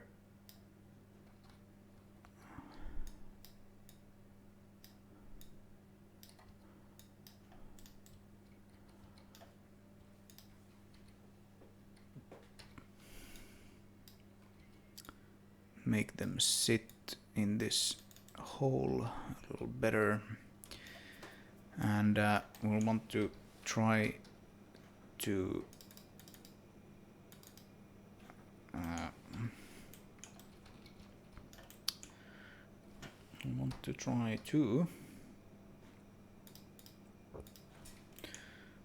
make the color of the terrain match the color of the mesh, which can be a bit tricky, but sometimes it's pretty doable. Like here, it seems to be somewhat doable. I mean, they use the same textures, but the lighting model is not perhaps exactly the same, and the normal is not exactly the same, etc., etc. So it can be kind of tricky. This seems to work all right, at least right now. Maybe, I don't know. This is like a little bit of trial and error to see how to actually fit these things onto each other. But I think let's see, we have some rocks here. We want to either just remove or bring upwards, like so, and like so.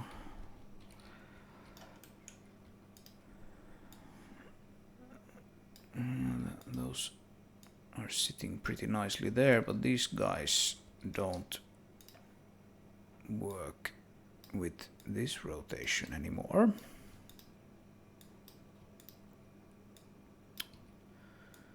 So do something like this, bring them down.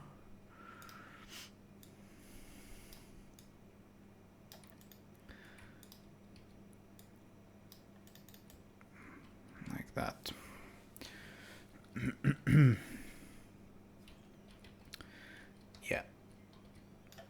Yeah, I think this is gonna work pretty well. Okay, so the whole idea, the whole reason for raising this terrain here is that I want to paint like at least like a little bit of grass up there.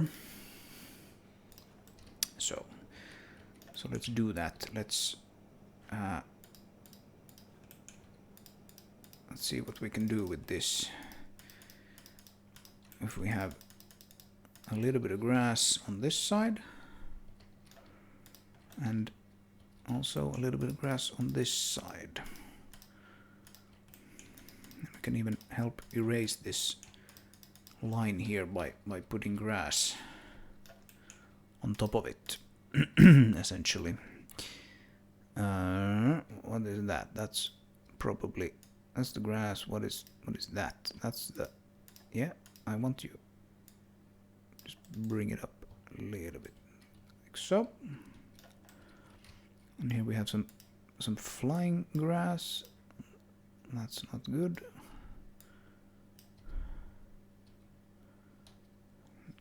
Come on.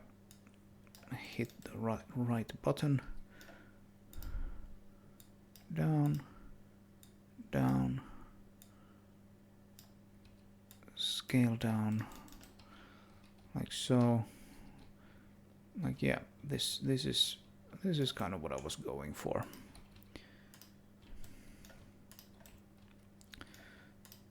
And to sort of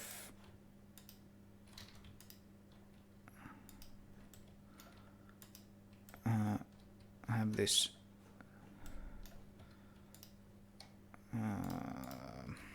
this path up there towards the column, and decorate these sides with grass and other things. Just slightly down, something like that.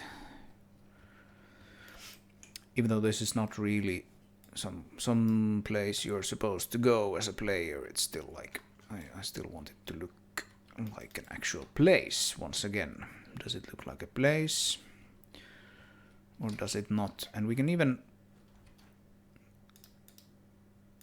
paint perhaps ever so slightly a gravel path up there.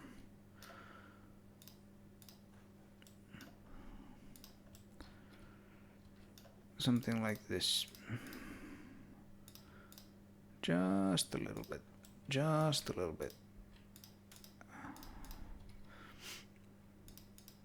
There's some mud there that I don't think we need. Take that away. And yeah, this looks pretty good. Pretty good. Let's have some more grass here. I might not actually bother that much with coloring this some specific way. Can maybe do a little bit of we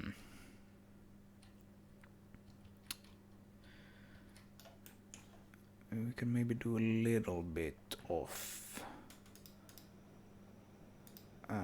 what is it? Is it dry grass maybe? Try to perhaps darken this a little bit. I don't know if we actually have any dry grass here. Maybe not.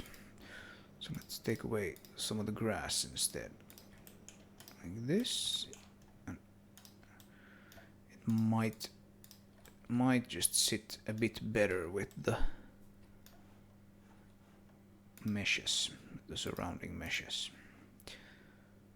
Alright, what about the light probes? We have actually quite a few here. But they're all sort of with the grass, the only thing that matters is essentially the upwards lighting.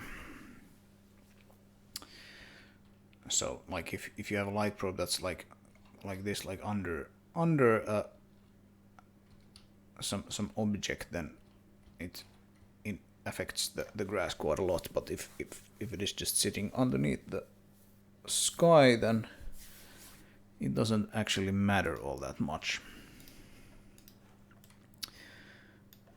So that's okay, that's fine. We don't need that in this case. Just bring that down a little bit and put another one there.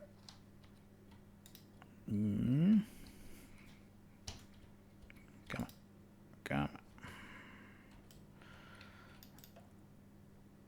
There we go.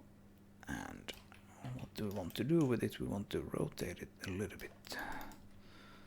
Like so. And this looks kind of nice and idyllic. Okay, cool. Let's keep going then. Let's add just a little bit of grass here. What's this actually? This probably has something to do with the terrain that we raised. Oh, and now these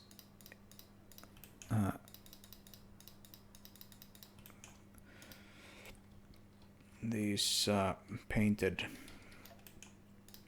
areas aren't all matching anymore, so let's kind of fix this a little bit.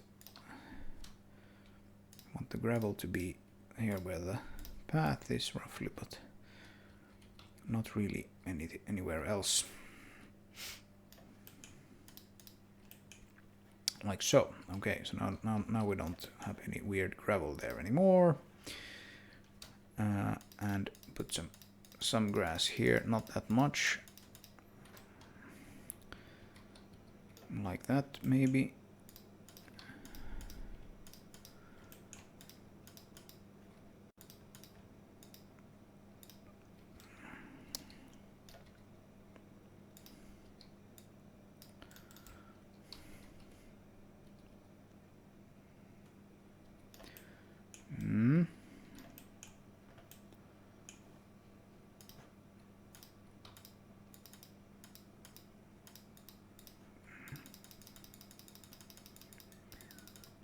I feel like this machine is really fighting for its life now.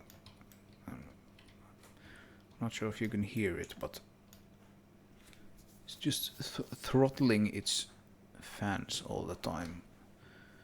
It's getting kind of beat by this level, it would seem.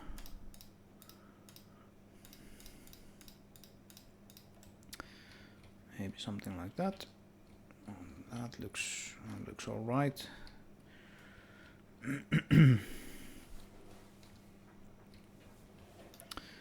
look too bright here. I think something like this. Tone it down a little bit. Yeah, that looks better. Okay. Right. I think this is essentially what we need. Maybe we can just add a little more, like fill out this area almost.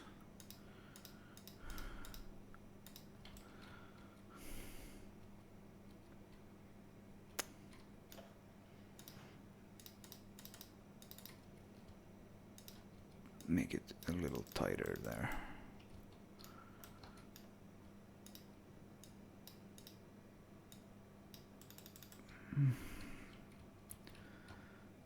Yeah, like if we look in this direction it's fine, but then we look at this direction it's like 40 frames per second. I apologize, I'm hitting my microphone. Okay.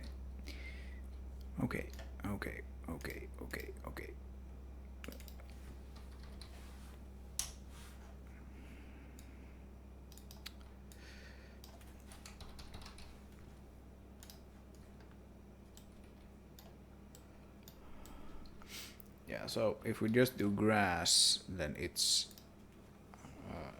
gets the grassy rocks as well. So we have to do something like that. I think that should select just the grass. And we have over 8,000 grass tufts now, so yeah, we'll have probably 15,000 before we have this whole area decorated. Oh boy.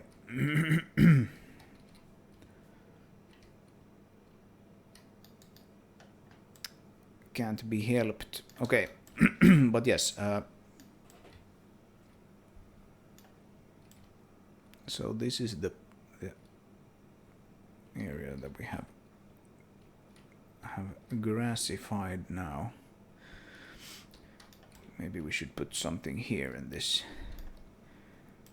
alcove here and then keep going a little bit. Yes.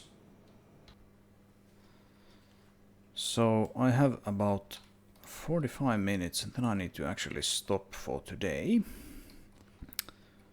So I wonder if we could actually finish this area here. Get grass applied to this area. It should be doable, but we'll see.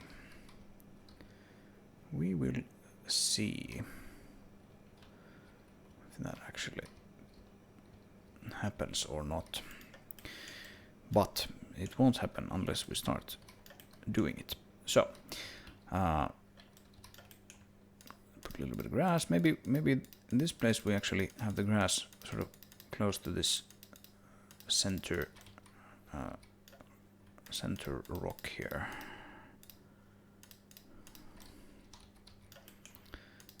It doesn't necessarily need to go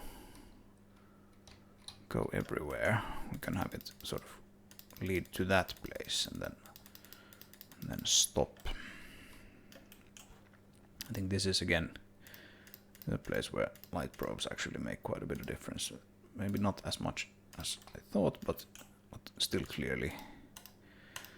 They're still clearly lighting the grass here. And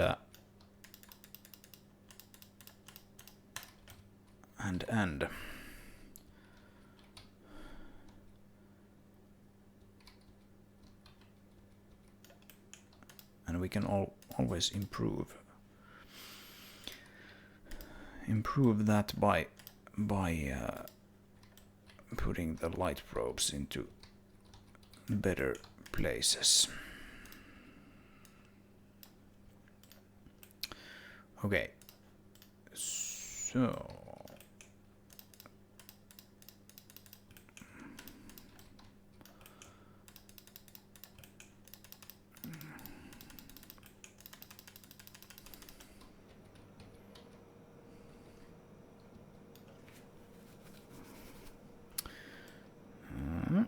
alright, this looks alright as a beginning, but we'll want more, and we'll want it to probably reach out to this part as well.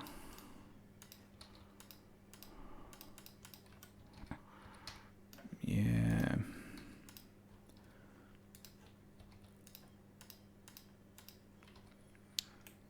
And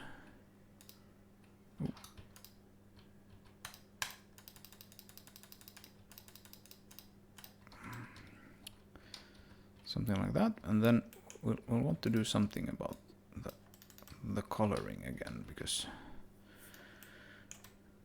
it should look, the ground should look a little different underneath this. That's important to make it look natural. Come on. So let's see, what do we have? If I remove that or fill it in, it doesn't quite matter, so it seems like we probably have, yeah, we have like the dry grass thingy here. Okay, so let's try to actually get rid of some of the dry grass in the other places.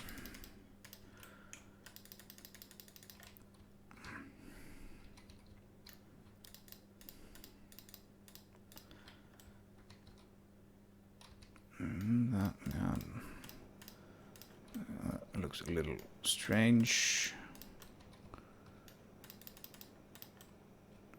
Looks a little strange. Yes, all right.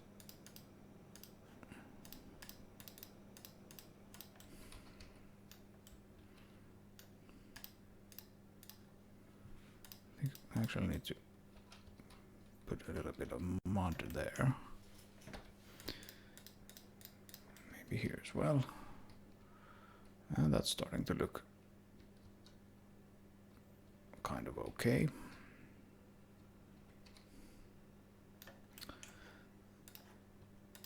Starting to look kind of okay.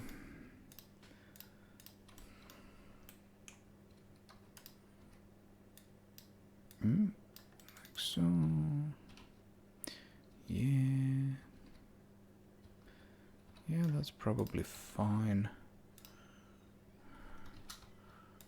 Put one of those there.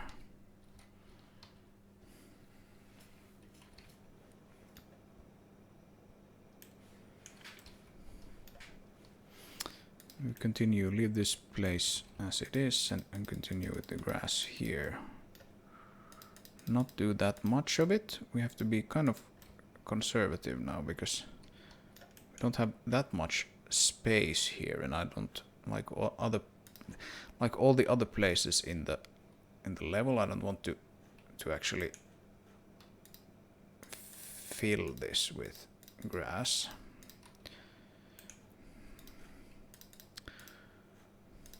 That's not gonna look nice.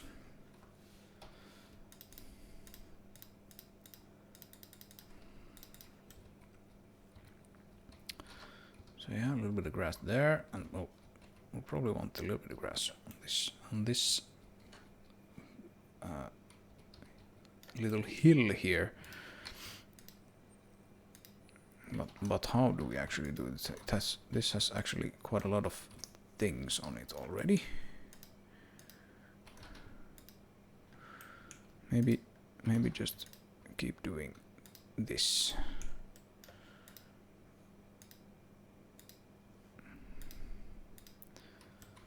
The system has found some pretty nice places to, or like rotations for these guys. Except now it doesn't.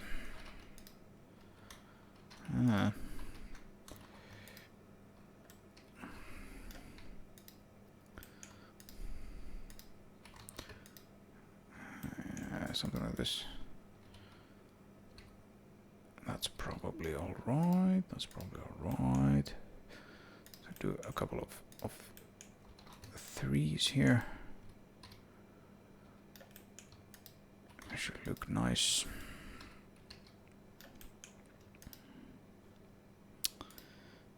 Maybe a couple of the alternative colored.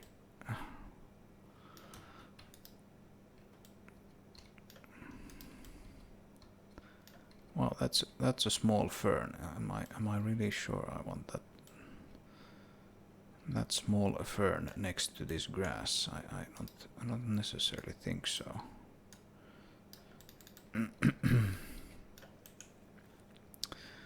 I don't think I've really considered the scale properly when I've done this.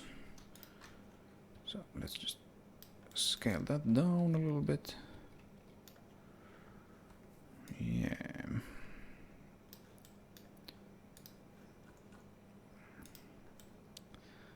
We should probably be able to select this grass by doing this, going back in history essentially.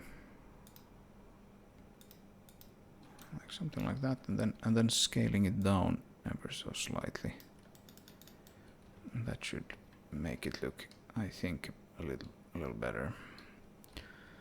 Yep, that's better.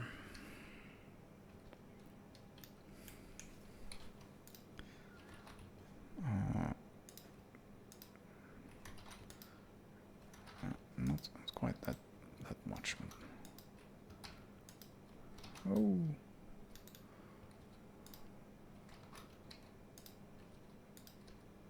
I'll scale it down.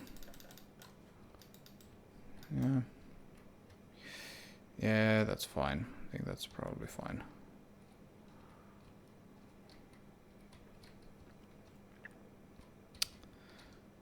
What about this place then?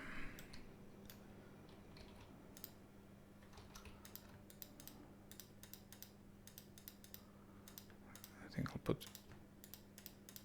make quite a thick amount, thick body of grass here, and then a bit sparser towards the top.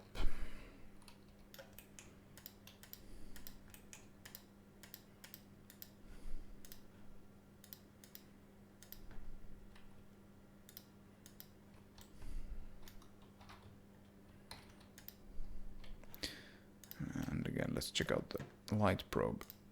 Yeah, the light probes have a really big impact here.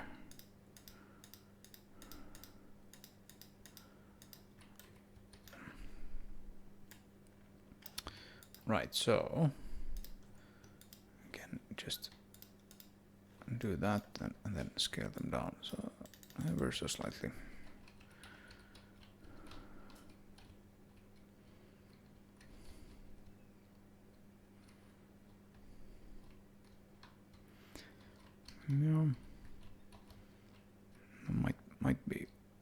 might be enough.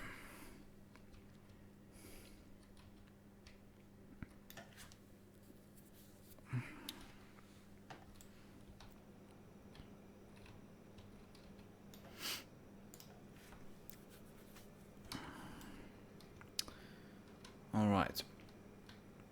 So that's that. So we've come this far now.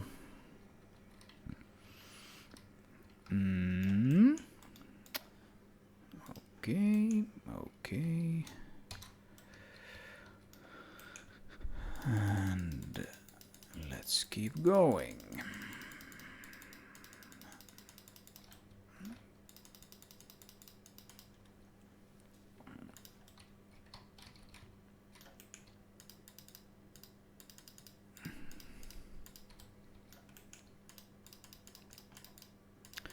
I think, like, to some extent,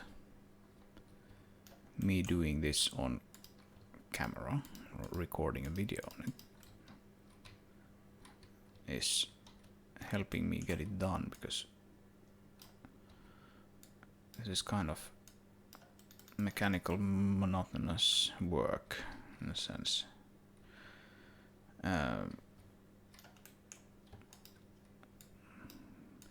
It can be kind of therapeutic almost, but it's not the most exciting part of game development.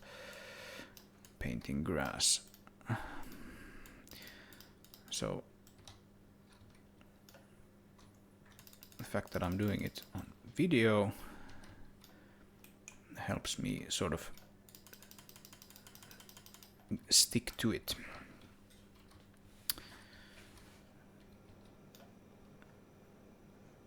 So that's pretty nice. This doesn't look quite convincing yet. And it looks a little spotty as well. What do we do about that then? What do we do? What do we do? Let's put in some mud. Get some color variation going. Probably around these rocks as well. Something like that. That looks maybe a little nicer.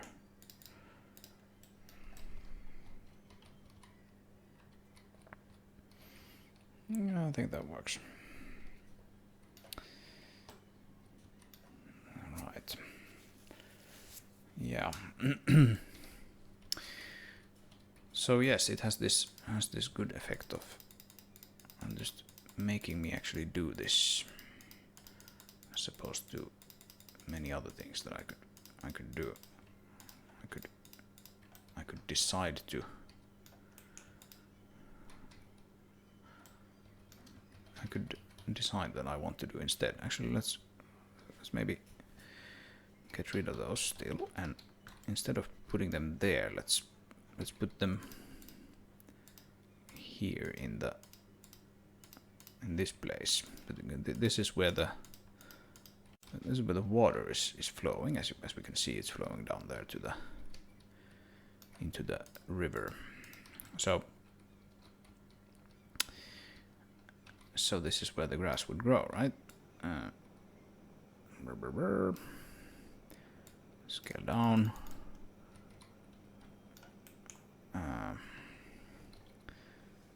Maybe add a few of these guys. Yeah, this is, I think, working pretty nicely. We'll have to actually continue it, I think, down here if we wanted to. If we want to sell the player on the idea that it's sort of growing where the water has been flowing. Let's move that up a bit. Yeah, that one. Scale that down a bit.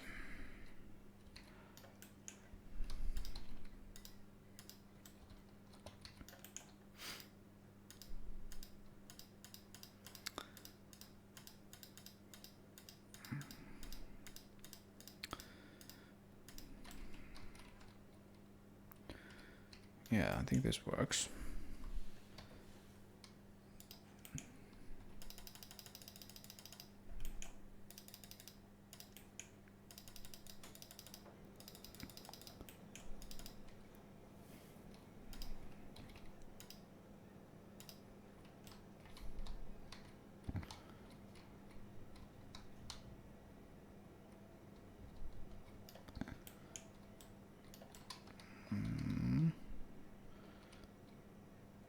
That's probably not quite enough though. We'll want some more here, I think, next to this rock, next to these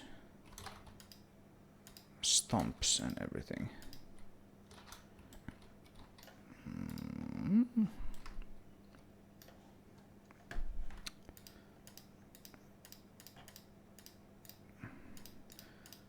It's way too big now though, so we need to scale it down. Let's try to get just this one. Scale it down.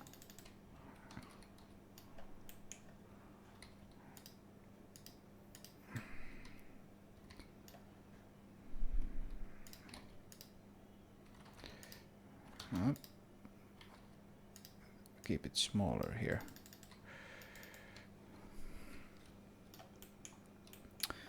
Yes, and again we need to do something about the coloring. I'm kind of a fan of just adding a very slight amount of mud to it in this particular area at least. I think that looks all right.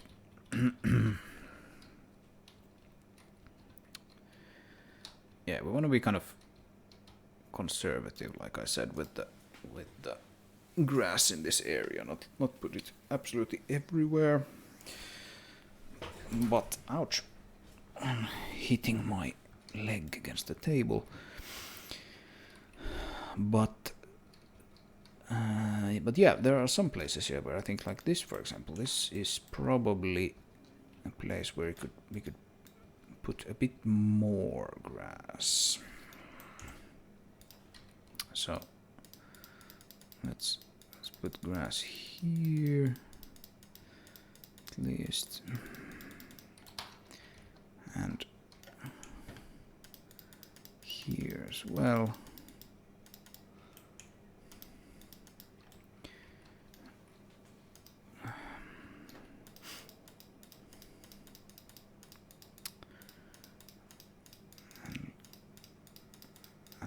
Have a look at the scale in just a second, but try to almost like fill this area with grass, and it should probably concern the other side as well. This should be a grassy place, because I think it's gonna look pretty cool if this is almost like a gate here. We have this rock here, we have this outcrop here with the trees and everything. If we get this to look properly grassy, we can establish immediately to the player that this game has grass, you know, it has grass. Don't worry about it. There's gonna be grass.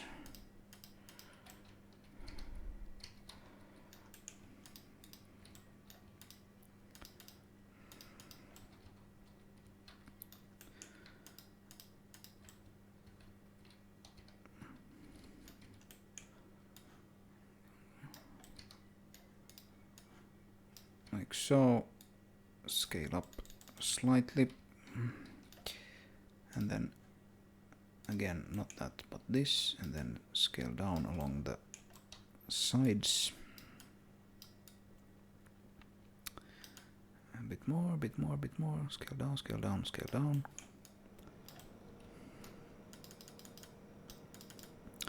Scale down there as well. Even more, even more. Something like that. Yeah, maybe. Scale down, scale down, scale down. Scale this back up.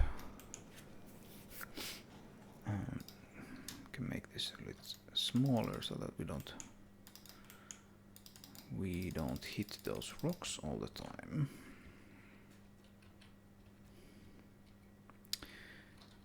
Yeah. Yeah, this I think is gonna work, but we need to apply some coloring.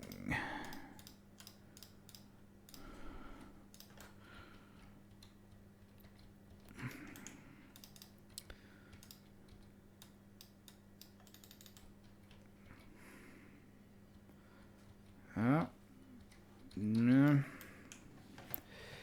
Kind of.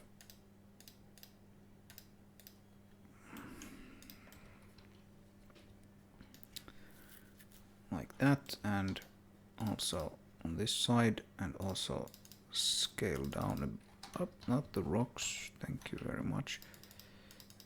Scale down this as well a little bit.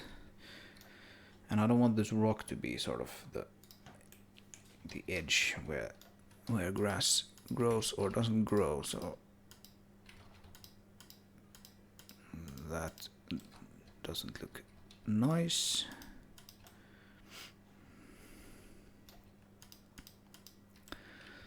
So we'll do something like this, and then we'll scale it down again. Yeah.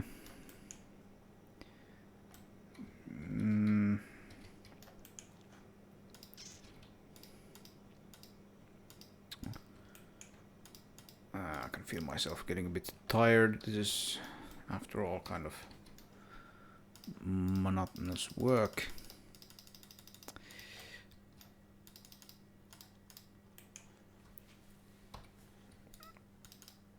And I'm not perhaps doing my absolute best work when I've done this for a number of hours already.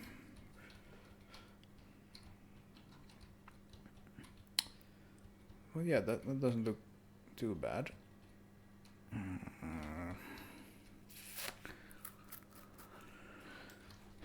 That doesn't look too bad. We want to make this look nice because this is where the demo begins.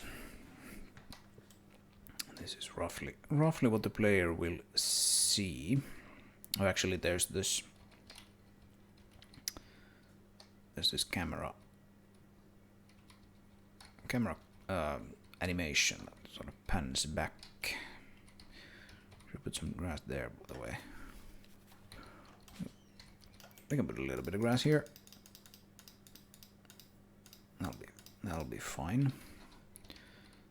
Something like that. That's fine. That's fine. Let's just get this done. Let's just get this done, shall we?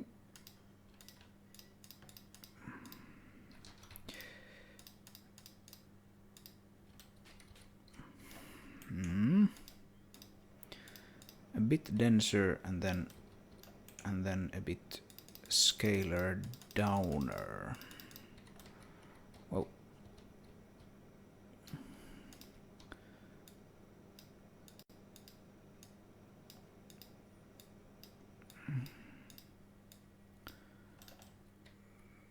Like that, and then we just ever so slightly modify them a bit more, maybe. We have these trees here after all. They have like the license to be muddy. Yeah, that's fine. It looks like they're sitting there quite nicely, and there's just a little bit of grass to give the impression that this is a living world.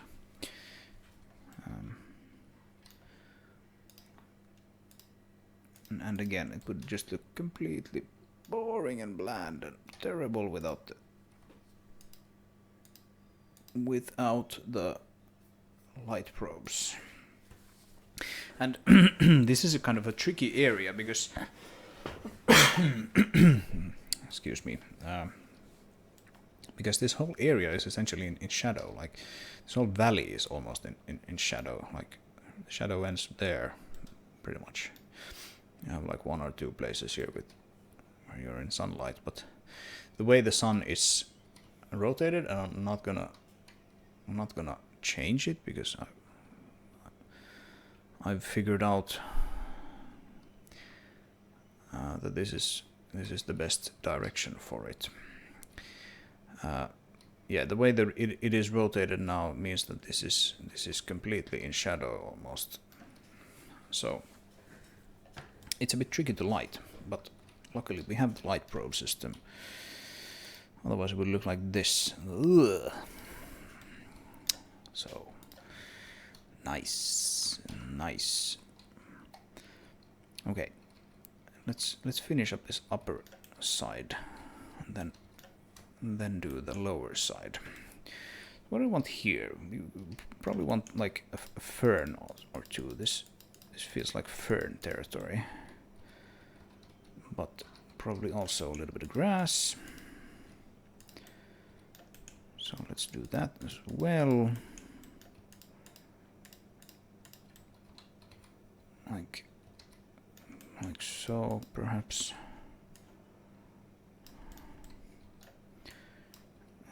Scale up.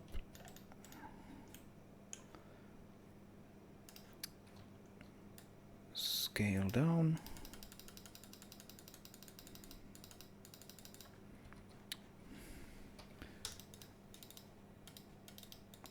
Ever so slight mud.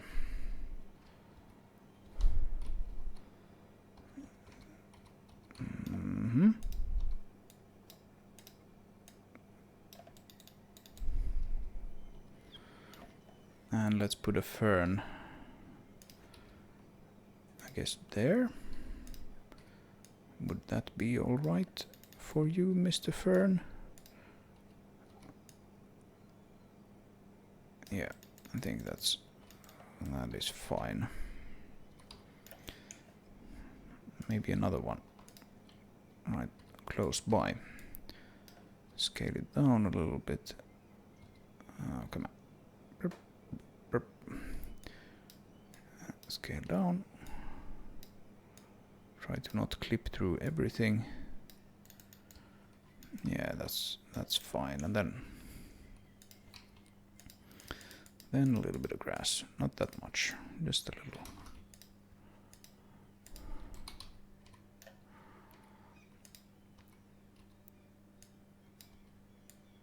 Just a little. Yeah.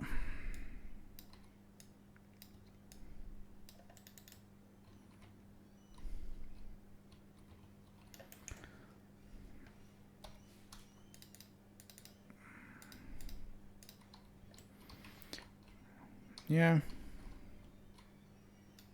Yeah, that works. That works pretty well. I can make this maybe a little muddier, and maybe even dig like a slight hole around that,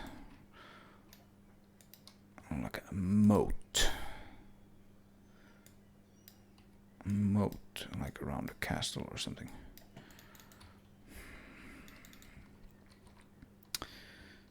All right. Right, so here's the end of the level. There's a blocker. You can't actually drive past the blocker, and the camera doesn't go past the blocker, and the reason is, of course, that the level actually ends there.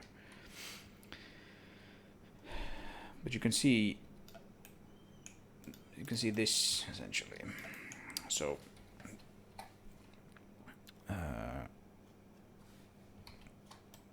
let's make sure that we have this part decorated enough so that it doesn't feel like we're leaving things half done. Scale up.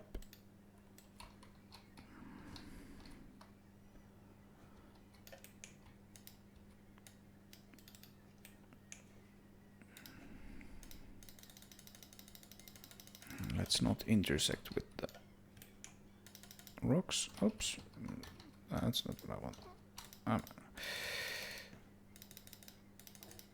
I could just scale these down one by one, or like by hand essentially, but but that works as well. And just ever so slightly mud. Yeah, mud seems to be pretty much required for this area to get it to look good. If we want to put grass somewhere, then just apply ever so slightly mud to that place. And we can put a plant there as well.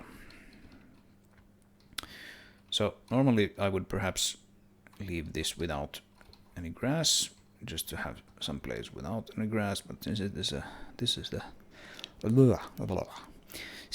this is the starting area of the game, I think we'll want to like put just a little bit grass here, a little bit more, just to decorate this.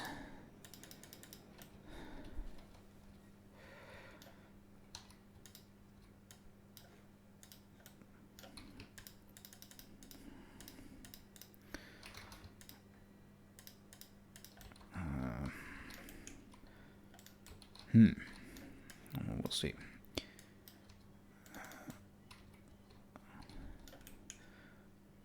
They're sort of coming out onto the road, but that's not really a problem because we're gonna scale them down and they're gonna behave better. Scale, scale, scale, scale, scale, scale, scale. Yeah.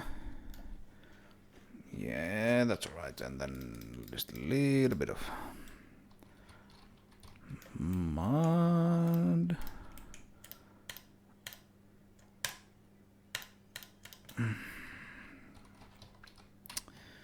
Yeah, I mean that's not the most beautiful grass I've ever seen.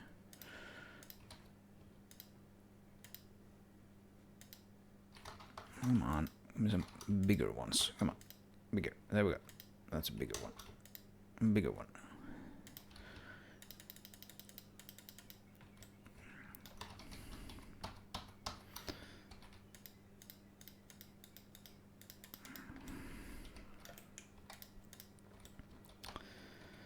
Yeah.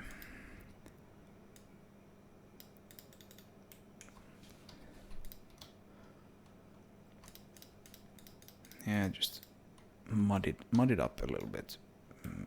It'll be fine. Yeah. I think that's probably all right.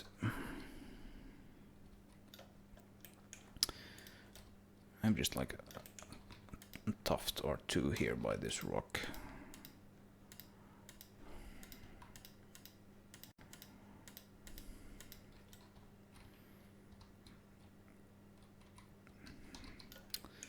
Yeah, and same thing there.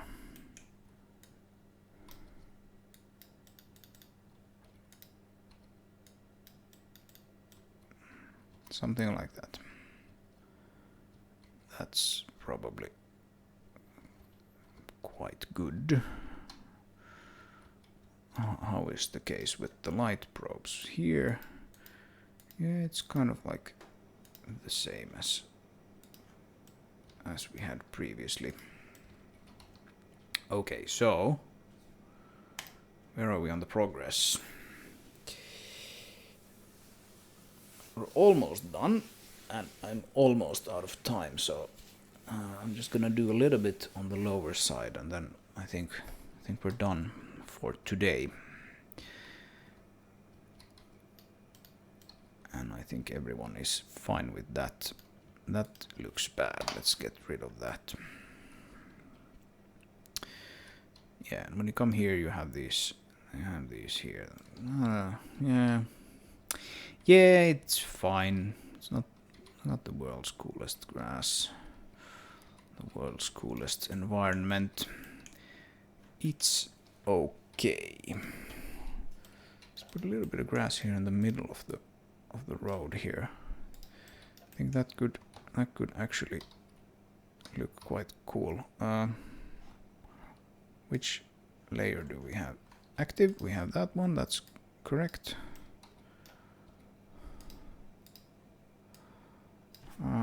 Maybe not that one. maybe this one. Scale it down, move it there, duplicate it, rotate it around. Something like this, so that when you come driving there, there's like a little bit of grass there in the middle. This actually kind of suggest these slightly greener places, and that is what would be the case.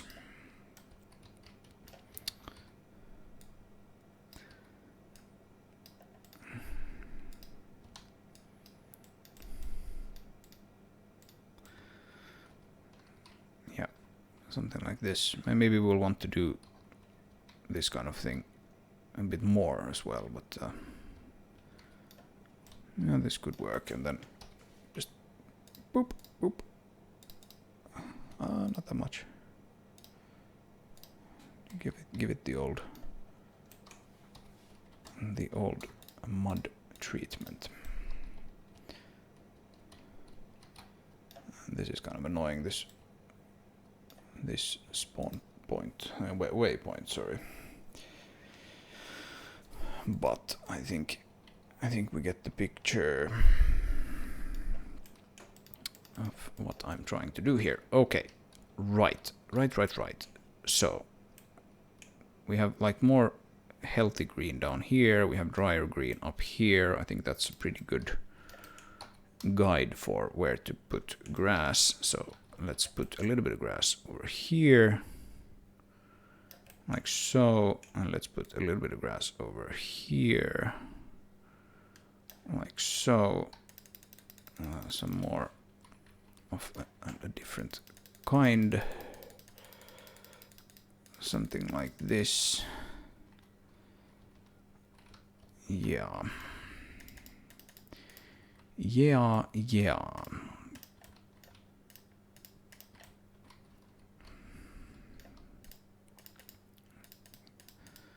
Can go down there towards the water, but just a little bit.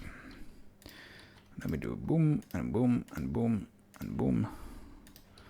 Let's do a few of these alternate colored ones.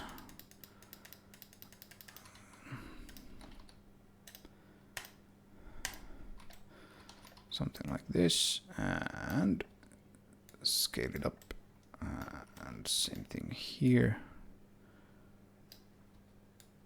Scale it up, and then let me do the whole mud treatment.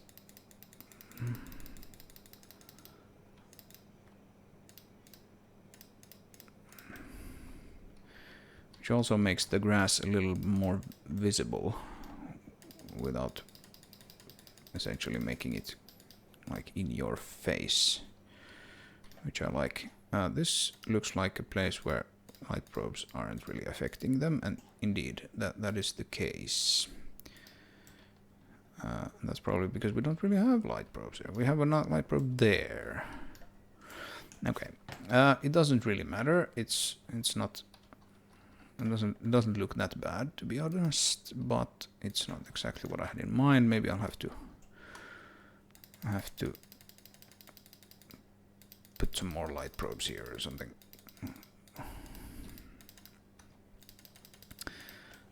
Have a try and see.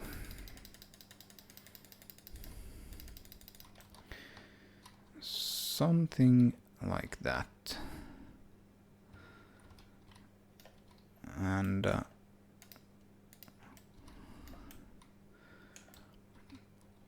I think this looks a little weird that it just stops.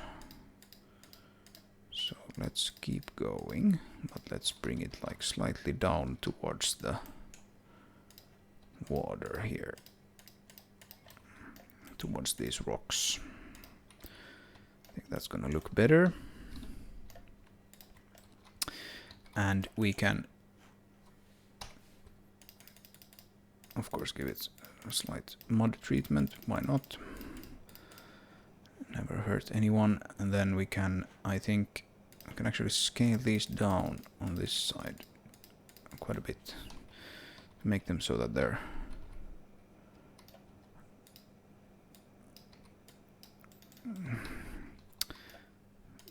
a little bit less pronounced perhaps here than they otherwise would be. So like that. Try to kind of orient them a little differently. Let's see. Let's put like a couple of these guys here. Yeah. Yeah, that looks fine. Let's just, as a last thing, put in a few of these rock collections. Typically doesn't hurt either. Scale them down maybe a little bit, and that, then something like this. I think this makes these shores here look quite nice. Quite nice. That one. Yeah, that one.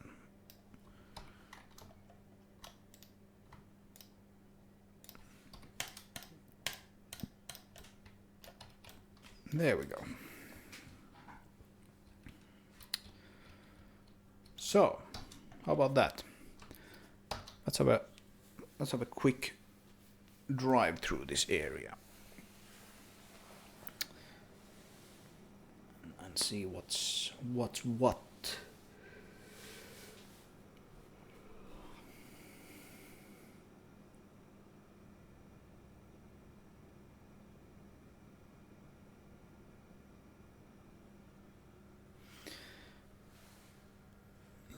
Yeah. Immediately, of course, we see that there's this whole place. Yeah, we're gonna have to. I'm gonna have to put something there for sure. But yeah, like other than that, and other than the fact that this guy's making our lives difficult again, let's unload it, get our frame rate back. Yeah, I think this works. This works. This looks kind of interesting. And it doesn't look like there's something missing now, I think. I think it does look like a place. Which is what we want, right? That is what we want. We want it to look like a place, and I think it looks like a place now.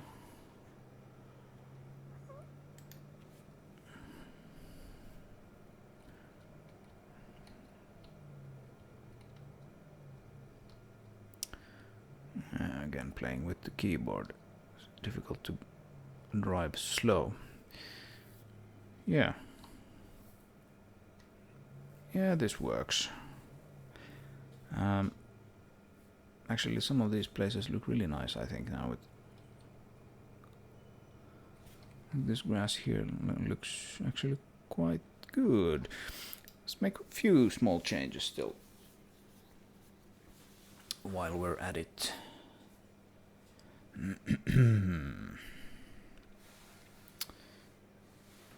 Oh boy.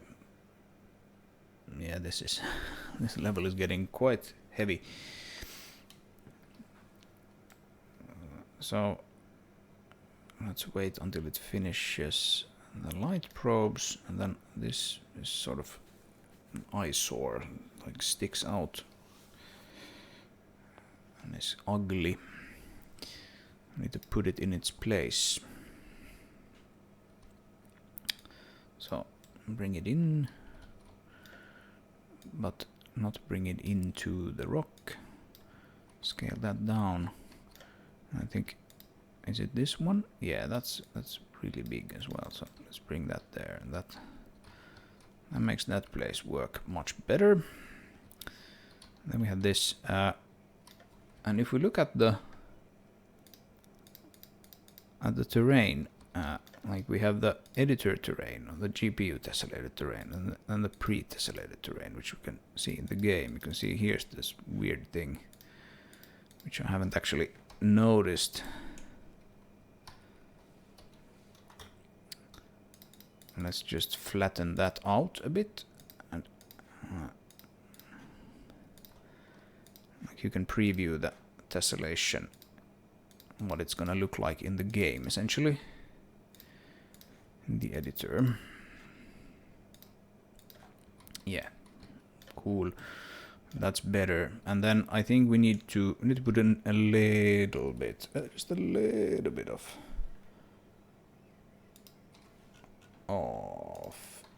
grass here as well. So foliage, and do that one, and just maybe here around these rocks, and that could be maybe enough. Maybe something here as well when you're coming the other way around, like driving back to this place after mission complete. There should be something there as well. Yeah, getting kind of close to having this area now decorated, and that's so very nice. You can't imagine how nice that is. Let's see, like that, and then scale up, and then trim down the edges. Wonder if I could like actually make a tool that would sort of do this automatically. I actually kind of doubt that I would get something that would be satisfactory. Yeah, these are a bit too overlapping now with the with the terrain. That's the one I want. Yeah, I want it downwards, and I want that downwards. Something like that. That, and it's probably that one, right? Yeah. And then we scale down this quite a bit, unreasonably much.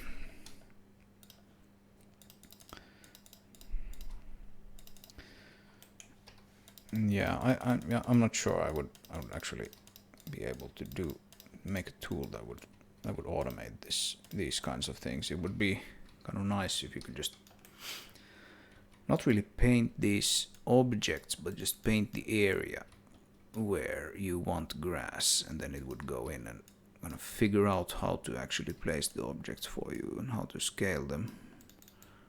I mean, I could do it, but it would be a lot of work and probably time best spent elsewhere in the project. That's a bit too dense. Scale it down a little bit, something like that. Yeah, that's that, and then do just a few tufts on this side as well.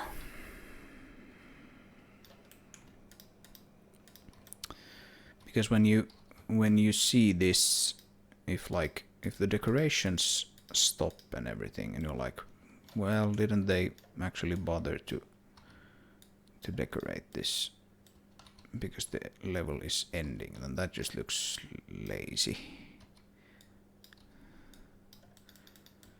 So let's not have that. Just try to make sure that we have it actually properly decorated to the very end.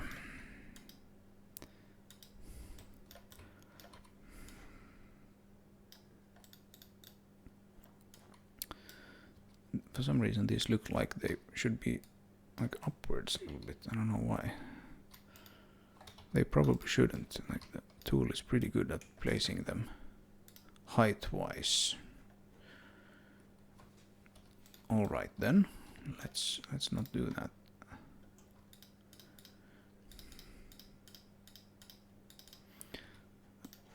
Do we have any light probes here? We don't have any light probes covering this area clearly, because it's like yeah, it cuts it off there. Light probe, hello, would you please move a bit? That should give this, both the grass and the rocks there, some better lighting.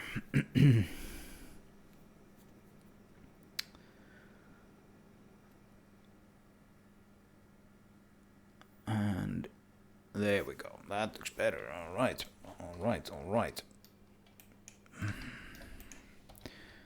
That looks much better. Yes.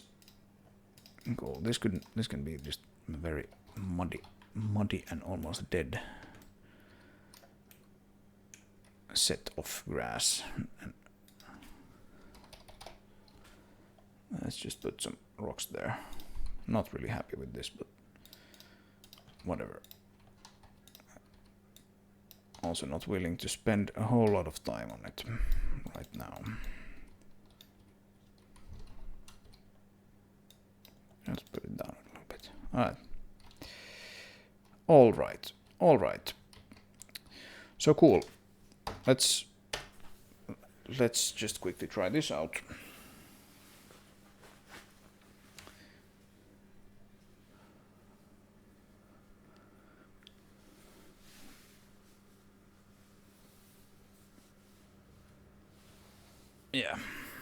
Yeah, so now we have the grass here as well. Looks a bit better. Looks better there as well. Yeah,